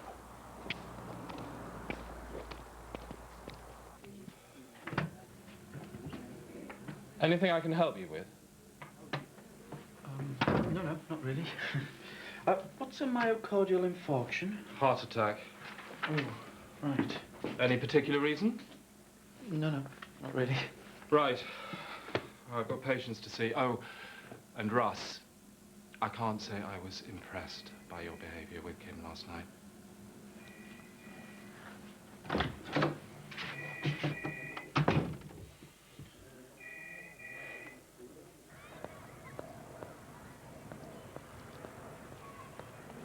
Julie! Hi! It's about Roy. Look, I know you were told there wasn't much hope, but I still think it could be treated. Sorry? Well, don't take my word for it, but if he had this operation... Well, the consultant told him it would probably do more harm than good. I think he came away with an over-pessimistic picture. To do that, they spell out the bad points so no one's under any illusions. You really think they can do something? I know they can try. Thanks, Uncle. Hey. First of all, he's got to agree. I've done what I can. The rest is up to you. It's my decision. Mine. You're not a doctor. What do you know? I know my own mind. If your precious Dr. Atwell could get that into his thick head. He's your doctor. He wants what's best for you. You've got to trust him. Well, tell him, Neil. It's up to him, Mum. How can you say that? How can you just shrug your shoulders? He's going to die! Oh, for God's sake! Oh, I'm sorry, Lord. Please, Dad. I'm begging you. I'm sorry. I'm sorry. Bill phoned earlier. He's going to drop by tomorrow. Well, you can keep him entertained. I'm working all day. I'm trying to show the boss how keen you are. Just because he offers you a partnership. Oh, yeah, you know me and Will. Fred Astaire and Ginger Rogers, the number of times I've trodden on his toes. I've had Julie in tears all afternoon because of what you said to her. Putting ideas into her head. Roy. No, you listen to me for once. You had no right to do that. I'm not some bloody old fool who can't make decisions for himself. It wasn't like that. I was just putting it in the picture, that's all. Don't insult my intelligence, Andrew, any farther than you have already. I'll have the operation. You've got your way. But I'll thank you to respect my privacy in future. You'll have it.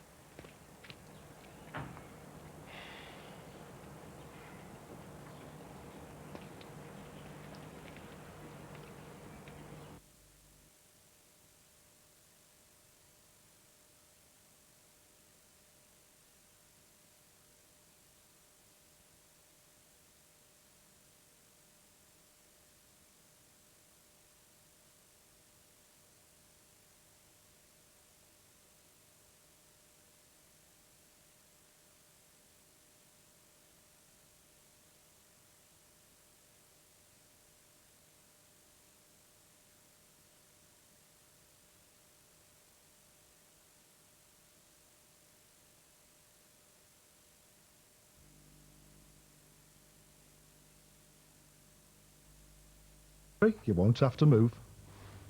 But it'll cut down your inheritance, she said. Life is for living, Mum, I said. If you're a homeowner over 60, call 0800 032 5599 for your free, no-obligation information pack. So now she's in Oz, visiting my brother. Oh, I don't mind being left behind. But 3 weeks with Snowdrop. Call 0800 032 5599. It's all part of the plan from the Pru. So, injury lawyers for you. These will be our promises, our guarantees. Professionalism, honesty, integrity, with no loan, no credit, and no catch. And all clients will receive 100% of their compensation guaranteed. Are we in agreement? Injury lawyers for you? Yes, absolutely. Call Injury Lawyers for You now on 0845 345 4444 for free, honest, professional advice and assistance on your personal injury claim. Or go online. Dad, I don't know why you don't do it online. Want to get more out of the internet? Call now for this free internet-made easy guide from Which and find out how to shop online safely, download music, and much more. And because it's from Which, you know it's advice you can trust. Call 0800 380 380 now for your free internet guide. Not bad, Dad. That's 0800 380 380 and get the most out of the internet. Wouldn't it be great if you could make your money go further? With the Studio Christmas book, you can. It's got thousands of gift ideas to stretch your money further. From PSPs to perfumes, toys to TVs, and everything you need for Christmas. There are hundreds of items at less than half price, and hundreds of gifts can be personalised for free. Spread the cost of Christmas and make your money go further with Studio. Great choice, great gifts, great value. Call free on 0800 389 7766 for your free catalogue now. Do your windows and doors look like this? Or this, or even these? With winter approaching, thanks to Safestyle UK, there's no need. Because right now, if you buy the windows and doors for the front of the house, they'll give you the back absolutely free. Or buy the downstairs and get the upstairs free. You choose. There's flexible monthly payments to suit you. They'll even beat any genuine like-for-like quote, whether you buy one window or door or 1,000. And you can buy now and pay next year. For your free quotation, call Safestyle UK on 0800 106 107 now. The Hillary's Blinds half-price sale is now on. Choose at home from a selected range of verticals, Venetians and rollers made to measure especially for you, and all at half price. What's more, we measure and fit free of charge. The Hillary's Blinds half-price sale. Call us now on 08000 32 62 32 to make your appointment. Thanks so much for coming in. You're just the kind of vacuous, self-absorbed clothes horse we've been looking for. Well, I've always wanted to work for a manipulative, image-obsessed bully with no regard for my welfare. See what the fashion world's really like in The Devil Wears Prada. She's on her way. All right, everyone, gird your loins. In partnership with Galaxy. Hate you more. Now, what else have I got in my pocket? Well, sometimes, you see, I don't even know what day it is. Now, there you are, you see, and that helps me. It's Knickerbocker Day. No, it's not. It's Chocolate Sunday. The Chocolate Sunday reminds me chocolate Easter eggs. Easter Monday. Monday I stepped in a pancake. Pancake Tuesday I was in Sheffield. Sheffield Wednesday lost last Thursday. Thursday I went to a fancy dress party as man Friday. So it must be Saturday. You see? That's it. Fridays just got funny. The Two Ronnies. That's Friday at 8.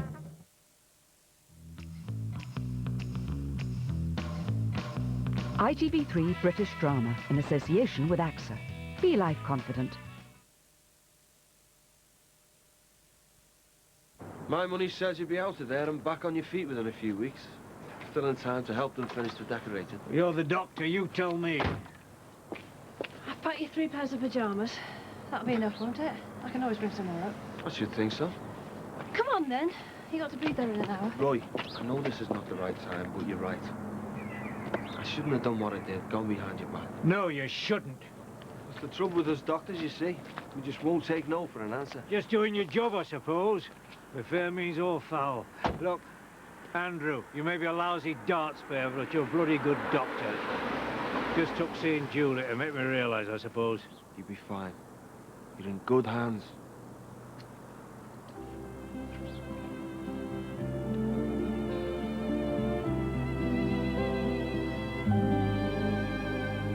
I don't know, Phil. The way he bullied this bloke into having an operation, it's just not like Andrew. I mean, is it me or has he changed? People don't change, look. Ever since he came down here, from when we were first apart, it's like we've been moving in different directions. Have you tried talking to him? What is the use? Honestly, he's treating me like one of his patients these days. And this business about the partnership. Well, he always did like to get his own way, you know that. Even when we were at school. This is different. It's probably just got to his head. And then sitting there, dispensing pills and wisdom all day long. If anyone can sort him out, you can. You reckon? Come on, love. How long have you been together? Not 13 years. I mean, you've known him almost as long as I have. People like that, they're not going to let you down. You're probably right. We'll sort it out. Kim. Laura, did Mrs. Evans manage to give a sputum sample? I can't seem to find it anywhere. I think so. Look, I know last night wasn't up to much, and I'll make it up to Oh, you. here it is. Gosh, that's a funny colour. Oh, Kim, love, I just wanted to... Look, Ross, I'm busy this week. And anyway, you're going to your dinner dance tonight, and you've got all the accounts to do. You don't want to burn yourself out. Kim! Oh, dear.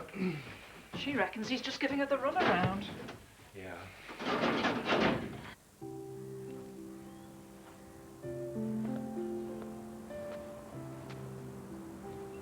Don't tell me. Roy Bennett. Any news? Still in theatre? I don't know. Do you think I did the right thing? Making him have this operation? From what you've told me. Kirsty reckons I only did it because of my dad. Maybe she's right. We're bound to get more involved in some cases. I'm not sure it's necessarily a bad thing. So long as it doesn't affect our judgment. Have you had any more thoughts about the partnership yet? Kirsty's not so keen. We just can't seem to agree on anything these days. Well, it would mean some compromises for her, I suppose. I just think we could really make a go of it. Oh, there you are. I've just had the hospital on the phone. Roy Bennett's come out of theatre. I see you found yourself a date. Not a date, exactly. More an arm to be on. No serious long-term plans for him, then? With Russ? You're joking. Looks like wall-to-wall doctors. Funny that. We'll have to stick together, you know how cliquey they get. Where's Andrew, by the way? Gone to the hospital. He'll be back soon. Ross, got somebody wants to talk to you, thinking about going fund holding, would you believe? Sorry, Kirsty, can I borrow? This way.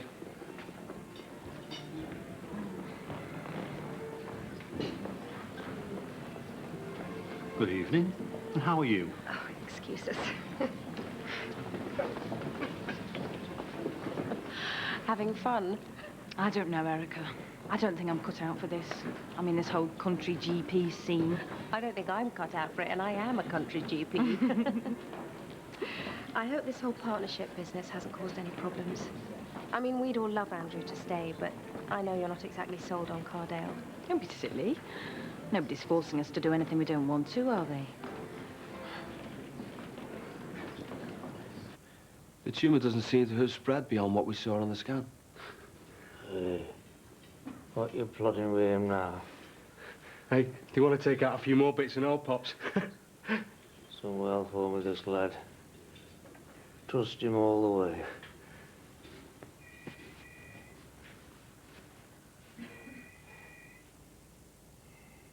He still shouldn't be telling me how to treat my patients. Sounds like he went completely over the top, going round to your house like that. Okay, I'm sorry. I'll have a word with him. Tell him to cut down on the crusades. He's only a bloody locum, isn't he? I hope he's going to be more than that. We've offered him the partnership.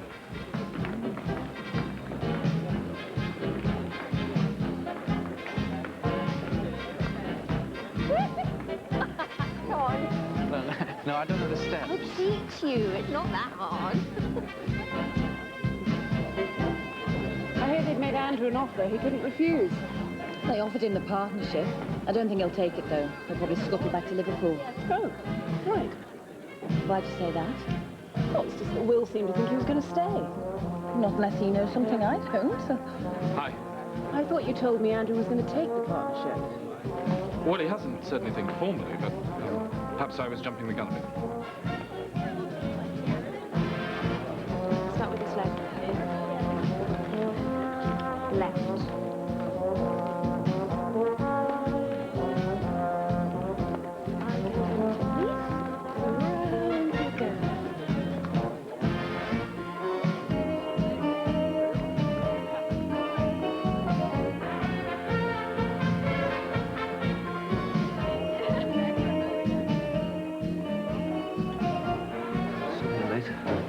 Longer than I thought. The time it took me to go back for those dancing shoes. How's Roy? Doing well. Pretty impressive. Winning over the patient and Chris Mayhew. Not to mention getting him to the top of the list. Andrew, I'd like to make a move soon, if you don't mind. You want to go? I've only just arrived. Well, you're 3 hours late and that ear's killing me.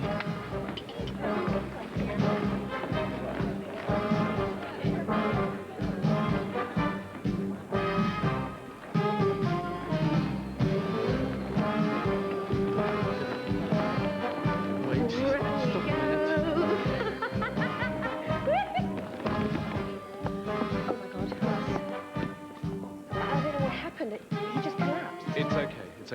We'll just take it up, shall we? Russ? Russ, can you hear me? Russ? Why don't you just admit it?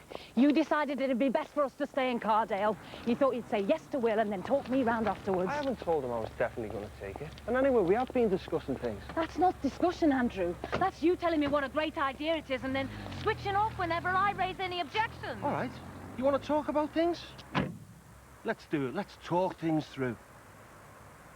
Oh, you don't want it? Ha, bloody ha.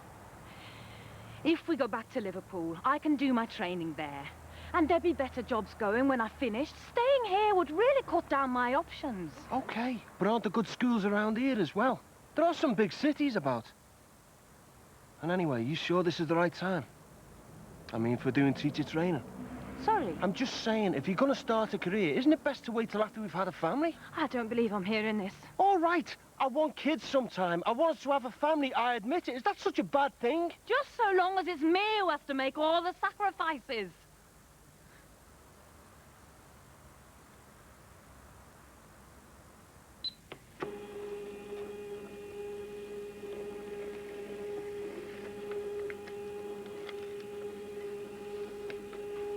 The trace seems all right. Normal sinus rhythm. Cardiomyopathy? Fits with the symptoms. Yeah. You sound serious.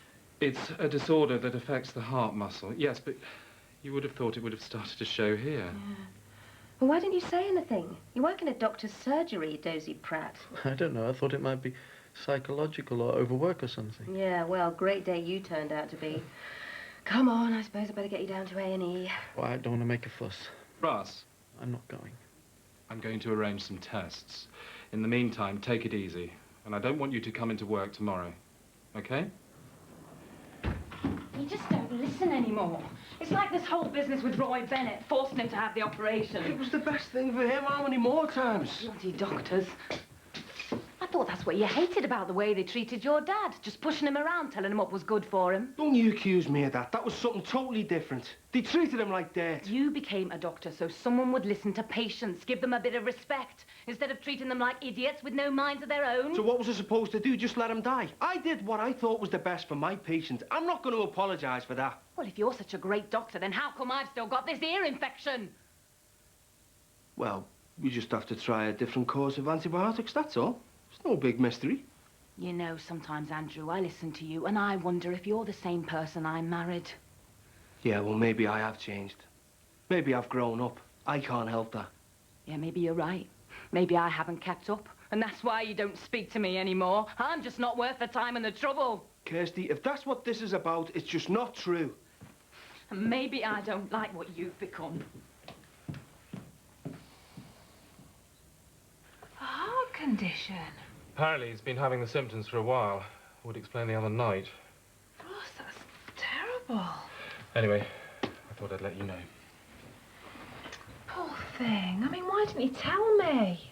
Oh, come off it, Kim.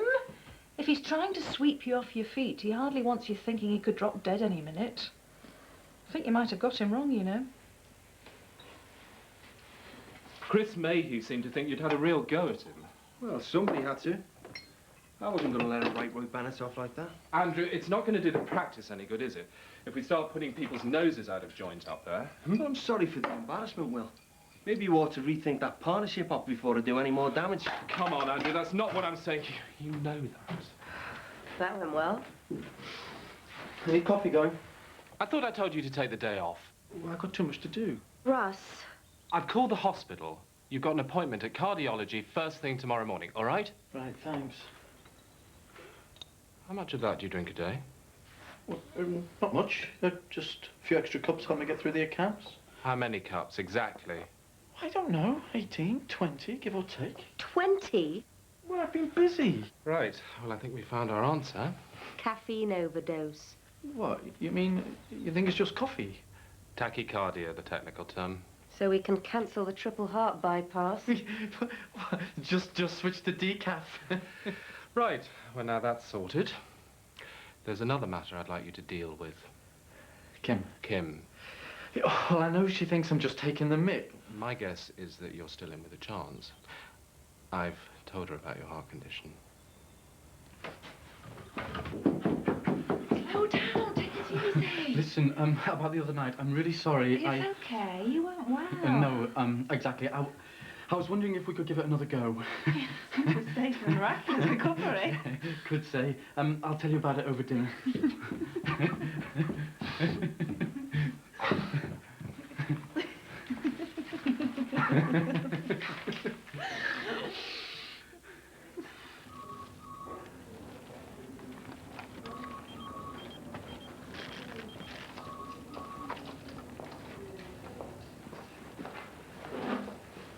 Excuse me.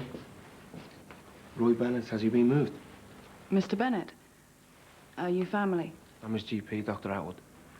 Yes, I've just been trying to reach you. I'm afraid Mr. Bennett died a couple of hours ago. He can't have, he was fine. Where's Mr. Mayhew? Dr. Atwood, please.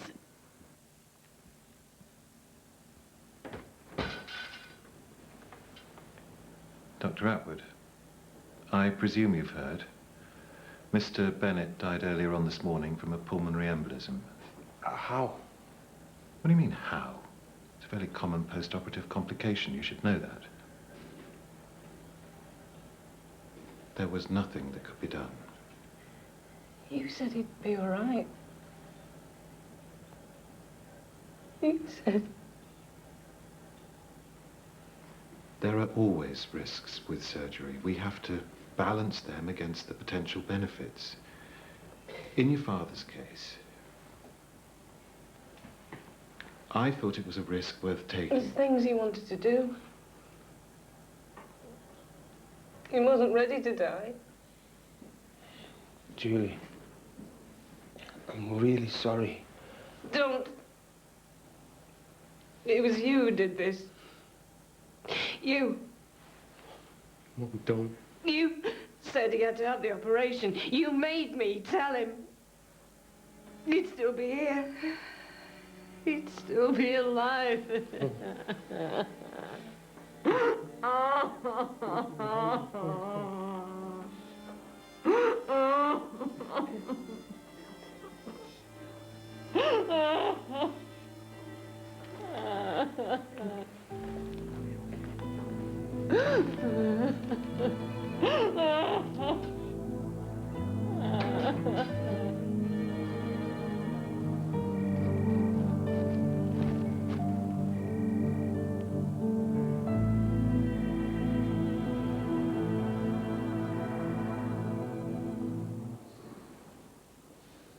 Dr. Atwood.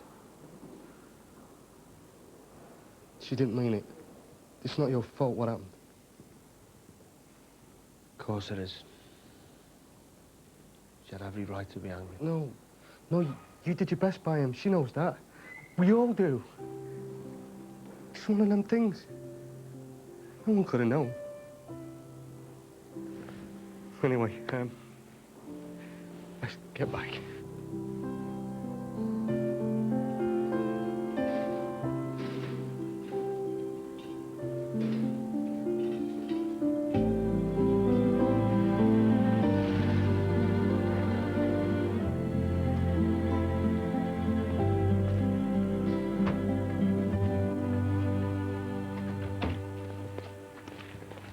Going on? What are you asking? I'm sorry, Andrew. I left a note. I just need some time to think things over. I'm going home. What do you mean? I've got to get out of here. I can't think straight. Everything's just... I just don't know anything anymore. I'm going back to Liverpool. How long for? I don't know. Please don't ask. Are you leaving me? Call it what you like.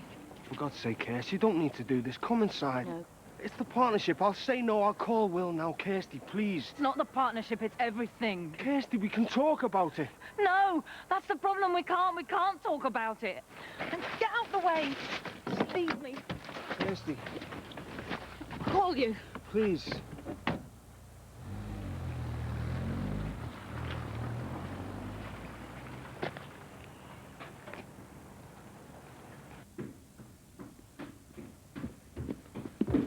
Andrew. Thought it was Kirsty. Come in. I've just had a call from Chris Mayhew, Andrew. Look, I'm really sorry. Come to tell me I was wrong. I should have listened to him. Well, no prizes there. There's no such thing as right or wrong in this situation, Andrew. It's what modern medicine's all about. Difficult choices. I went against what everyone wanted, even the patient. I just can't seem to do anything right anymore. Shall we pop down the manor, talk this through?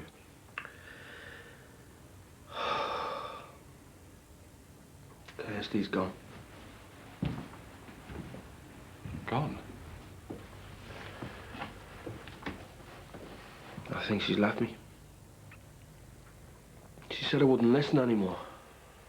I suppose she's got a point when you think about it. After everything that's happened. You'll be all right, you know. You reckon? That's what I said to Roy. Doctors, eh? What do they know?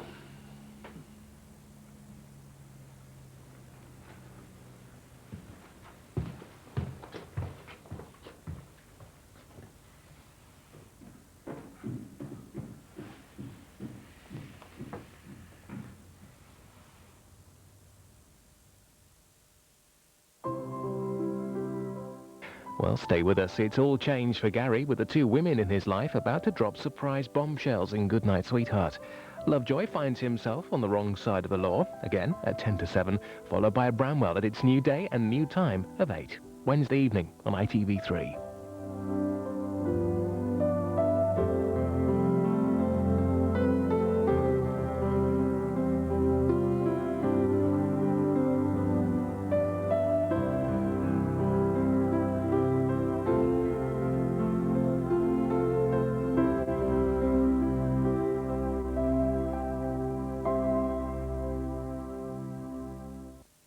ITV3 British Drama, in association with AXA.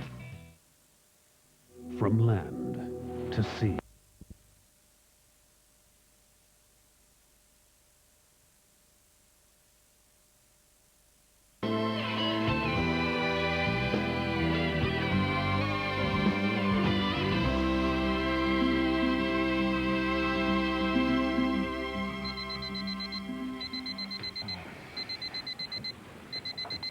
Morning. Morning.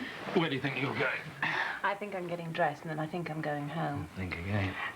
I know what the next question is and the answer's no. We haven't got time. If you kept some clothes here, you could stay in bed a bit longer.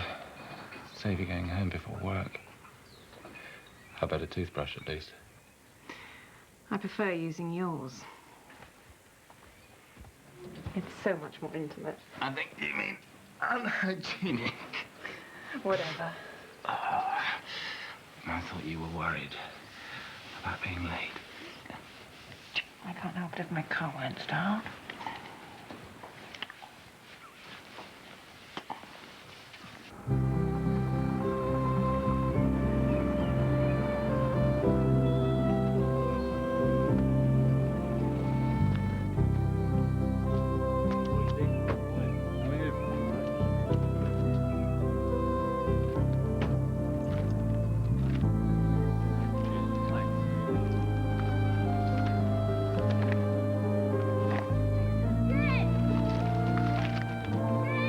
Yeah.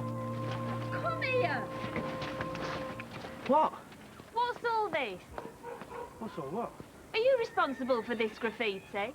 Measurements for the ramp. What ramp? This ramp. I told you about it last week. You said you could see sense of it. I mean, there's no point in keeping the steps if you... What, in a wheelchair? Well, you know. Oh, now, come on, Des. Look at me. I'm still fine. I can stand, I can walk. Careful, love. Des. What?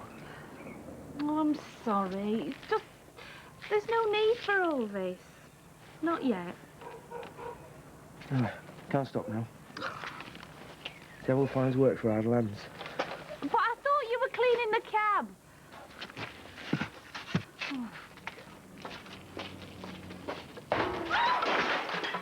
Oh. Linda? No.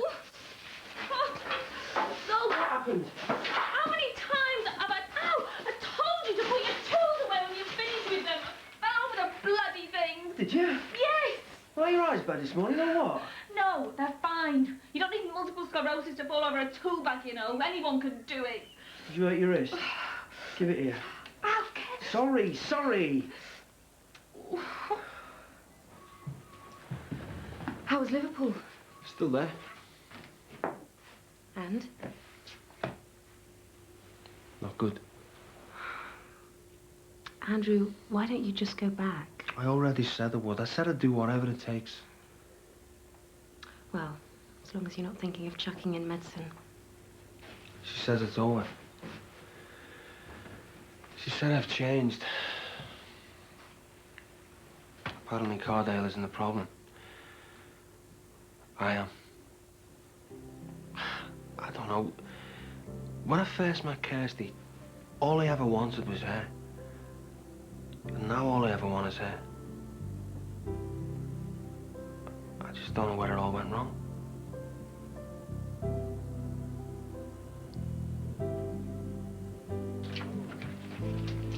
Oh, hi, Laura. Linda, I didn't know you were coming in today. Oh, it's a surprise visit. I've sprained my wrist. Oh, dear. Well, not to worry. I'm sure Will can fit you in. Oh, thanks. Call me when you're through, lover. I will. Oh, I could stay with you. Is that all right? If you like.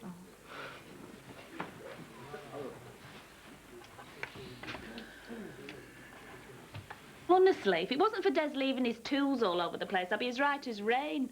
How's he doing? Oh, he hasn't had a drink for over a year. That's good. His work's going well. Well, he's never really been happy since he left the army. You see, Des doesn't like it unless there's a system to things. I don't think driving a cab will ever be the same as driving a tank, but at least it's something. I just hope none of his passengers have a tangle with him. Well, he's calmed down a lot there, hasn't he? Yeah, I think he learned his lesson when he lost that job. It's funny, when I got MS, he just seemed to snap out of it. Takes it out on the house now. Linda, sit down, please. What's this? Got some bad news for me? Possibly. Oh, it's not broken, is it? Linda, I think you know what's happening. Do I? How many times have you fallen over in the past few months? I haven't been counting. Well, I have. I'm sorry, Linda. It looks as if Your MS has reached the secondary progressive phase. You know what that means. It's all right. You don't have to go through it again. It's downhill from here, I know. But try convincing Des. I thought he'd started to accept things. Building ramps is Des's way of not thinking about it. Whenever I try to talk about my illness, about how I feel, about what it means for us, he just starts going on about the cottage and whether he should widen a doorway or lower a sink. It's like it's his answer to everything. You've been through a lot together. You'll survive this. Survive? I don't want to survive. We used to have so much fun.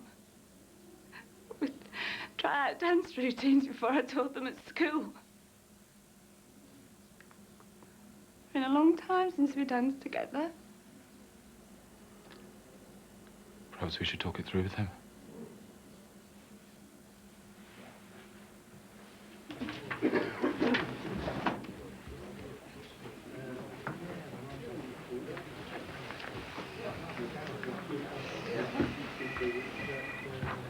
Des, could I have a word? You're fixed then? My wrist's fine. It's the rest of me that's the problem. Bad news, I'm afraid, Des. Linda now has degenerative MS. You can't know that. Have you done any tests? A neurologist would have to confirm. She went bad before, but she got better. Linda's had periods of remission before, yes, but that's not going to happen again. How do you know that? How do you know it?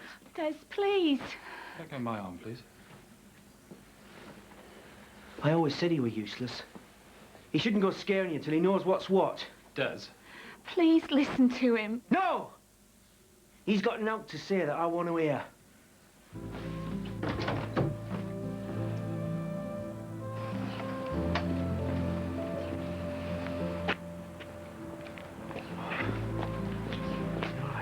Hey, you wait there, love. I'll bring car round, all right? First fare of the day, eh?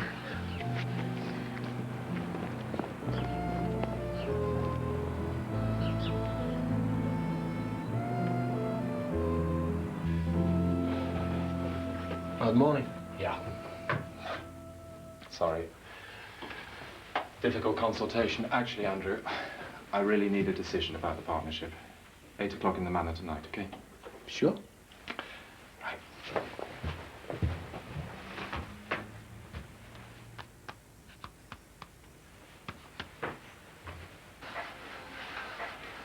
Des, please. I've got to get this rail sorted. Well, don't you think we should sit down and talk about this? What's to talk about? My illness.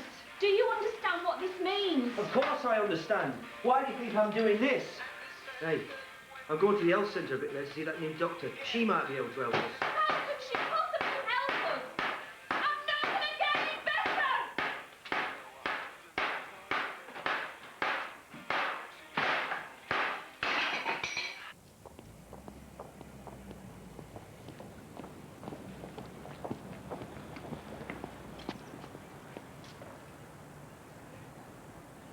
It's like he can't be bothered to talk about it. I mean, I've got a lot of questions, but he won't let me ask one of them. Doesn't sound like Dr. Preston. Oh, Linda thinks he's great too, but he doesn't impress me. Mr. Manningham, I really think this is something you should discuss with him. It's like talking to a brick wall.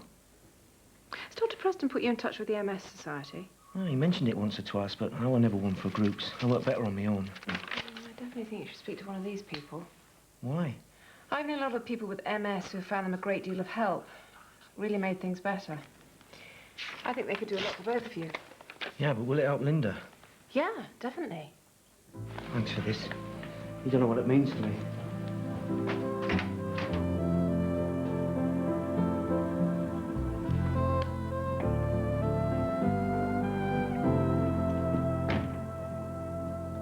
See, when I was in the Scouts, they called it a woggle, you know, but I don't know what they call it. Excuse me. Mr. White? James. Oh, Sally Buxton. Yeah. This is Ray, Ted, and Jonty Phelps. Howdy, partners. I've done up the function room for you. Shall I show you to it? Great. Thanks. Oh, Dr. Atwood. Hello, Sally. side saddle, Sally. Have you seen my act before? No, first time. How's Brian? Looking after the parrot. Parrot? I thought you kept pigeons. Oh, pigeons were last year. Sally, would you like to come up and have a look at the room? Oh, thanks a lot, love.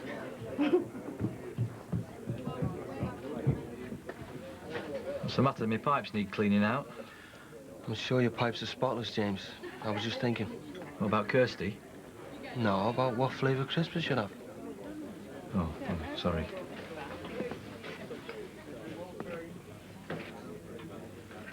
Who are you looking at? Mr. Sad of Sadsville. Gary, come on. You know the rules. Hi. Sorry I'm late. Pint, please, Chloe. Sure. So, the partnership. I need a decision. Yeah, well, this isn't the best time right now. I've been there, Andrew. I do understand. No, you don't, Will. What happened to you happened with your wife. This is my wife we're talking about, okay? Have you spoken to Kirsty recently? Yeah, I saw her last night in Liverpool. I slept on the sofa. And how does this affect the partnership? The partnership isn't the problem, apparently. I am. Look, Will, I don't know what I want to do. If you're asking for a decision right now, I'd have to say no. Okay, I can leave it a few weeks, but Andrew, I really need a decision soon, or I'll have to decide for you. Great to be the master of your own destiny, eh? Look, I hope you sort it out, okay? Yeah, I couldn't have a small whiskey, could I? Medicinal. On the house, love. I've had this frog in my throat last few weeks. Anyway, the show must go on.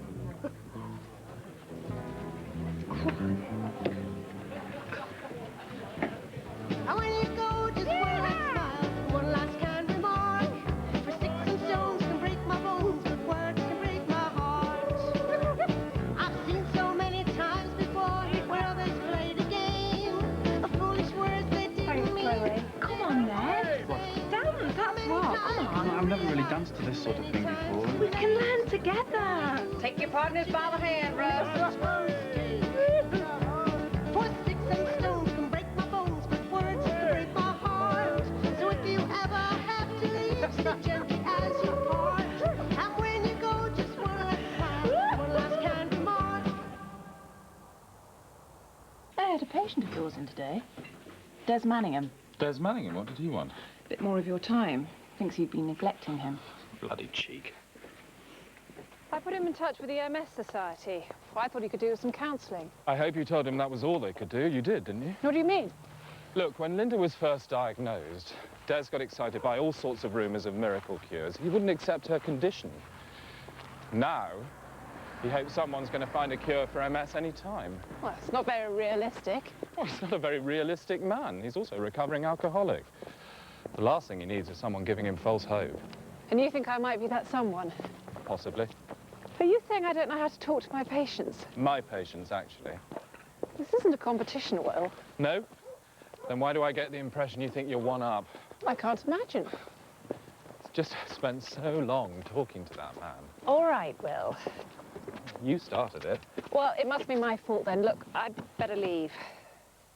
I thought you were staying the night. That's what you assumed. I could do with an early night. Bye.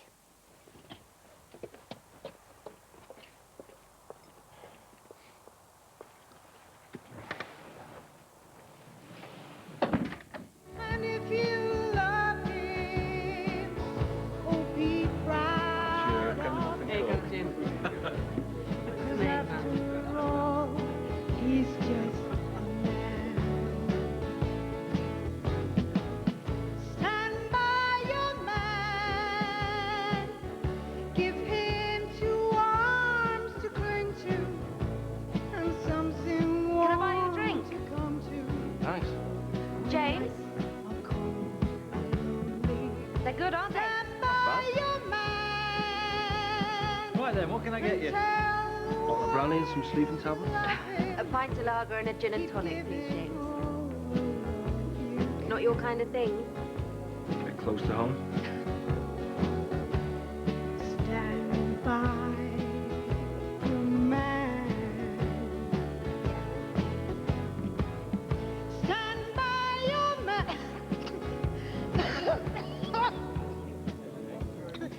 Ladies and gentlemen, excuse me. Doctor said I should pack up the flags.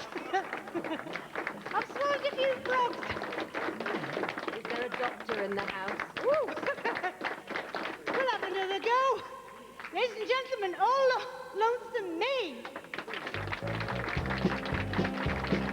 Everybody's going out and having fun.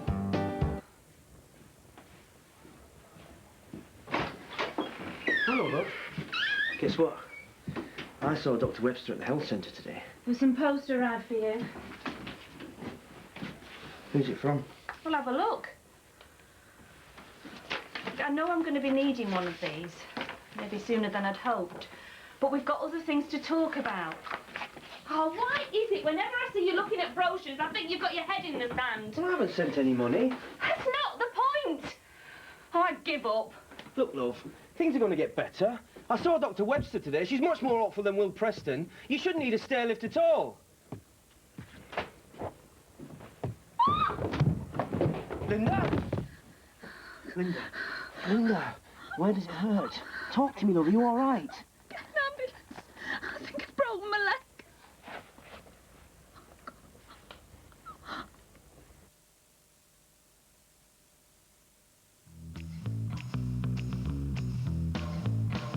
ITV3 British Drama in association with AXA. Be life confident.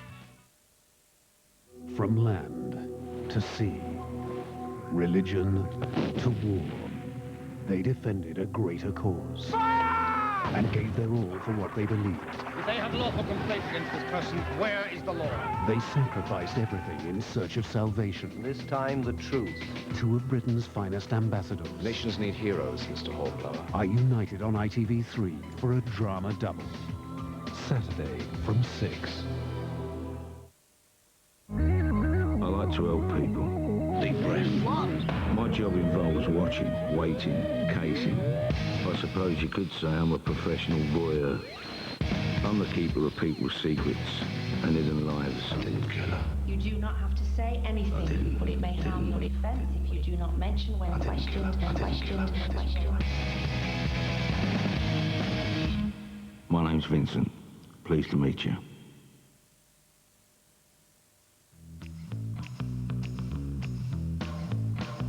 ITV3 British Drama in association with AXA.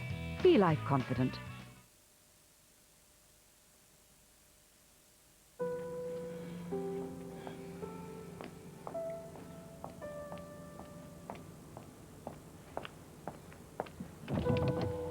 You all right? Yeah, just thinking. Anyone in particular? Des Manningham. I had to tell Linda she was out of remission. And he didn't take it too well. Ed's good as told me I was incompetent. Went straight round to the health centre to see Kate. What did she say? Put him in touch with the MS Society. No harm done then? Not until I accused Kate of interfering. I guess we were bound to fall out over a patient sooner or later. Give her a call, Will.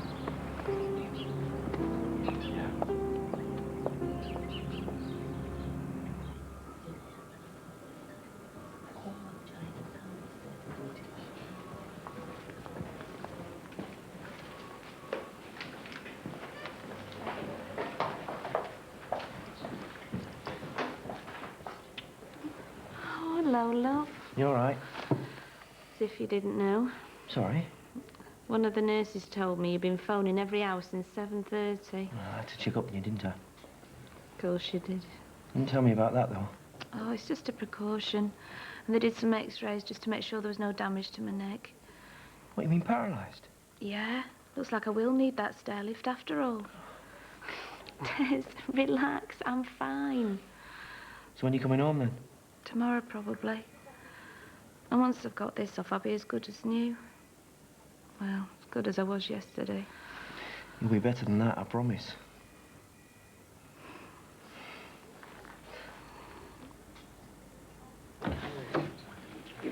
Right.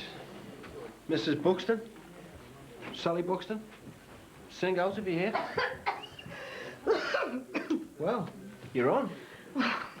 What am I like? I don't like to make a fuss. I'm sure it's nothing serious. I'd like you to go for a chest x-ray as soon as possible. Why? It could be bronchitis. When do you think you could make it to the hospital? Oh, any time, really. Oh, and Sally, lay off the singing until you're better. What? None at all? I've got dates planned. I've got a gig in Belper on Friday. I can't just stop. Well, surely you're better to give it a rest now than risk lasting damage. Oh. Well, that'll please Brian. He's not too keen. He hates having to fend for himself when I'm on the road. No, I'll tell you this much, Dr. Ratwood. He loves my music. Oh, he's my greatest fan. No, we haven't been to any of your meetings. Well, we spoke to the doctor recently. She gave us your number. She said you could get Linda sorted out, and now she's getting worse. Sorry? No, Dr. Webster. She's just become our doctor. Yeah. Anyway, about getting Linda cured. Yeah, cured. The doctor said you could help Linda get better. Yes, better. You what? Yes, there is. Hang on, love, are you a doctor? Well, can I speak to one? Well, there must be. All right, I'm sorry. So you telling me the doctor's wrong? All right. Thanks. Thanks for your help.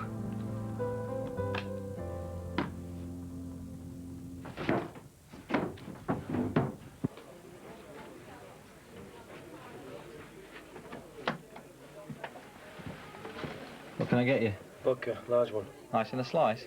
Vodka, large one, that's it.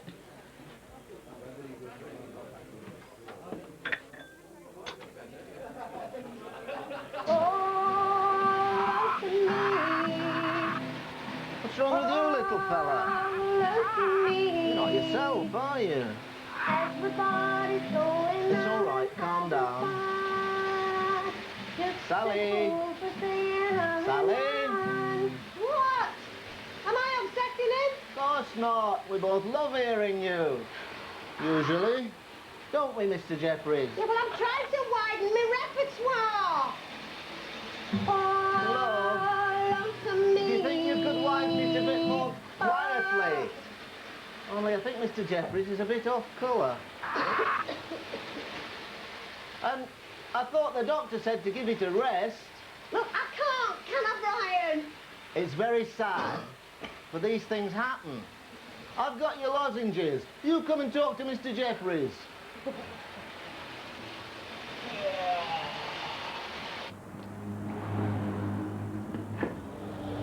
You want to see Dr. Webster? Sorry, can I help?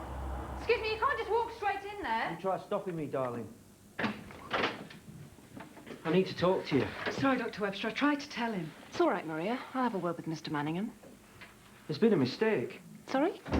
I rang that number you gave me, the society. There isn't any cure. For multiple sclerosis?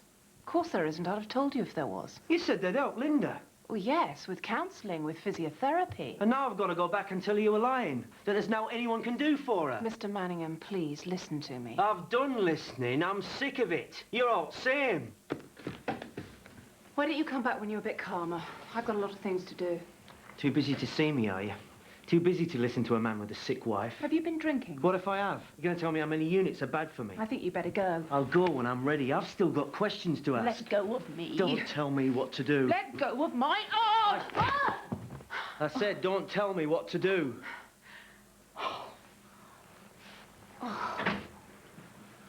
Dr. Webster. Call the police, Maria. There's no need for that. Oh, yes, there is. You hit me. Look, I didn't mean to. I was... Oh, what's the bloody point? Still want me to call the police? No, it's okay. I'll do it.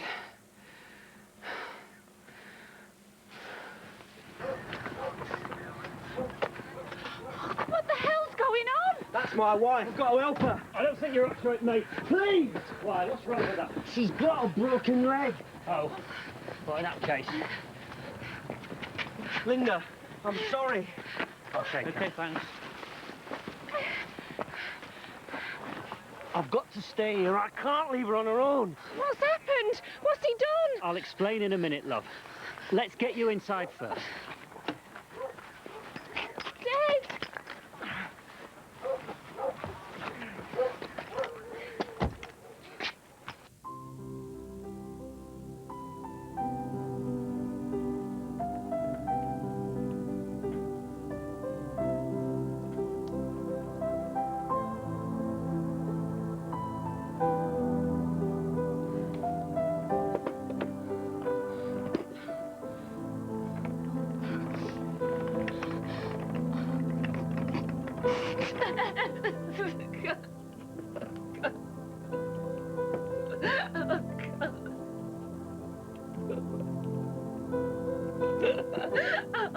Good morning, Maria. Hi.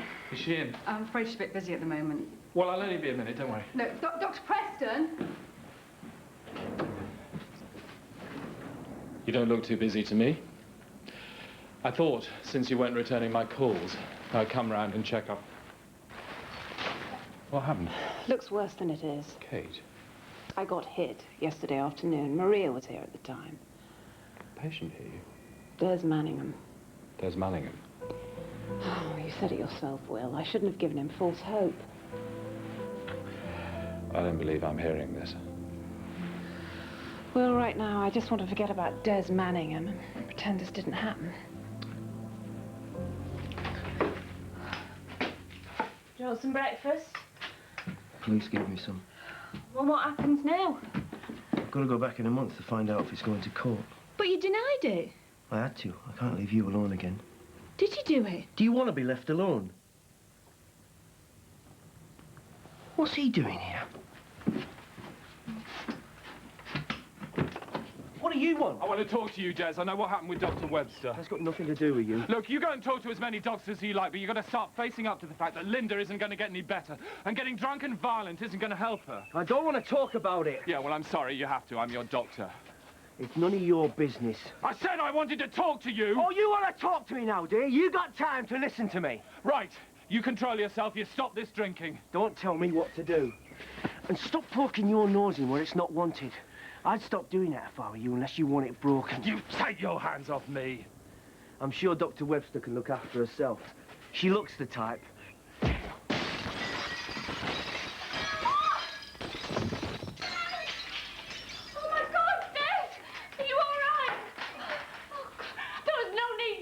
No. No, you're right. I'm sorry. Let me check him. Get away from him! Do you think you've done enough? Tess, let me see. Look at me. God. Oh, God, are you all right?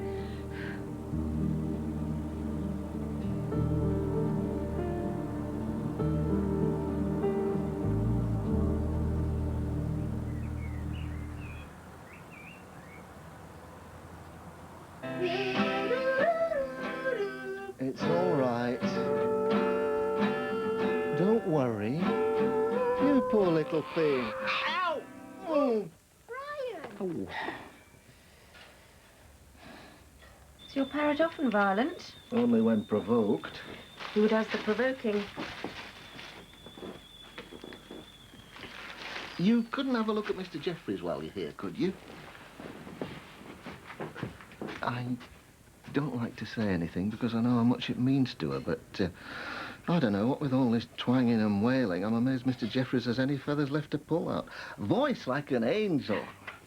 Oh, you don't have any sugar, do you? I'll get it. Thanks. Lovely parrot. A decent taxidermist could make it a lot lovelier.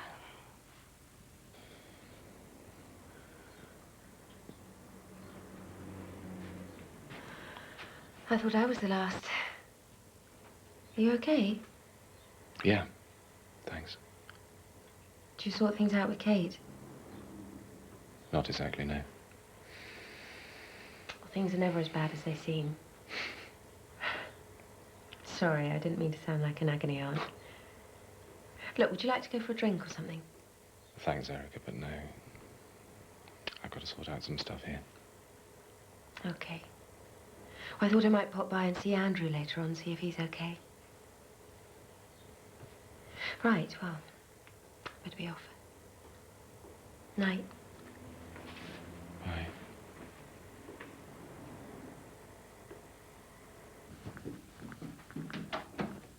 Hiya. Hello. You look terrible. Have you eaten anything? We haven't got any food in the house. Come on. What? I'm not letting you mope around here for another evening. Will's moping, you're moping. I'm going to cook you supper.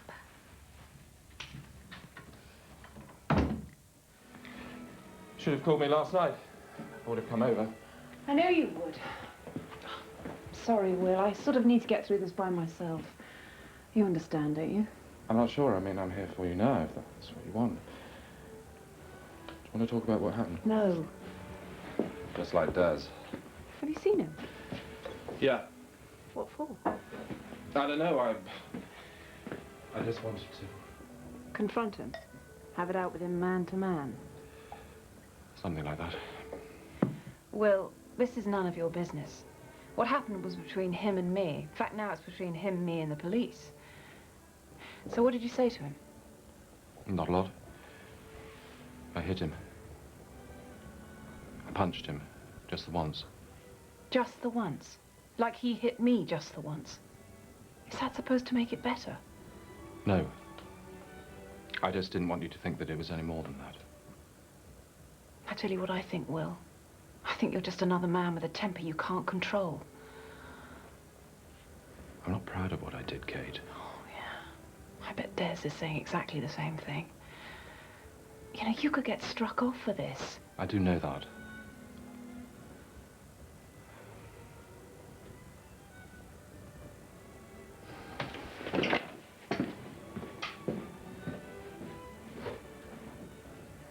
I was a bit worried about leaving them alone. Sally seems to really hate that parrot. I don't blame her. Horrible, smelly creatures. Yeah, you should have heard what it said about you. Having a good time, are they? Hair bronchitis and his finger. Do you mind if I have a look at her x-ray tomorrow? No, fine by me.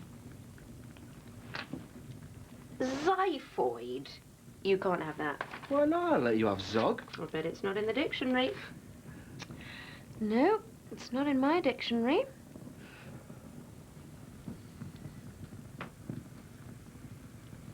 Sorry. I just can't stop thinking about Kirsty. Do you want to stop thinking about her? Not really, no. Have you spoken to her again? Yeah, a couple of times. It's funny. I always thought we weren't like other couples. We always talked things through. That's what kept us going for a year when I first came here and she was still in Liverpool. We spoke every night on the phone. Ironic, really. We're fine on opposite ends of a telephone line. It's only when we're face to face we stop listening. Where did it go wrong? I don't know, Andrew. I'm no expert. I've never really been that involved with anyone. What about that guy in Manchester? Don. Dan. That wasn't serious. Looked pretty serious to me. Well, I thought so at the time, but we were just playing at it. It's funny how someone can take over your whole life for so long. One day you turn round, see them in a different light. Suddenly it's all over. Can't think what I saw in him now. Doesn't bode well for the future. You'll find someone else. You reckon? I reckon. What a lovely man you are.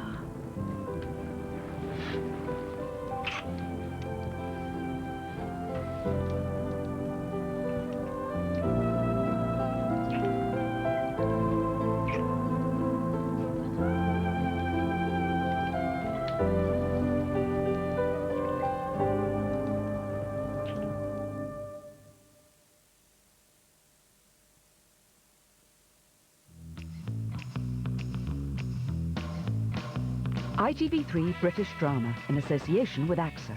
Be life confident. Now, what else have I got in my pocket? Well, sometimes, you see, I don't even know what day it is. Now, there you are, you see, and that helps me. It's Knickerbocker Day. No, it's not. It's Chocolate Sunday. The Chocolate Sunday reminds me chocolate Easter eggs, Easter Monday. Monday, I stepped in a pancake. Pancake Tuesday, I was in Sheffield. Sheffield Wednesday, lost last Thursday. Thursday, I went to a fancy dress party as man Friday, so it must be Saturday. You see? That's it. Friday's just got funny. The Two Ronnies. That's Friday at 8. I like to help people. Deep breath. My job involves watching, waiting, casing. I suppose you could say I'm a professional voyeur. I'm the keeper of people's secrets and hidden lives. I didn't kill her. You do not have to say anything, but it may harm your defense if you do not mention when questioned. My name's Vincent. Pleased to meet you.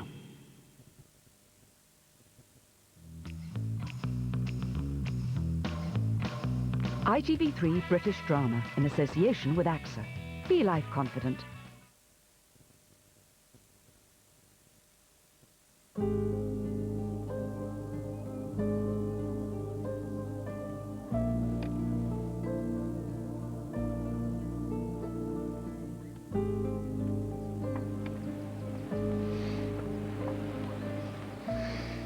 Andrew? Sorry, did I wake you? What time is it? Just before 7. I better go. Hang on. What for? I don't know. Will might see me if I stay any longer. Do you want a lift? No thanks. I'll walk. Clean my head.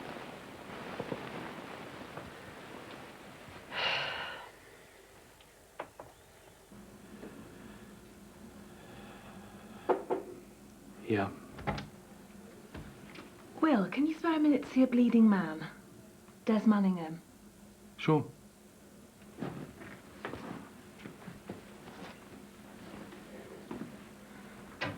You'd say if you didn't want me here, wouldn't you? Yeah, of course. Wondered if you'd mind looking at my leg. Will you be wanting a second opinion from Dr. Webster? No. I didn't realise you and her were seeing each other, though.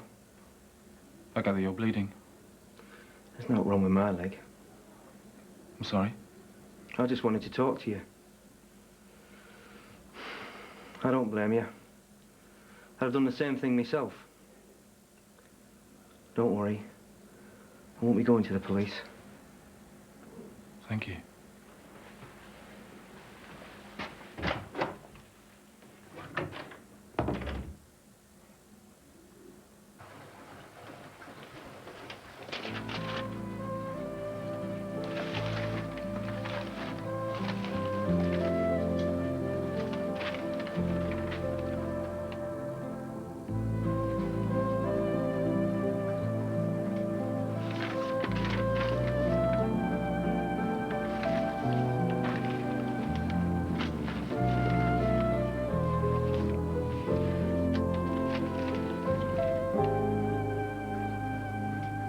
Really ought to have this x-rayed, you know. It's only bruised. So, you going to tell me how you did it? I hit a patient. Des Manningham, full in the face. I'm lucky I didn't break his jaw. Why?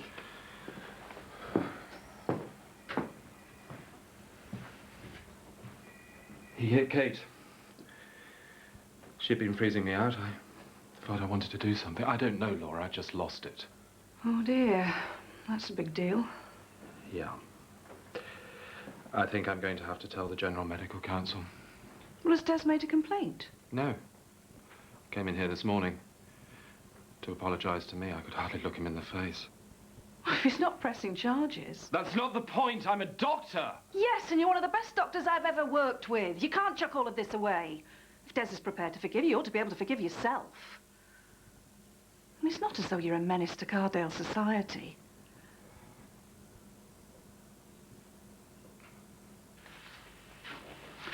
How about a kiss then? Dream on. Oh, but I do. Every time we're apart, I dream of you. Oh, show me something sad. Andrew, wait. I've just seen Sally Buxton's chest x-ray. I think I know what it might be. Andrew. I know what you must be feeling. I don't think you do. Do you want to pretend it never happened? Sounds good to me. Thank you. I'm Linda Manningham, Desi's wife. I'm so sorry, Doctor, about your face. Well, I hope your husband doesn't make a habit of this. No, he doesn't. Sorry. It's all right. I found these letters this morning from the Building Society. We're going to lose the house.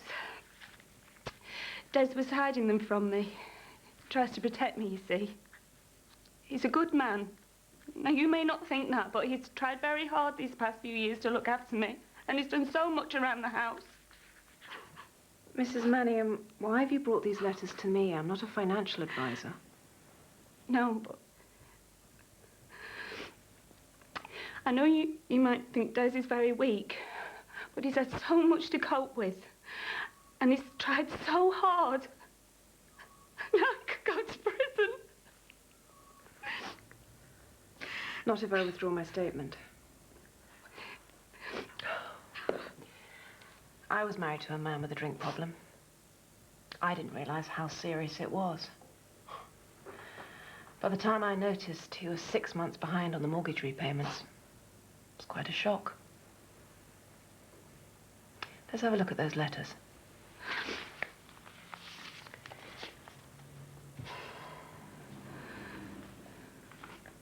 Listen to this, Brian.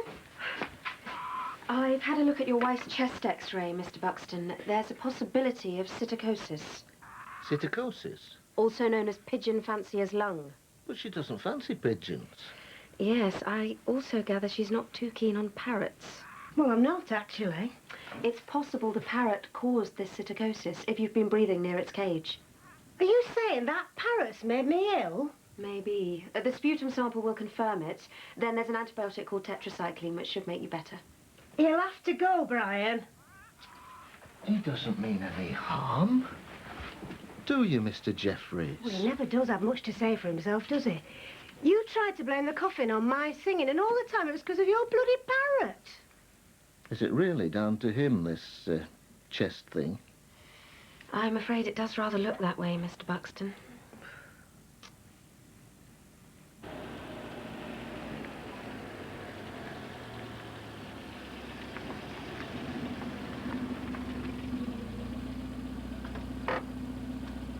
Bye, Doctor. You know what they say, every cloud. Bye, Sally.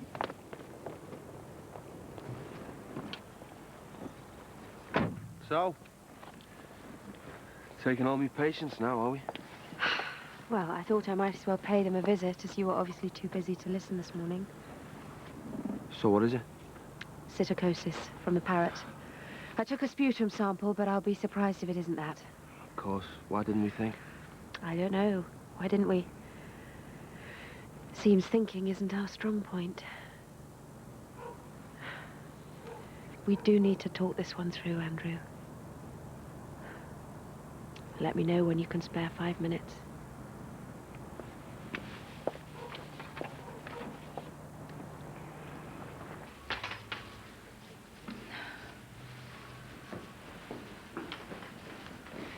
Tea or coffee?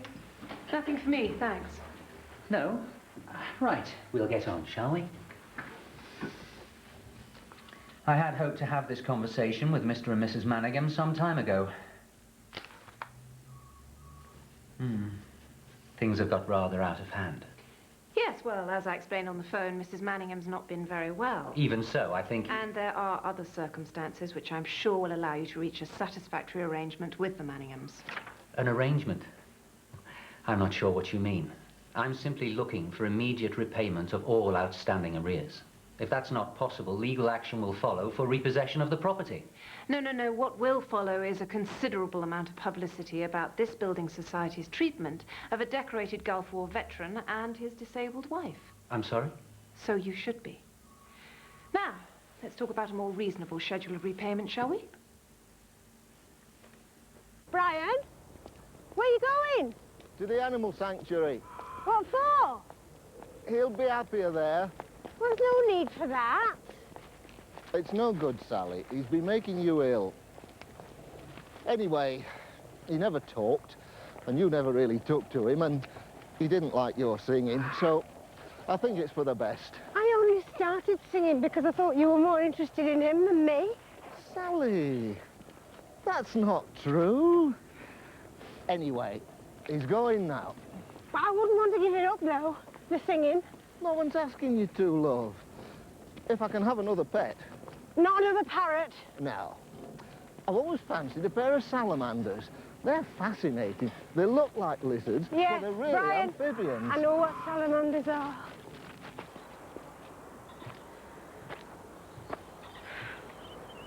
I'm sorry I went to see Sally without telling you. It was a cheap trick. Made your point, Dom.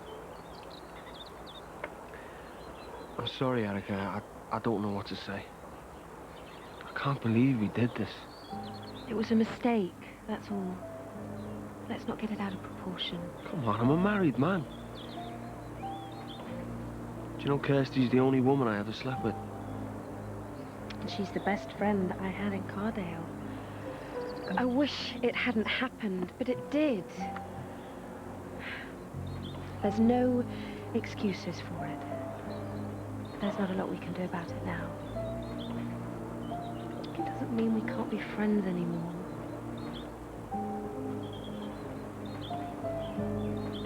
Right. I'll leave you to it.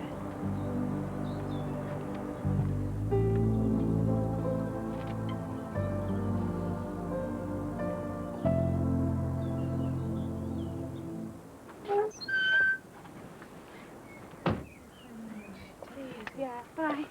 See you soon. Yeah.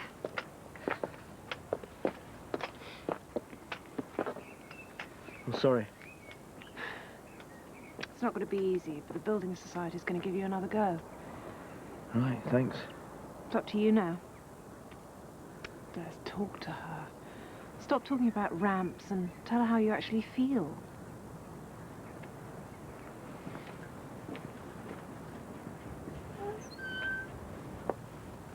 Do you want me to stick a vodka in that? Come on, Gary, I know you're not supposed to be behind there. Look, James isn't here, and it looks as if you could do with it. No, thanks. Drink's not the solution. Gary, how many times have I got to tell you?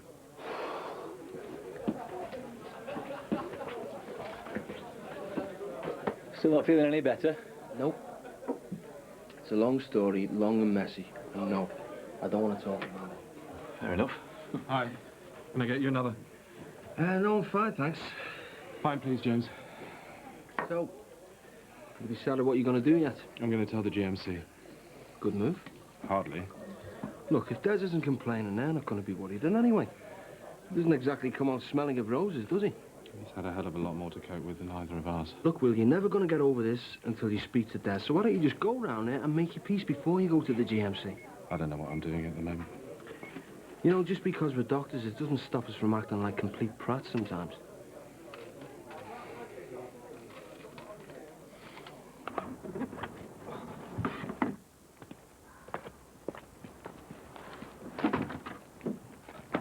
What do you want?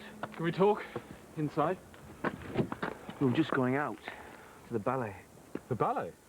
Yeah, Linda used to be a dance teacher. Of course, I'd forgotten. So had I. I'd forgotten a lot of things about Linda. Well, we were talking about it just this afternoon. Got to make the most of things now, haven't we? Des, look, I'm sorry. No hard feelings. I'm the one that's sorry for what I did to Dr. Webster. Look, Will, I'm not sure I got the strength to get through what's coming. Can you help me? You know, the drinking with Linda. Can you help me get through this? Yeah, of course I can. So.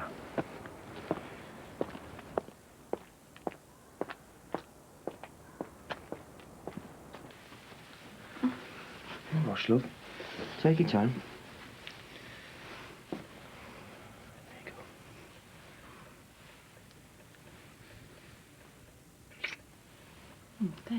It's not like you. Well, let's get used to it. I just wish you told me earlier, Will. We are supposed to be partners. I know, I'm sorry. Hasn't really been my week, has it? Still, something good's come out of this. Des and Linda seem to have sorted things out. And what about you and Kate? Price you have to pay, I guess. You know, things were going really well. Then this happens. Proof I don't deserve her, I suppose. Oh, don't be silly. Nobody's perfect. That's what Andrew said. I don't think Kate is going to say it quite like that, though. Anyway, thanks. For everything. What are friends for? Night.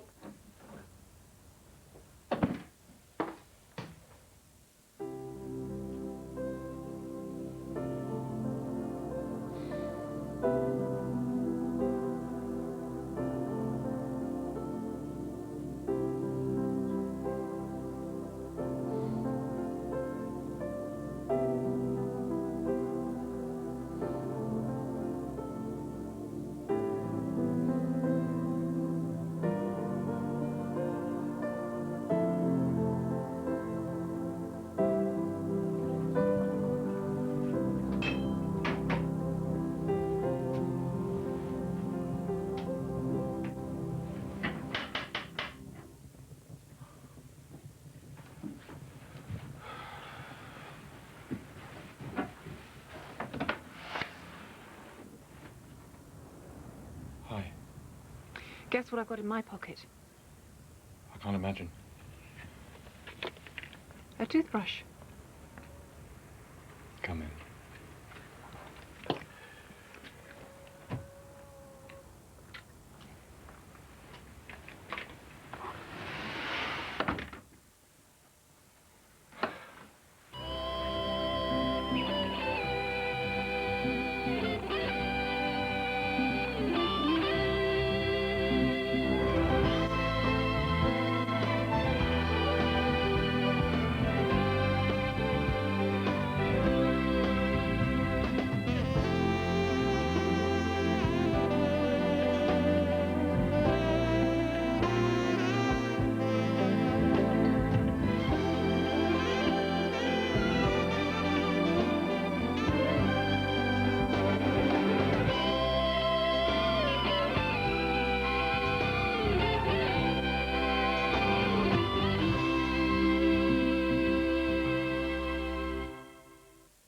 ITV3 British Drama, in association with AXA.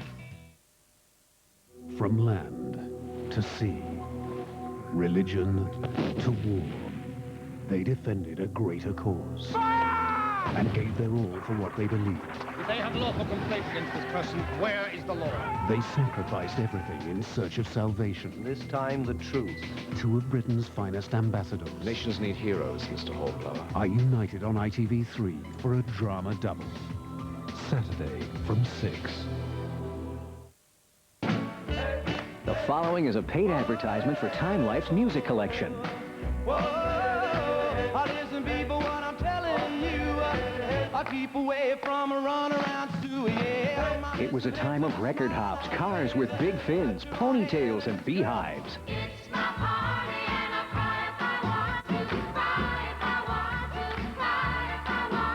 So darling, darling, stand by me. Oh, stand. The future was bright, and the music on the radio and in the jukeboxes became the soundtrack for the rest of your life. And if you want to relive those special memories in your own home, then keep watching to find out how you can own this amazing music collection.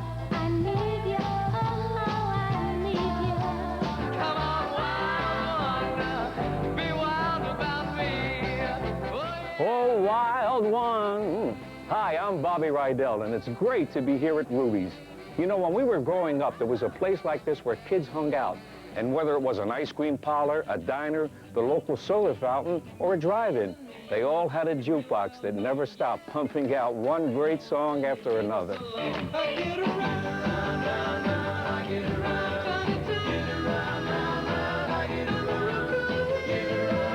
It's a lover's question I'd like to know.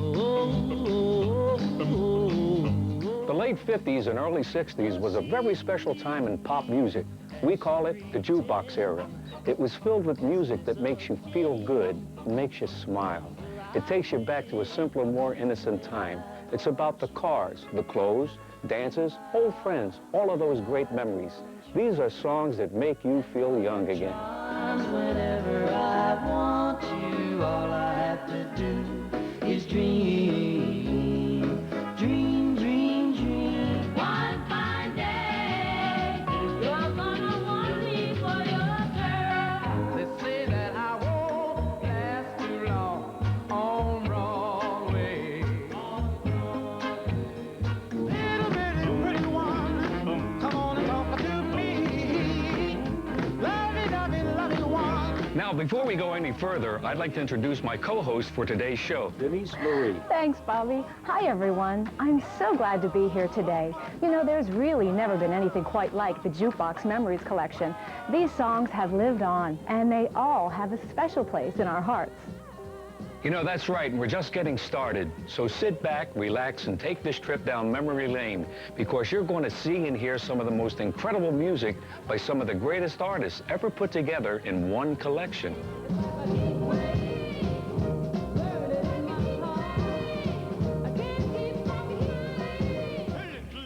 The time between the birth of rock and roll and the British invasion was a special time in the history of pop music.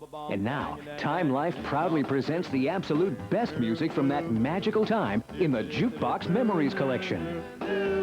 So stay tuned to find out how you can order this incredible music collection. You know, I think everybody here at Ruby's would agree with me that the jukebox was a big part of our lives. And the music coming out of it was even bigger. If you go, then I'll be blue, 'cause breaking up is hard to do. But don't forget who's taking you home and in whose arms you're gonna be. So darling, say the last dance for me. Hello, stranger.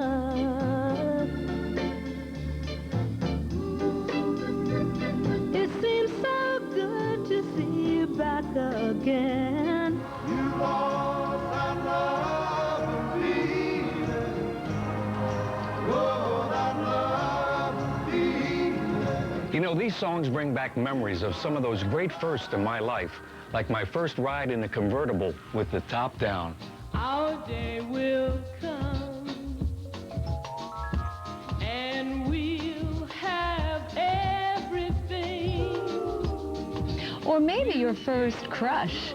Why must I be a teenager in love? Or your first broken heart. Tears on my pillow, pain in my heart, caused by you. What about your first kiss?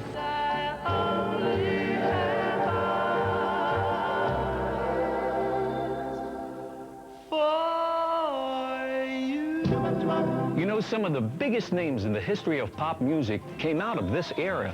I wanna dream, lover, so I don't have to dream alone. Don't be cruel to who heart is true. And then there are some folks who were on the music scene for just a short time, but they left their mark. Love, love is strange.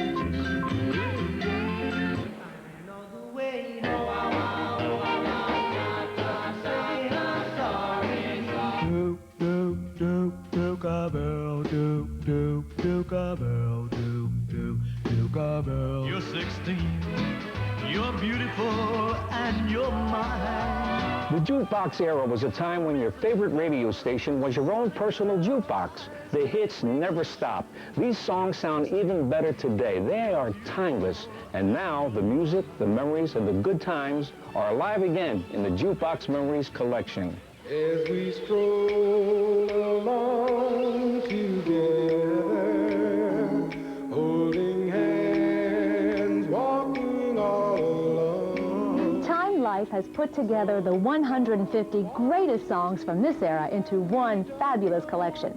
You just can't find these songs anywhere today. And now you're just a phone call away from having all these magic moments for your very own.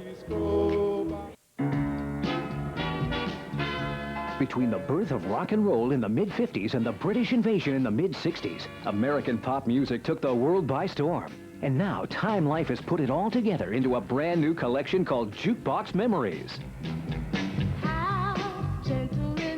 So get ready to pick up the phone because we're going to tell you how easy it is to order.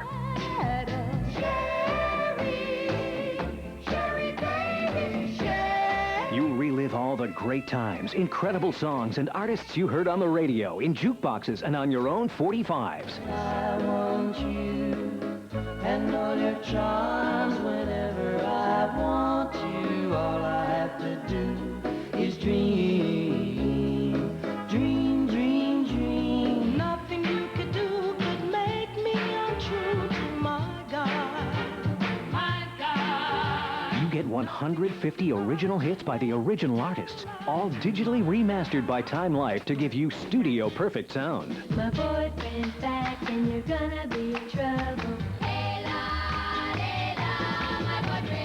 There go my baby, moving on down the line.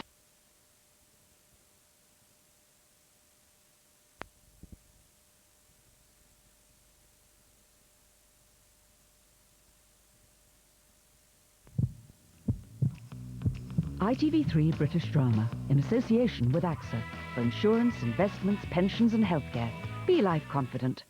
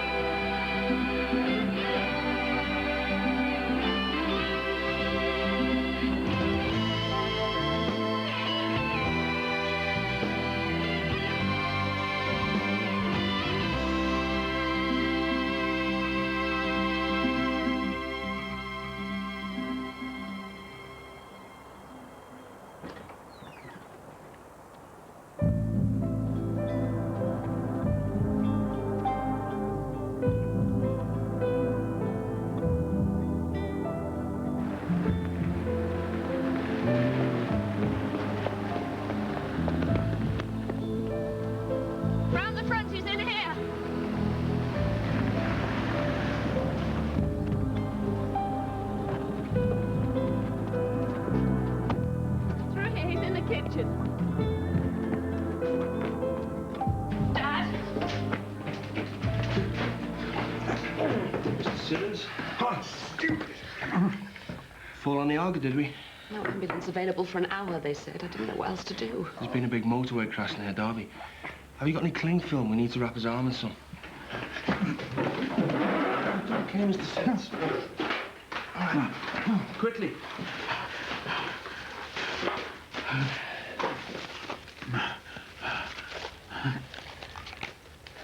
Is there anywhere else, or is it just your arm? Just the right arm, I checked. Well done. We'll take my car. Right, Mr. Siddons, let's get you to the hospital. Could you grab my bag? 1, 2, 3, 4. Right.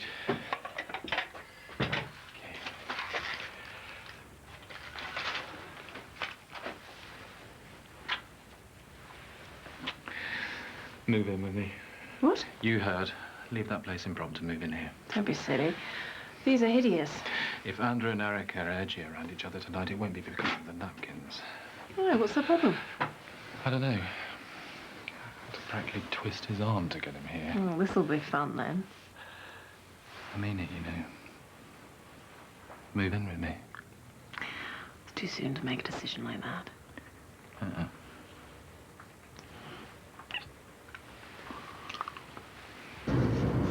His hands are freezing. It's not far now. Just keep him talking. I wish you'd let me know when you're going to go climbing in the kitchen, Dad. I gotta come with you. I can't seem to stop shaking. Dr. Atwood says we did all the right things back there. I should damn well hope so. It's a waste of money otherwise. What's that? I'm at medical college, first year. Make or break, eh? So how's it going? Watch out!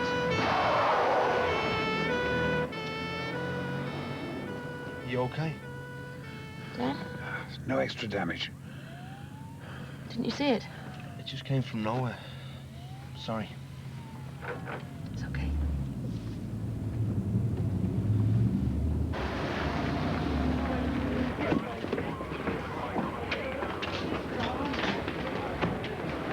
I think he's going to faint. Stretcher trolley out here, please, now.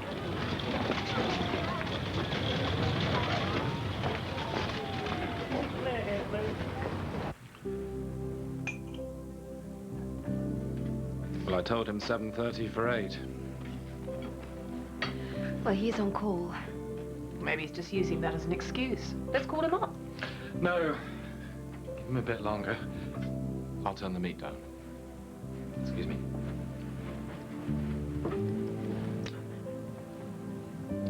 Well, I suppose he will turn up eventually. I don't know, since Kirsty went, he's been very vague. Have you tried getting in touch with Kirsty? No, not recently.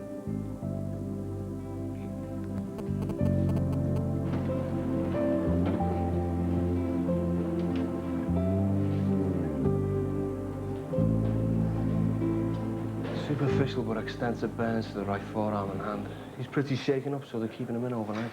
Superficial. Luckily, yes. Thanks to you. Pretty athletic DIY stuff he was doing there. Don't think I haven't told him. He still won't let me help, though. Do you want a drink? Oh, yeah. So he still keeps active then? Even with the osteoarthritis?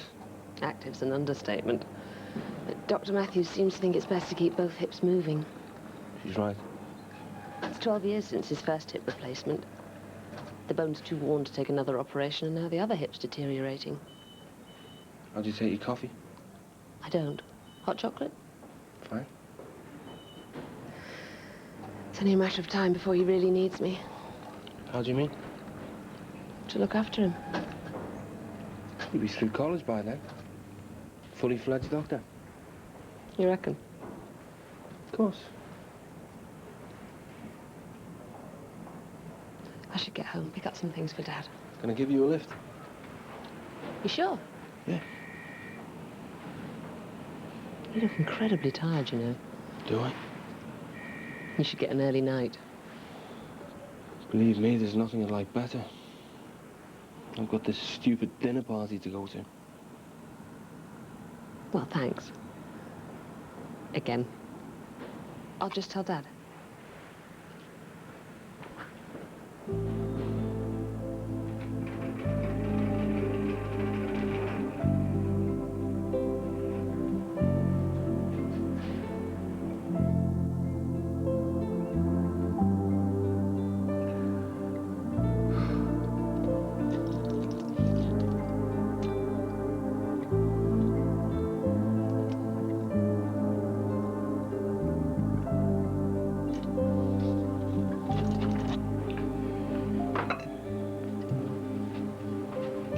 So poor Patrick will be in the hospital for a few days. Yeah. I thought I might go and see him tomorrow. Did you catch his consultant's name? Andrew? I've got no idea. Fine. Kate, look, thanks for a really lovely meal, but I better be off. All right. I'll see myself out. Okay. Okay. I will. Thanks. More coffee? Not for me, thanks. I'm a bit knackered, I'd best be off. I'll get your coat. What is it with you two, then? We're just not seeing eye to eye lately, that's all. Oh, come on, Andrew. It's not just the running feud with Erica, it's everything. Oh, yeah? Like what? All right, I'll spell it out. 3 missed home visits, not writing up patient notes. What is this, some kind of time emotion study?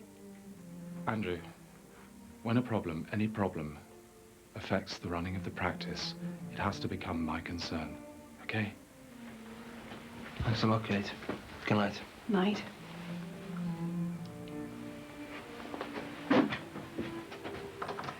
Well done, Peacemaker. Chased you away as well, huh? I'm gonna have a word with Erica. You better make a start on those dishes.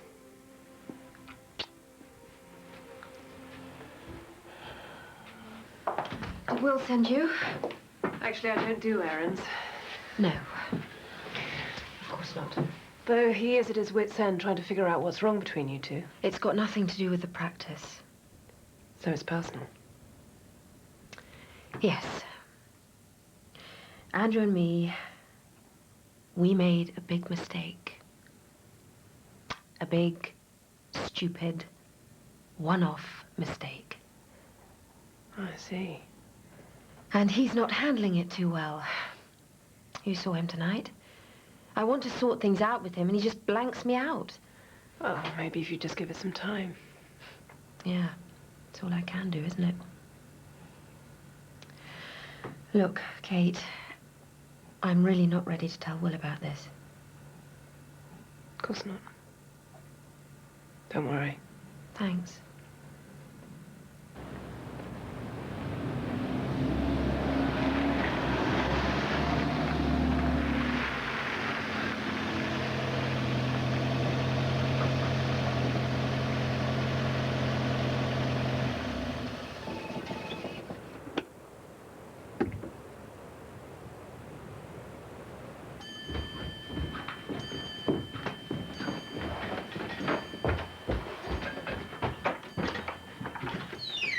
Andrew, what are you doing here? I thought you were tired. I saw your lights were on. I just wondered if you were okay. It's Dad that needs the doctor, not me. Sorry, come in. Sure it's not too late? Not for me. I'm a total insomniac these days. I haven't slept for nights, actually. Not with Dad on top of everything else. Well, you know how it is. Yeah, I remember. Can I get you a drink? Coffee? No, thanks. I'm fine. I suppose he'll hate the enforced bed rest. Seems quite an action man. Get him talking about the subs, you'll never get away. He was on submarines? Commander. My mother couldn't stand the naval wife bit. Ran off when I was 9. I'm sorry. I wasn't too bad. I was away at boarding school most of the time anyway. You know, I haven't really talked about this to anyone, but it's really getting to me. Not knowing whether he'll cope on his own for much longer.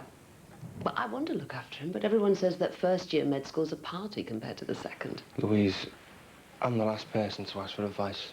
Why's that? Well, it seems like being a doctor's just cost me my marriage. I'm sorry. So you're on your own now, then? Looks that way. Her decision, not mine. What's she like?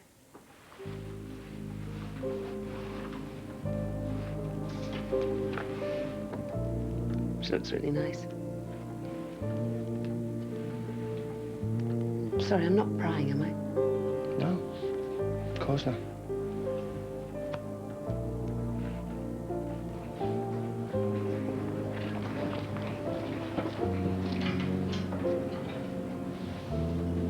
Hi, Dad. Hello, love. Brought your British Legion mag. Came this morning. Ah, now, I'll read it later.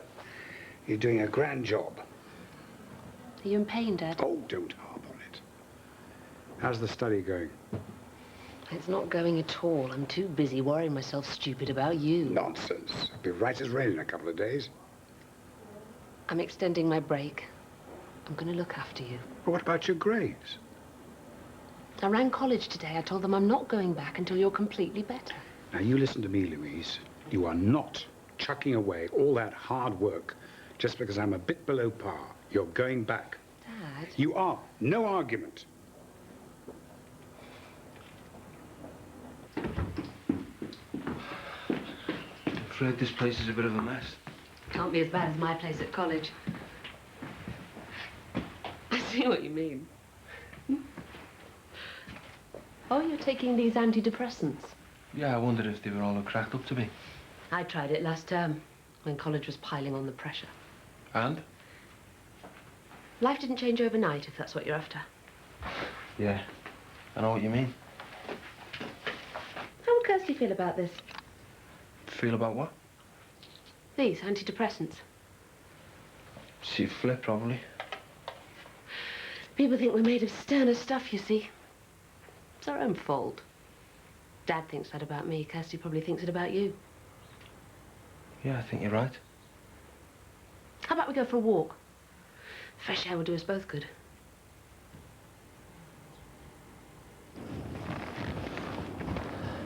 I was so lonely when I first went to medical school. I couldn't believe how depressed I got. But it's under control now. Yeah. Most of the time. But now this thing with Dad, I don't know how I'm going to look after him and study. I looked after my dad when he was sick. You know, it really got me thinking about things, about what I wanted to do. That's how I ended up going to medical school. At least it was your decision. I'd always thought about going into medicine. And if Dad hadn't been so keen, I think I might have gone for something a little easier. No, this is really good. This is the first proper conversation I've had in weeks. I have to go for more walks. You spend most nights here anyway. It's not just about me. I've got Charlie to think of. I can't just sell the roof from over his head. You rent that cottage. Charlie likes it here. It's fine for half term and the odd weekend. But at the end of the day, well, this is your place. You can see my aftershave. Oh, I don't know. In the cabinet? No, it's not there. Yeah. Okay, then. Bye. Okay, Charlie. Yeah. I've got this sort of date. Really? That's great. I should take her a present or something. But I'm skinned. First date, is it? Look, I wouldn't bother with a present now. What's her name? Anna. Just give her loads of compliments. Always works when I'm skinned, mate. I don't like the look of this. What have you two been plotting? Nothing.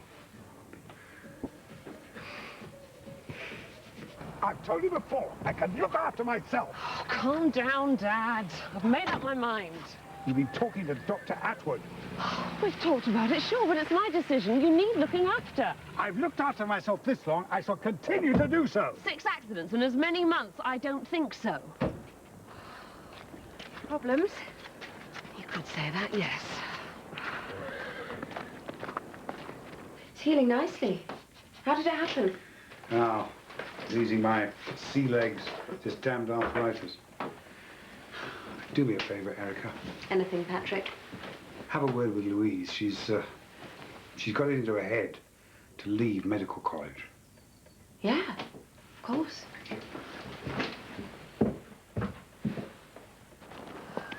Louise, if you're worried about Patrick, I can arrange for some home help. Laura could come by. I'm looking after him myself. If he insists on making a battleground out of it, then we'll play it that way, but I'm staying here with him. Louise, I know it's difficult, but you've got to think of yourself. What would you know? Hi, Andrew. Hiya. Listen, I was given the flat to going over and I came across these books. Hello? Hi. I thought they might come in useful. Thanks, that's really thoughtful of you. It's really nice to see you. Anyway, I can't stay. I thought I'd just bring the books.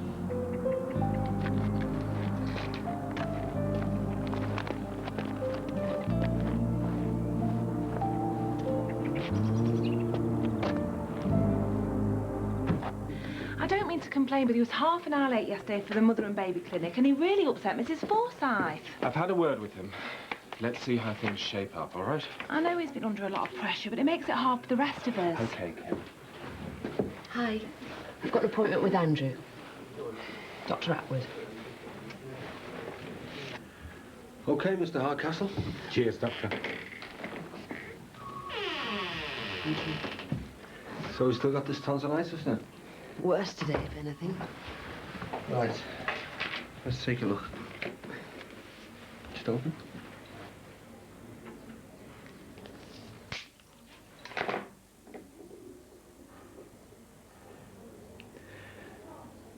You know, you're more run down than you think. You look after that dad of yours better than you look after yourself. Maybe. Tonsillitis at my age, ridiculous. Not really. Like I say, you're pretty run down. You'll do ear, nose and throat year 2, probably. There you go. One prescription as promised. Thank you.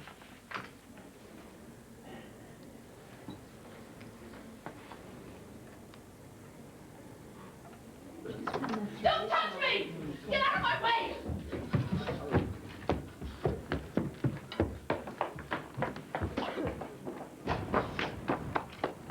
Louise! Louise! Andrew? Erica, just leave it, please.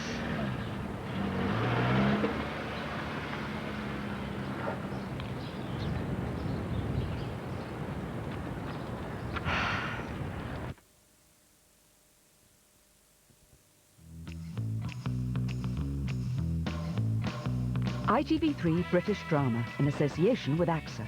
Be life confident. ITV3 British Drama in association with AXA. Be life confident.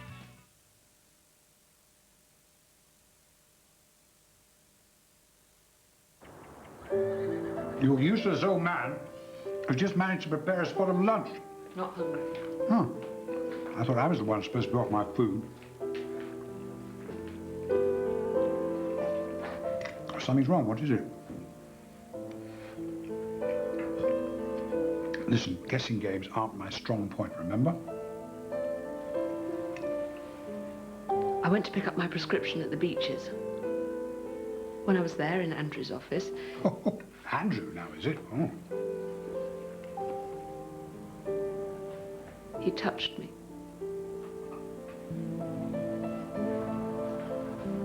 He did what? Dad? And this happened in the surgery, for God's sake? Oh, this has to be dealt with, Louise. You know that, don't you? Don't worry, it will be.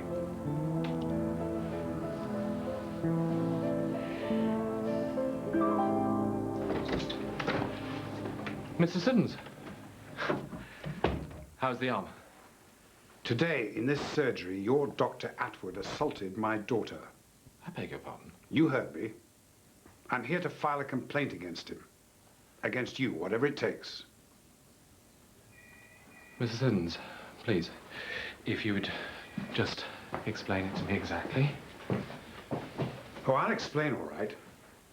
Dr. Atwood abused his position. Is that clear enough for you? If your daughter could come here and tell me what happened. Come back here. You should see the state she's in. Right. Well, I will notify the FHSA, and of course, we will conduct our own in-house investigation. Good. The abuse of trust is an abominable thing, Dr. Preston. I know how professionals like to close ranks. I've seen it happen myself 100 times in the Navy. I advise you not to try to whitewash this matter. Understood? Yes.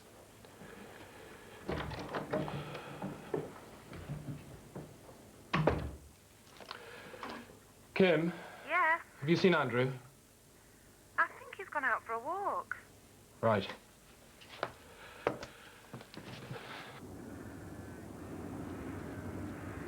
Andrew! Look, Will, if you're going to give me another one of your pet talks... I'm not. Louise Siddons. Louise? What about her? I'm sure it's a simple misunderstanding, but it seems she's about to file a complaint against you. She what?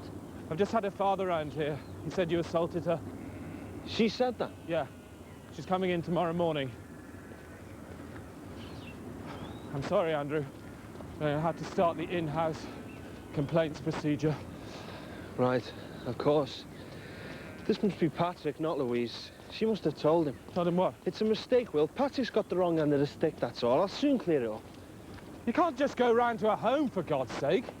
She's about to file a complaint against you. I said I'd clear it up. Andrew! You've got surgery!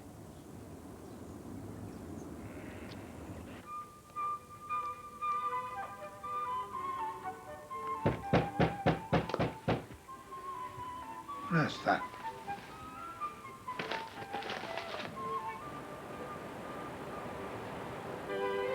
Let me in, Louise.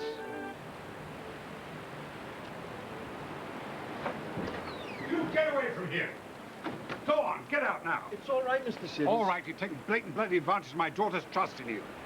Can I speak with Louise alone? You cannot speak with her. If you don't leave my property now, I'm calling the police.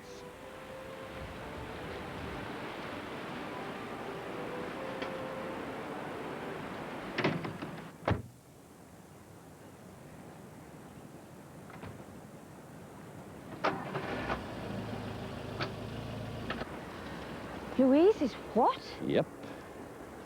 So that was what it was all about. What do you mean? Well, I saw her this morning. She just ran out, left Andrew stranded. I just assumed... Assumed what? Well, I don't know, some kind of argument over Patrick. Andrew wouldn't say what it was about. No, wouldn't he? How well do you know Louise? Not very. I don't think she likes me very much. But she doesn't strike me as the kind of person to make trouble. She got a crush on him? Possible, I suppose. And Andrew? Would he have encouraged her, you mean? Yeah. Andrew's at rock bottom, Will. Running on empty. When people are in that state... Erica, look, I'm fed up with these guessing games. There's something happened between you two. I'm sorry? Oh, come off it. Has Kate said something?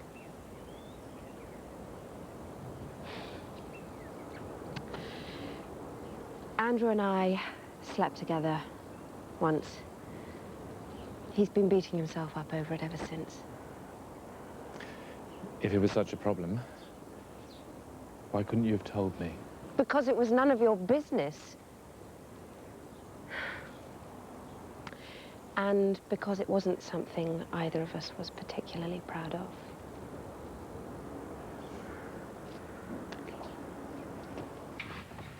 Erica told me. She told you? When? The night of the worst dinner party ever. I couldn't say anything to you. Woman to woman. Yeah. Do you think Andrew did it? Of course not. Mark you, if you told me a week ago about him and Erica... But making a move on a patient and having a fling with a colleague's hardly the same thing. I just meant he's not himself at the moment. And I can't keep on making excuses. Charlie! So much for compliments. What happened? I turn up and I tell her she looks great. She did. And she goes off with a friend. Maybe if I had taken her a present or something. She'd have gone off anyway. And you'd be out of pocket and hacked off. Bring her round here for a meal, Charlie. Here. Are you sure that's okay? Of course it is. Thanks, Will. Isn't it? When Dad was admitted, Dr. Atwood offered to run me home. He came back later to see me. It was very late. Why did he come round? Well, he said he just wanted to talk, stay for hours. Then you went to see him? Just to make sure he was okay. He kept telling me how depressed he was. And then he visited again when Erica came by to check up on Dad. Louise, would you mind telling us what happened yesterday, when you came into the surgery? He handed me the prescription and smiled at me. I took it, and... Then? He looked at me, really intensely. I gave him a little kiss. It was just a thank you kiss. He'd been so great with Dad and everything. And... It's okay, Louise. Go on, darling. Then he tried to hold me. And he kissed me on the mouth. And he tried to touch me. I ran out. I ran out and he followed me. And I drove off. I drove home. Please, I don't want to say anything else, please.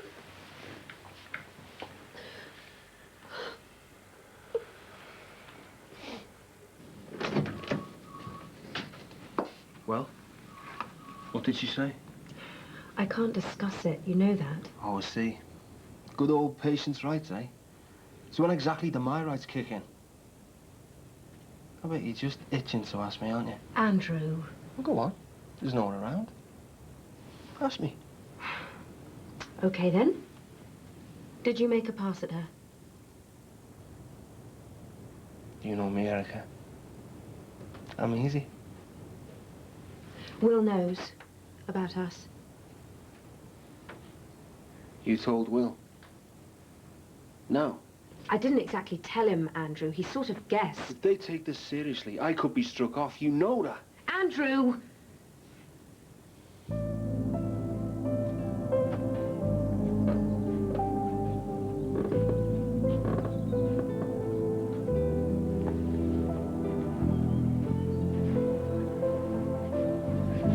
Tease up, love.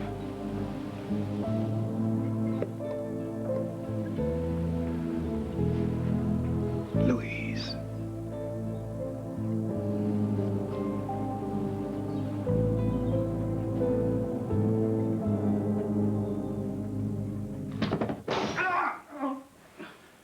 Dad?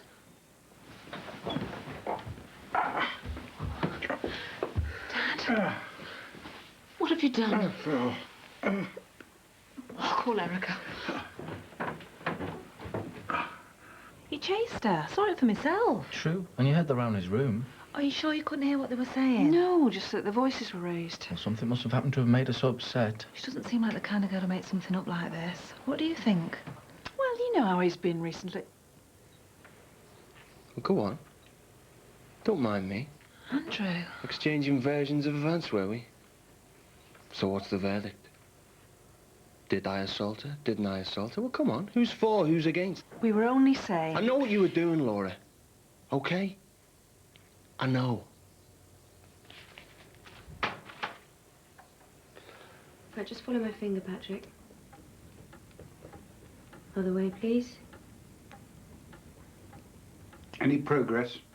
Hmm? I can't discuss the complaint with you, I'm afraid. Bloody ridiculous. What are you doing? You've had a blow to the head. I need to take a closer look at your eye. Oh, no. There's no need for that. I grazed my head, you patched it up, now I'd like you to leave. I beg your pardon. Dad, stop it! I am sick to the back teeth of the lot of you doctors. You close ranks right on cue as predicted. Now go on, out! I'm sorry you feel this way, Patrick. What can I say, Erica? Well, what do you want to say? You suspect glaucoma, don't you? Yes, I do. Oh, God. But I can't be sure until he lets me take a closer look. Listen, Louise, I'll come back tomorrow and talk to him when he's calmed down a bit. Okay? That'd be great, thanks.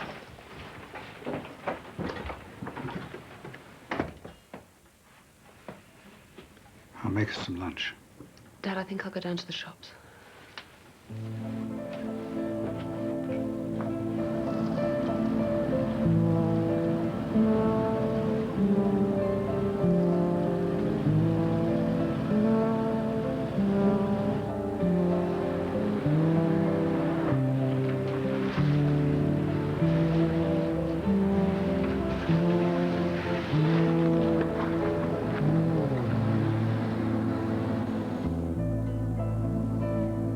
Why you keep buying these biscuits? There's only you likes them.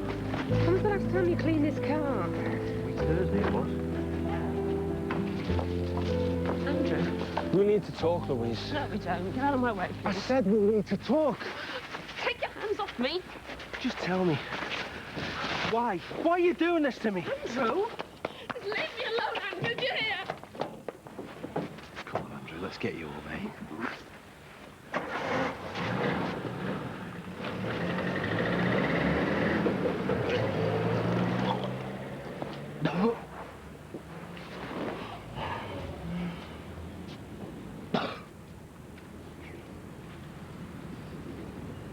It's really sweet of you to go to all this trouble. I don't mind. I like it. I like Charlie. I just wish we could make it more permanent. Is this really meant to be this thick? Yes.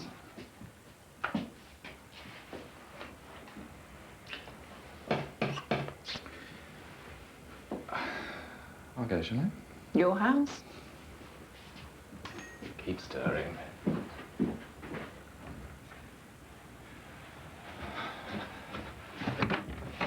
Chloe. Will, can I have a word? Yeah, come in, of course.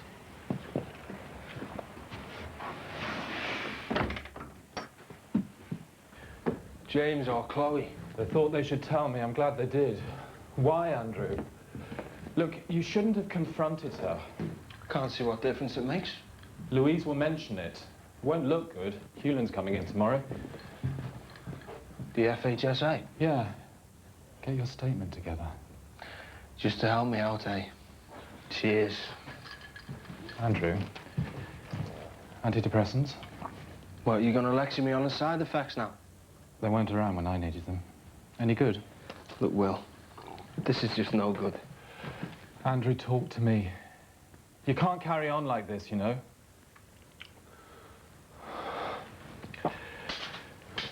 The meeting's at 10 tomorrow. Try and get some sleep. Cheers, Doctor.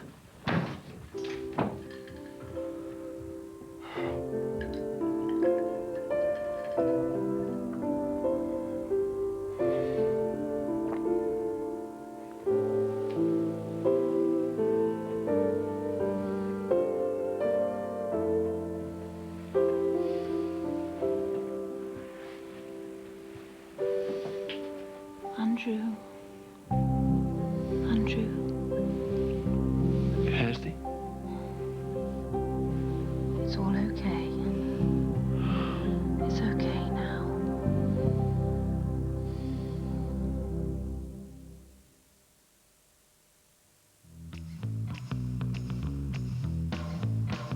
ITV3 British Drama in association with AXA. Be life confident. British Drama in association with AXA. Be life confident.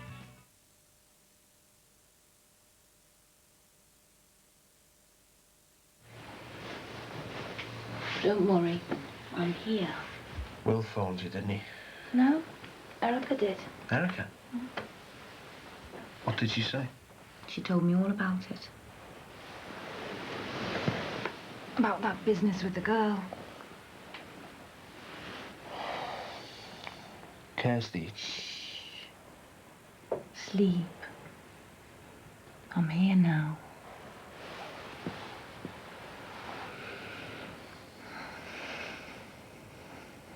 He looks so terrible, Erica. I can't believe it. I know. Thanks for calling me. I'm really grateful. I'm sorry, I should have done it sooner. I suppose we just assumed. Andrew would tell me. No way. It's just so crazy. Andrew would be the last man on earth to make a move on a patient. Yeah. What's she like? Louise? Ordinary sort of girl. Look, the main thing is you're here now. He stopped calling me, you know. I thought you didn't want me to come back. It'll make a big difference to him. I know. Come on. It's nearly 10:30. Stop worrying.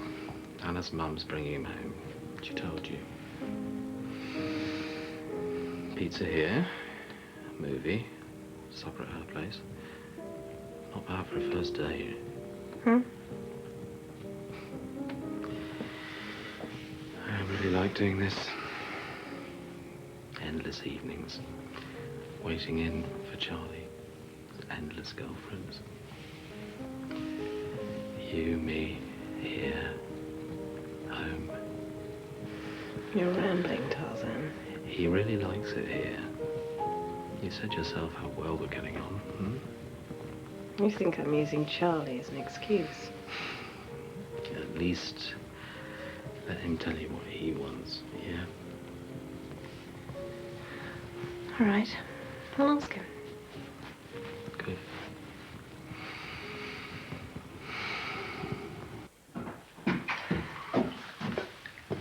Coffee? Please. I think an apology's in order. Me to you, I mean. Sorry. It's okay. Flying off the handle comes easier these days. Thanks for phoning, Kirsty. Look, about me and you. It just happened, Andrew. We both wish it hadn't, but it did. All that matters now is how you handle this meeting. Yeah, you're right. Andrew, Dr. Hewlin's arrived. I'll be right there. I suppose good luck wishes are out of order. Of course not. You'll be fine.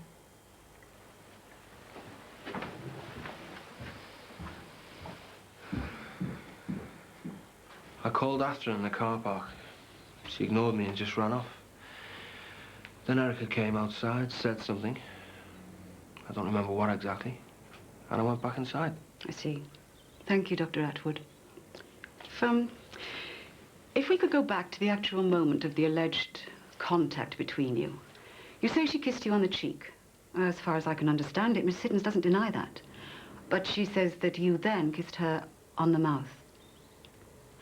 Are you absolutely sure you didn't do anything that could have been misinterpreted? No. I'm sure.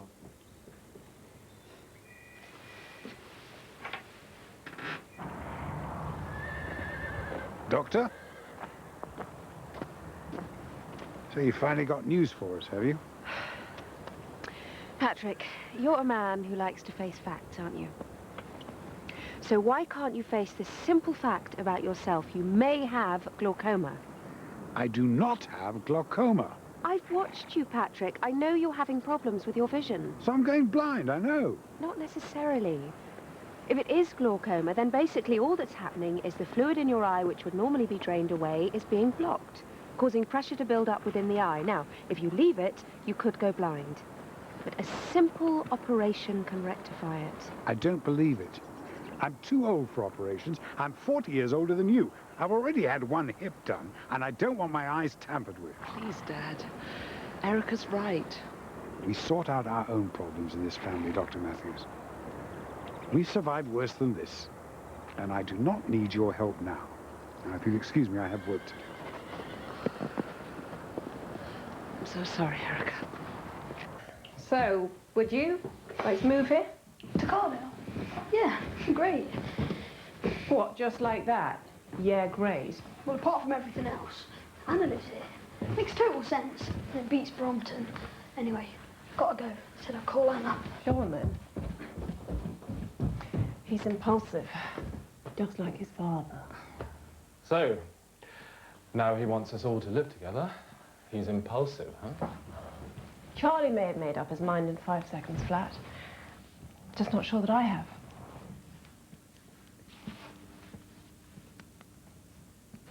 I knew there was something I've been missing. It's okay now, though, isn't it? We can sort things out, can't we? I want to be with you, Andrew. That's why I'm here. You sure it's not because of this complaints thing? Of course not. You know that. This thing with a girl, it's gone too far. This meeting with Hewland, and maybe the FHSA formal meeting. You must talk to Will. He's doing his best. But you're not. You've got to get a grip. Stop taking those pills, get yourself together, and explain things to Will. I came over tonight because I want you to know the truth. All of it. I'm listening. Louise Siddons. I did become friends with her, yes. Go on. I found it easy to talk to her. I couldn't seem to talk to anyone else. We just seemed to connect somehow. I think she must have realized I liked this, so she... Jumped to the wrong conclusion. Maybe I did give some signals. I don't know, but anyway. I suppose she felt she was able to take a chance. She kissed me.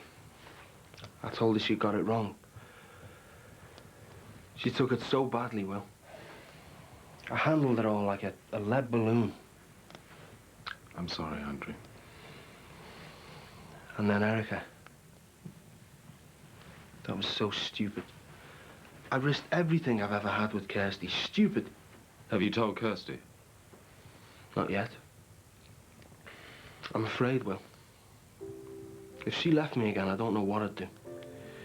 If you do, make sure you tell her for the right reasons. Not just to clear your conscience. Ignorance is bliss. Sometimes it is. Yeah.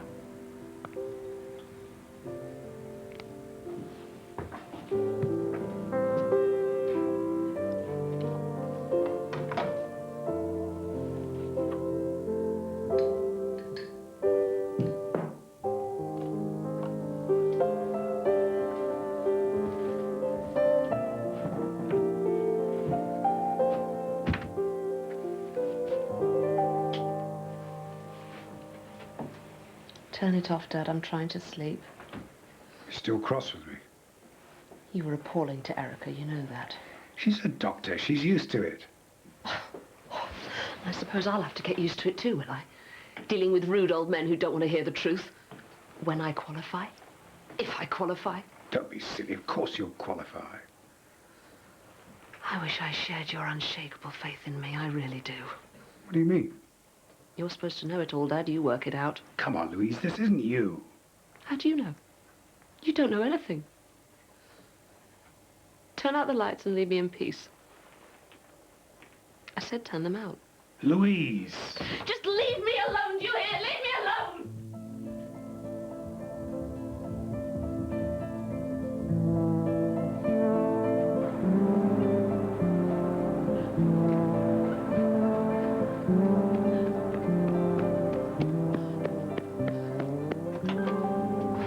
Louise? He said if I needed to talk. Of course. Come in. What is it? Tell me what's wrong. I can't face it, Erica. I just can't. Any of it. What you said to Dad. All that stuff about facing facts. Go on. Dad thinks I love medicine. It's what he wants to believe. I don't. I hate it. It's okay. Okay. I hate every minute of it. I failed every test there was this year. Every test, Erica. They're going to kick me out. No, not necessarily. This is only year one. You're not listening. I am, Louise. I am listening. Go on. I've had to pretend. I've got a boyfriend, that I'm doing well, that I'm popular. I just want... I don't know, be here. And what about Andrew? He made everything seem better. And I thought I could make things better for him. I needed something to hang on to. I wanted him to kiss me. I thought he did. I wanted to believe it, but when I think about it seemed real. But it wasn't. I kissed him. He didn't kiss me. I lied, Erica. I lied to all of you. It's okay. Oh, Dad will be so angry with me. No, he won't. It's okay.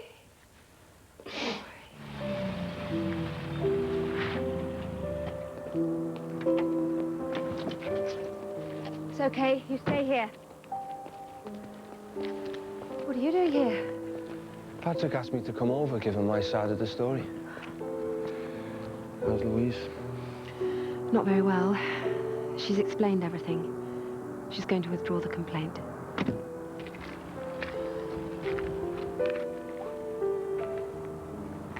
Andrew, I'm so sorry.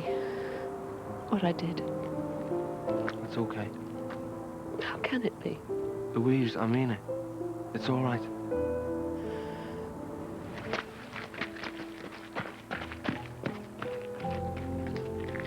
It's all right, love.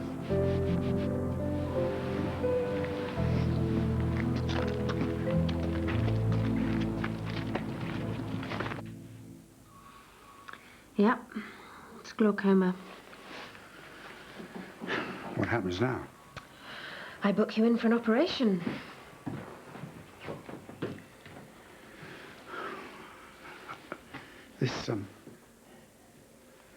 This business with Louise, it's my fault. No, Patrick, it isn't. If I hadn't been so damn stubborn about my eyes, so damn selfish, I was terrified, Erica. But I didn't realize that she was terrified too. I just didn't see it. It'll be all right, Patrick. I'm almost certain we've caught it in time. Louise isn't going back this term, you know. It's her decision. Well, I think she will go back, Patrick. But it will be when she wants to. You think so? Well, they've talked it through. She's going to get some help from one of those... Counsellors. That's it. Go round and see her, won't you? She thinks so highly of you, Erica. Talk to her about her future. I'd like that.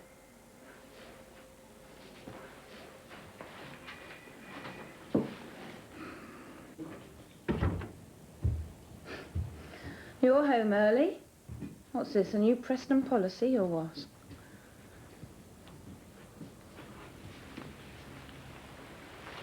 Kirsty.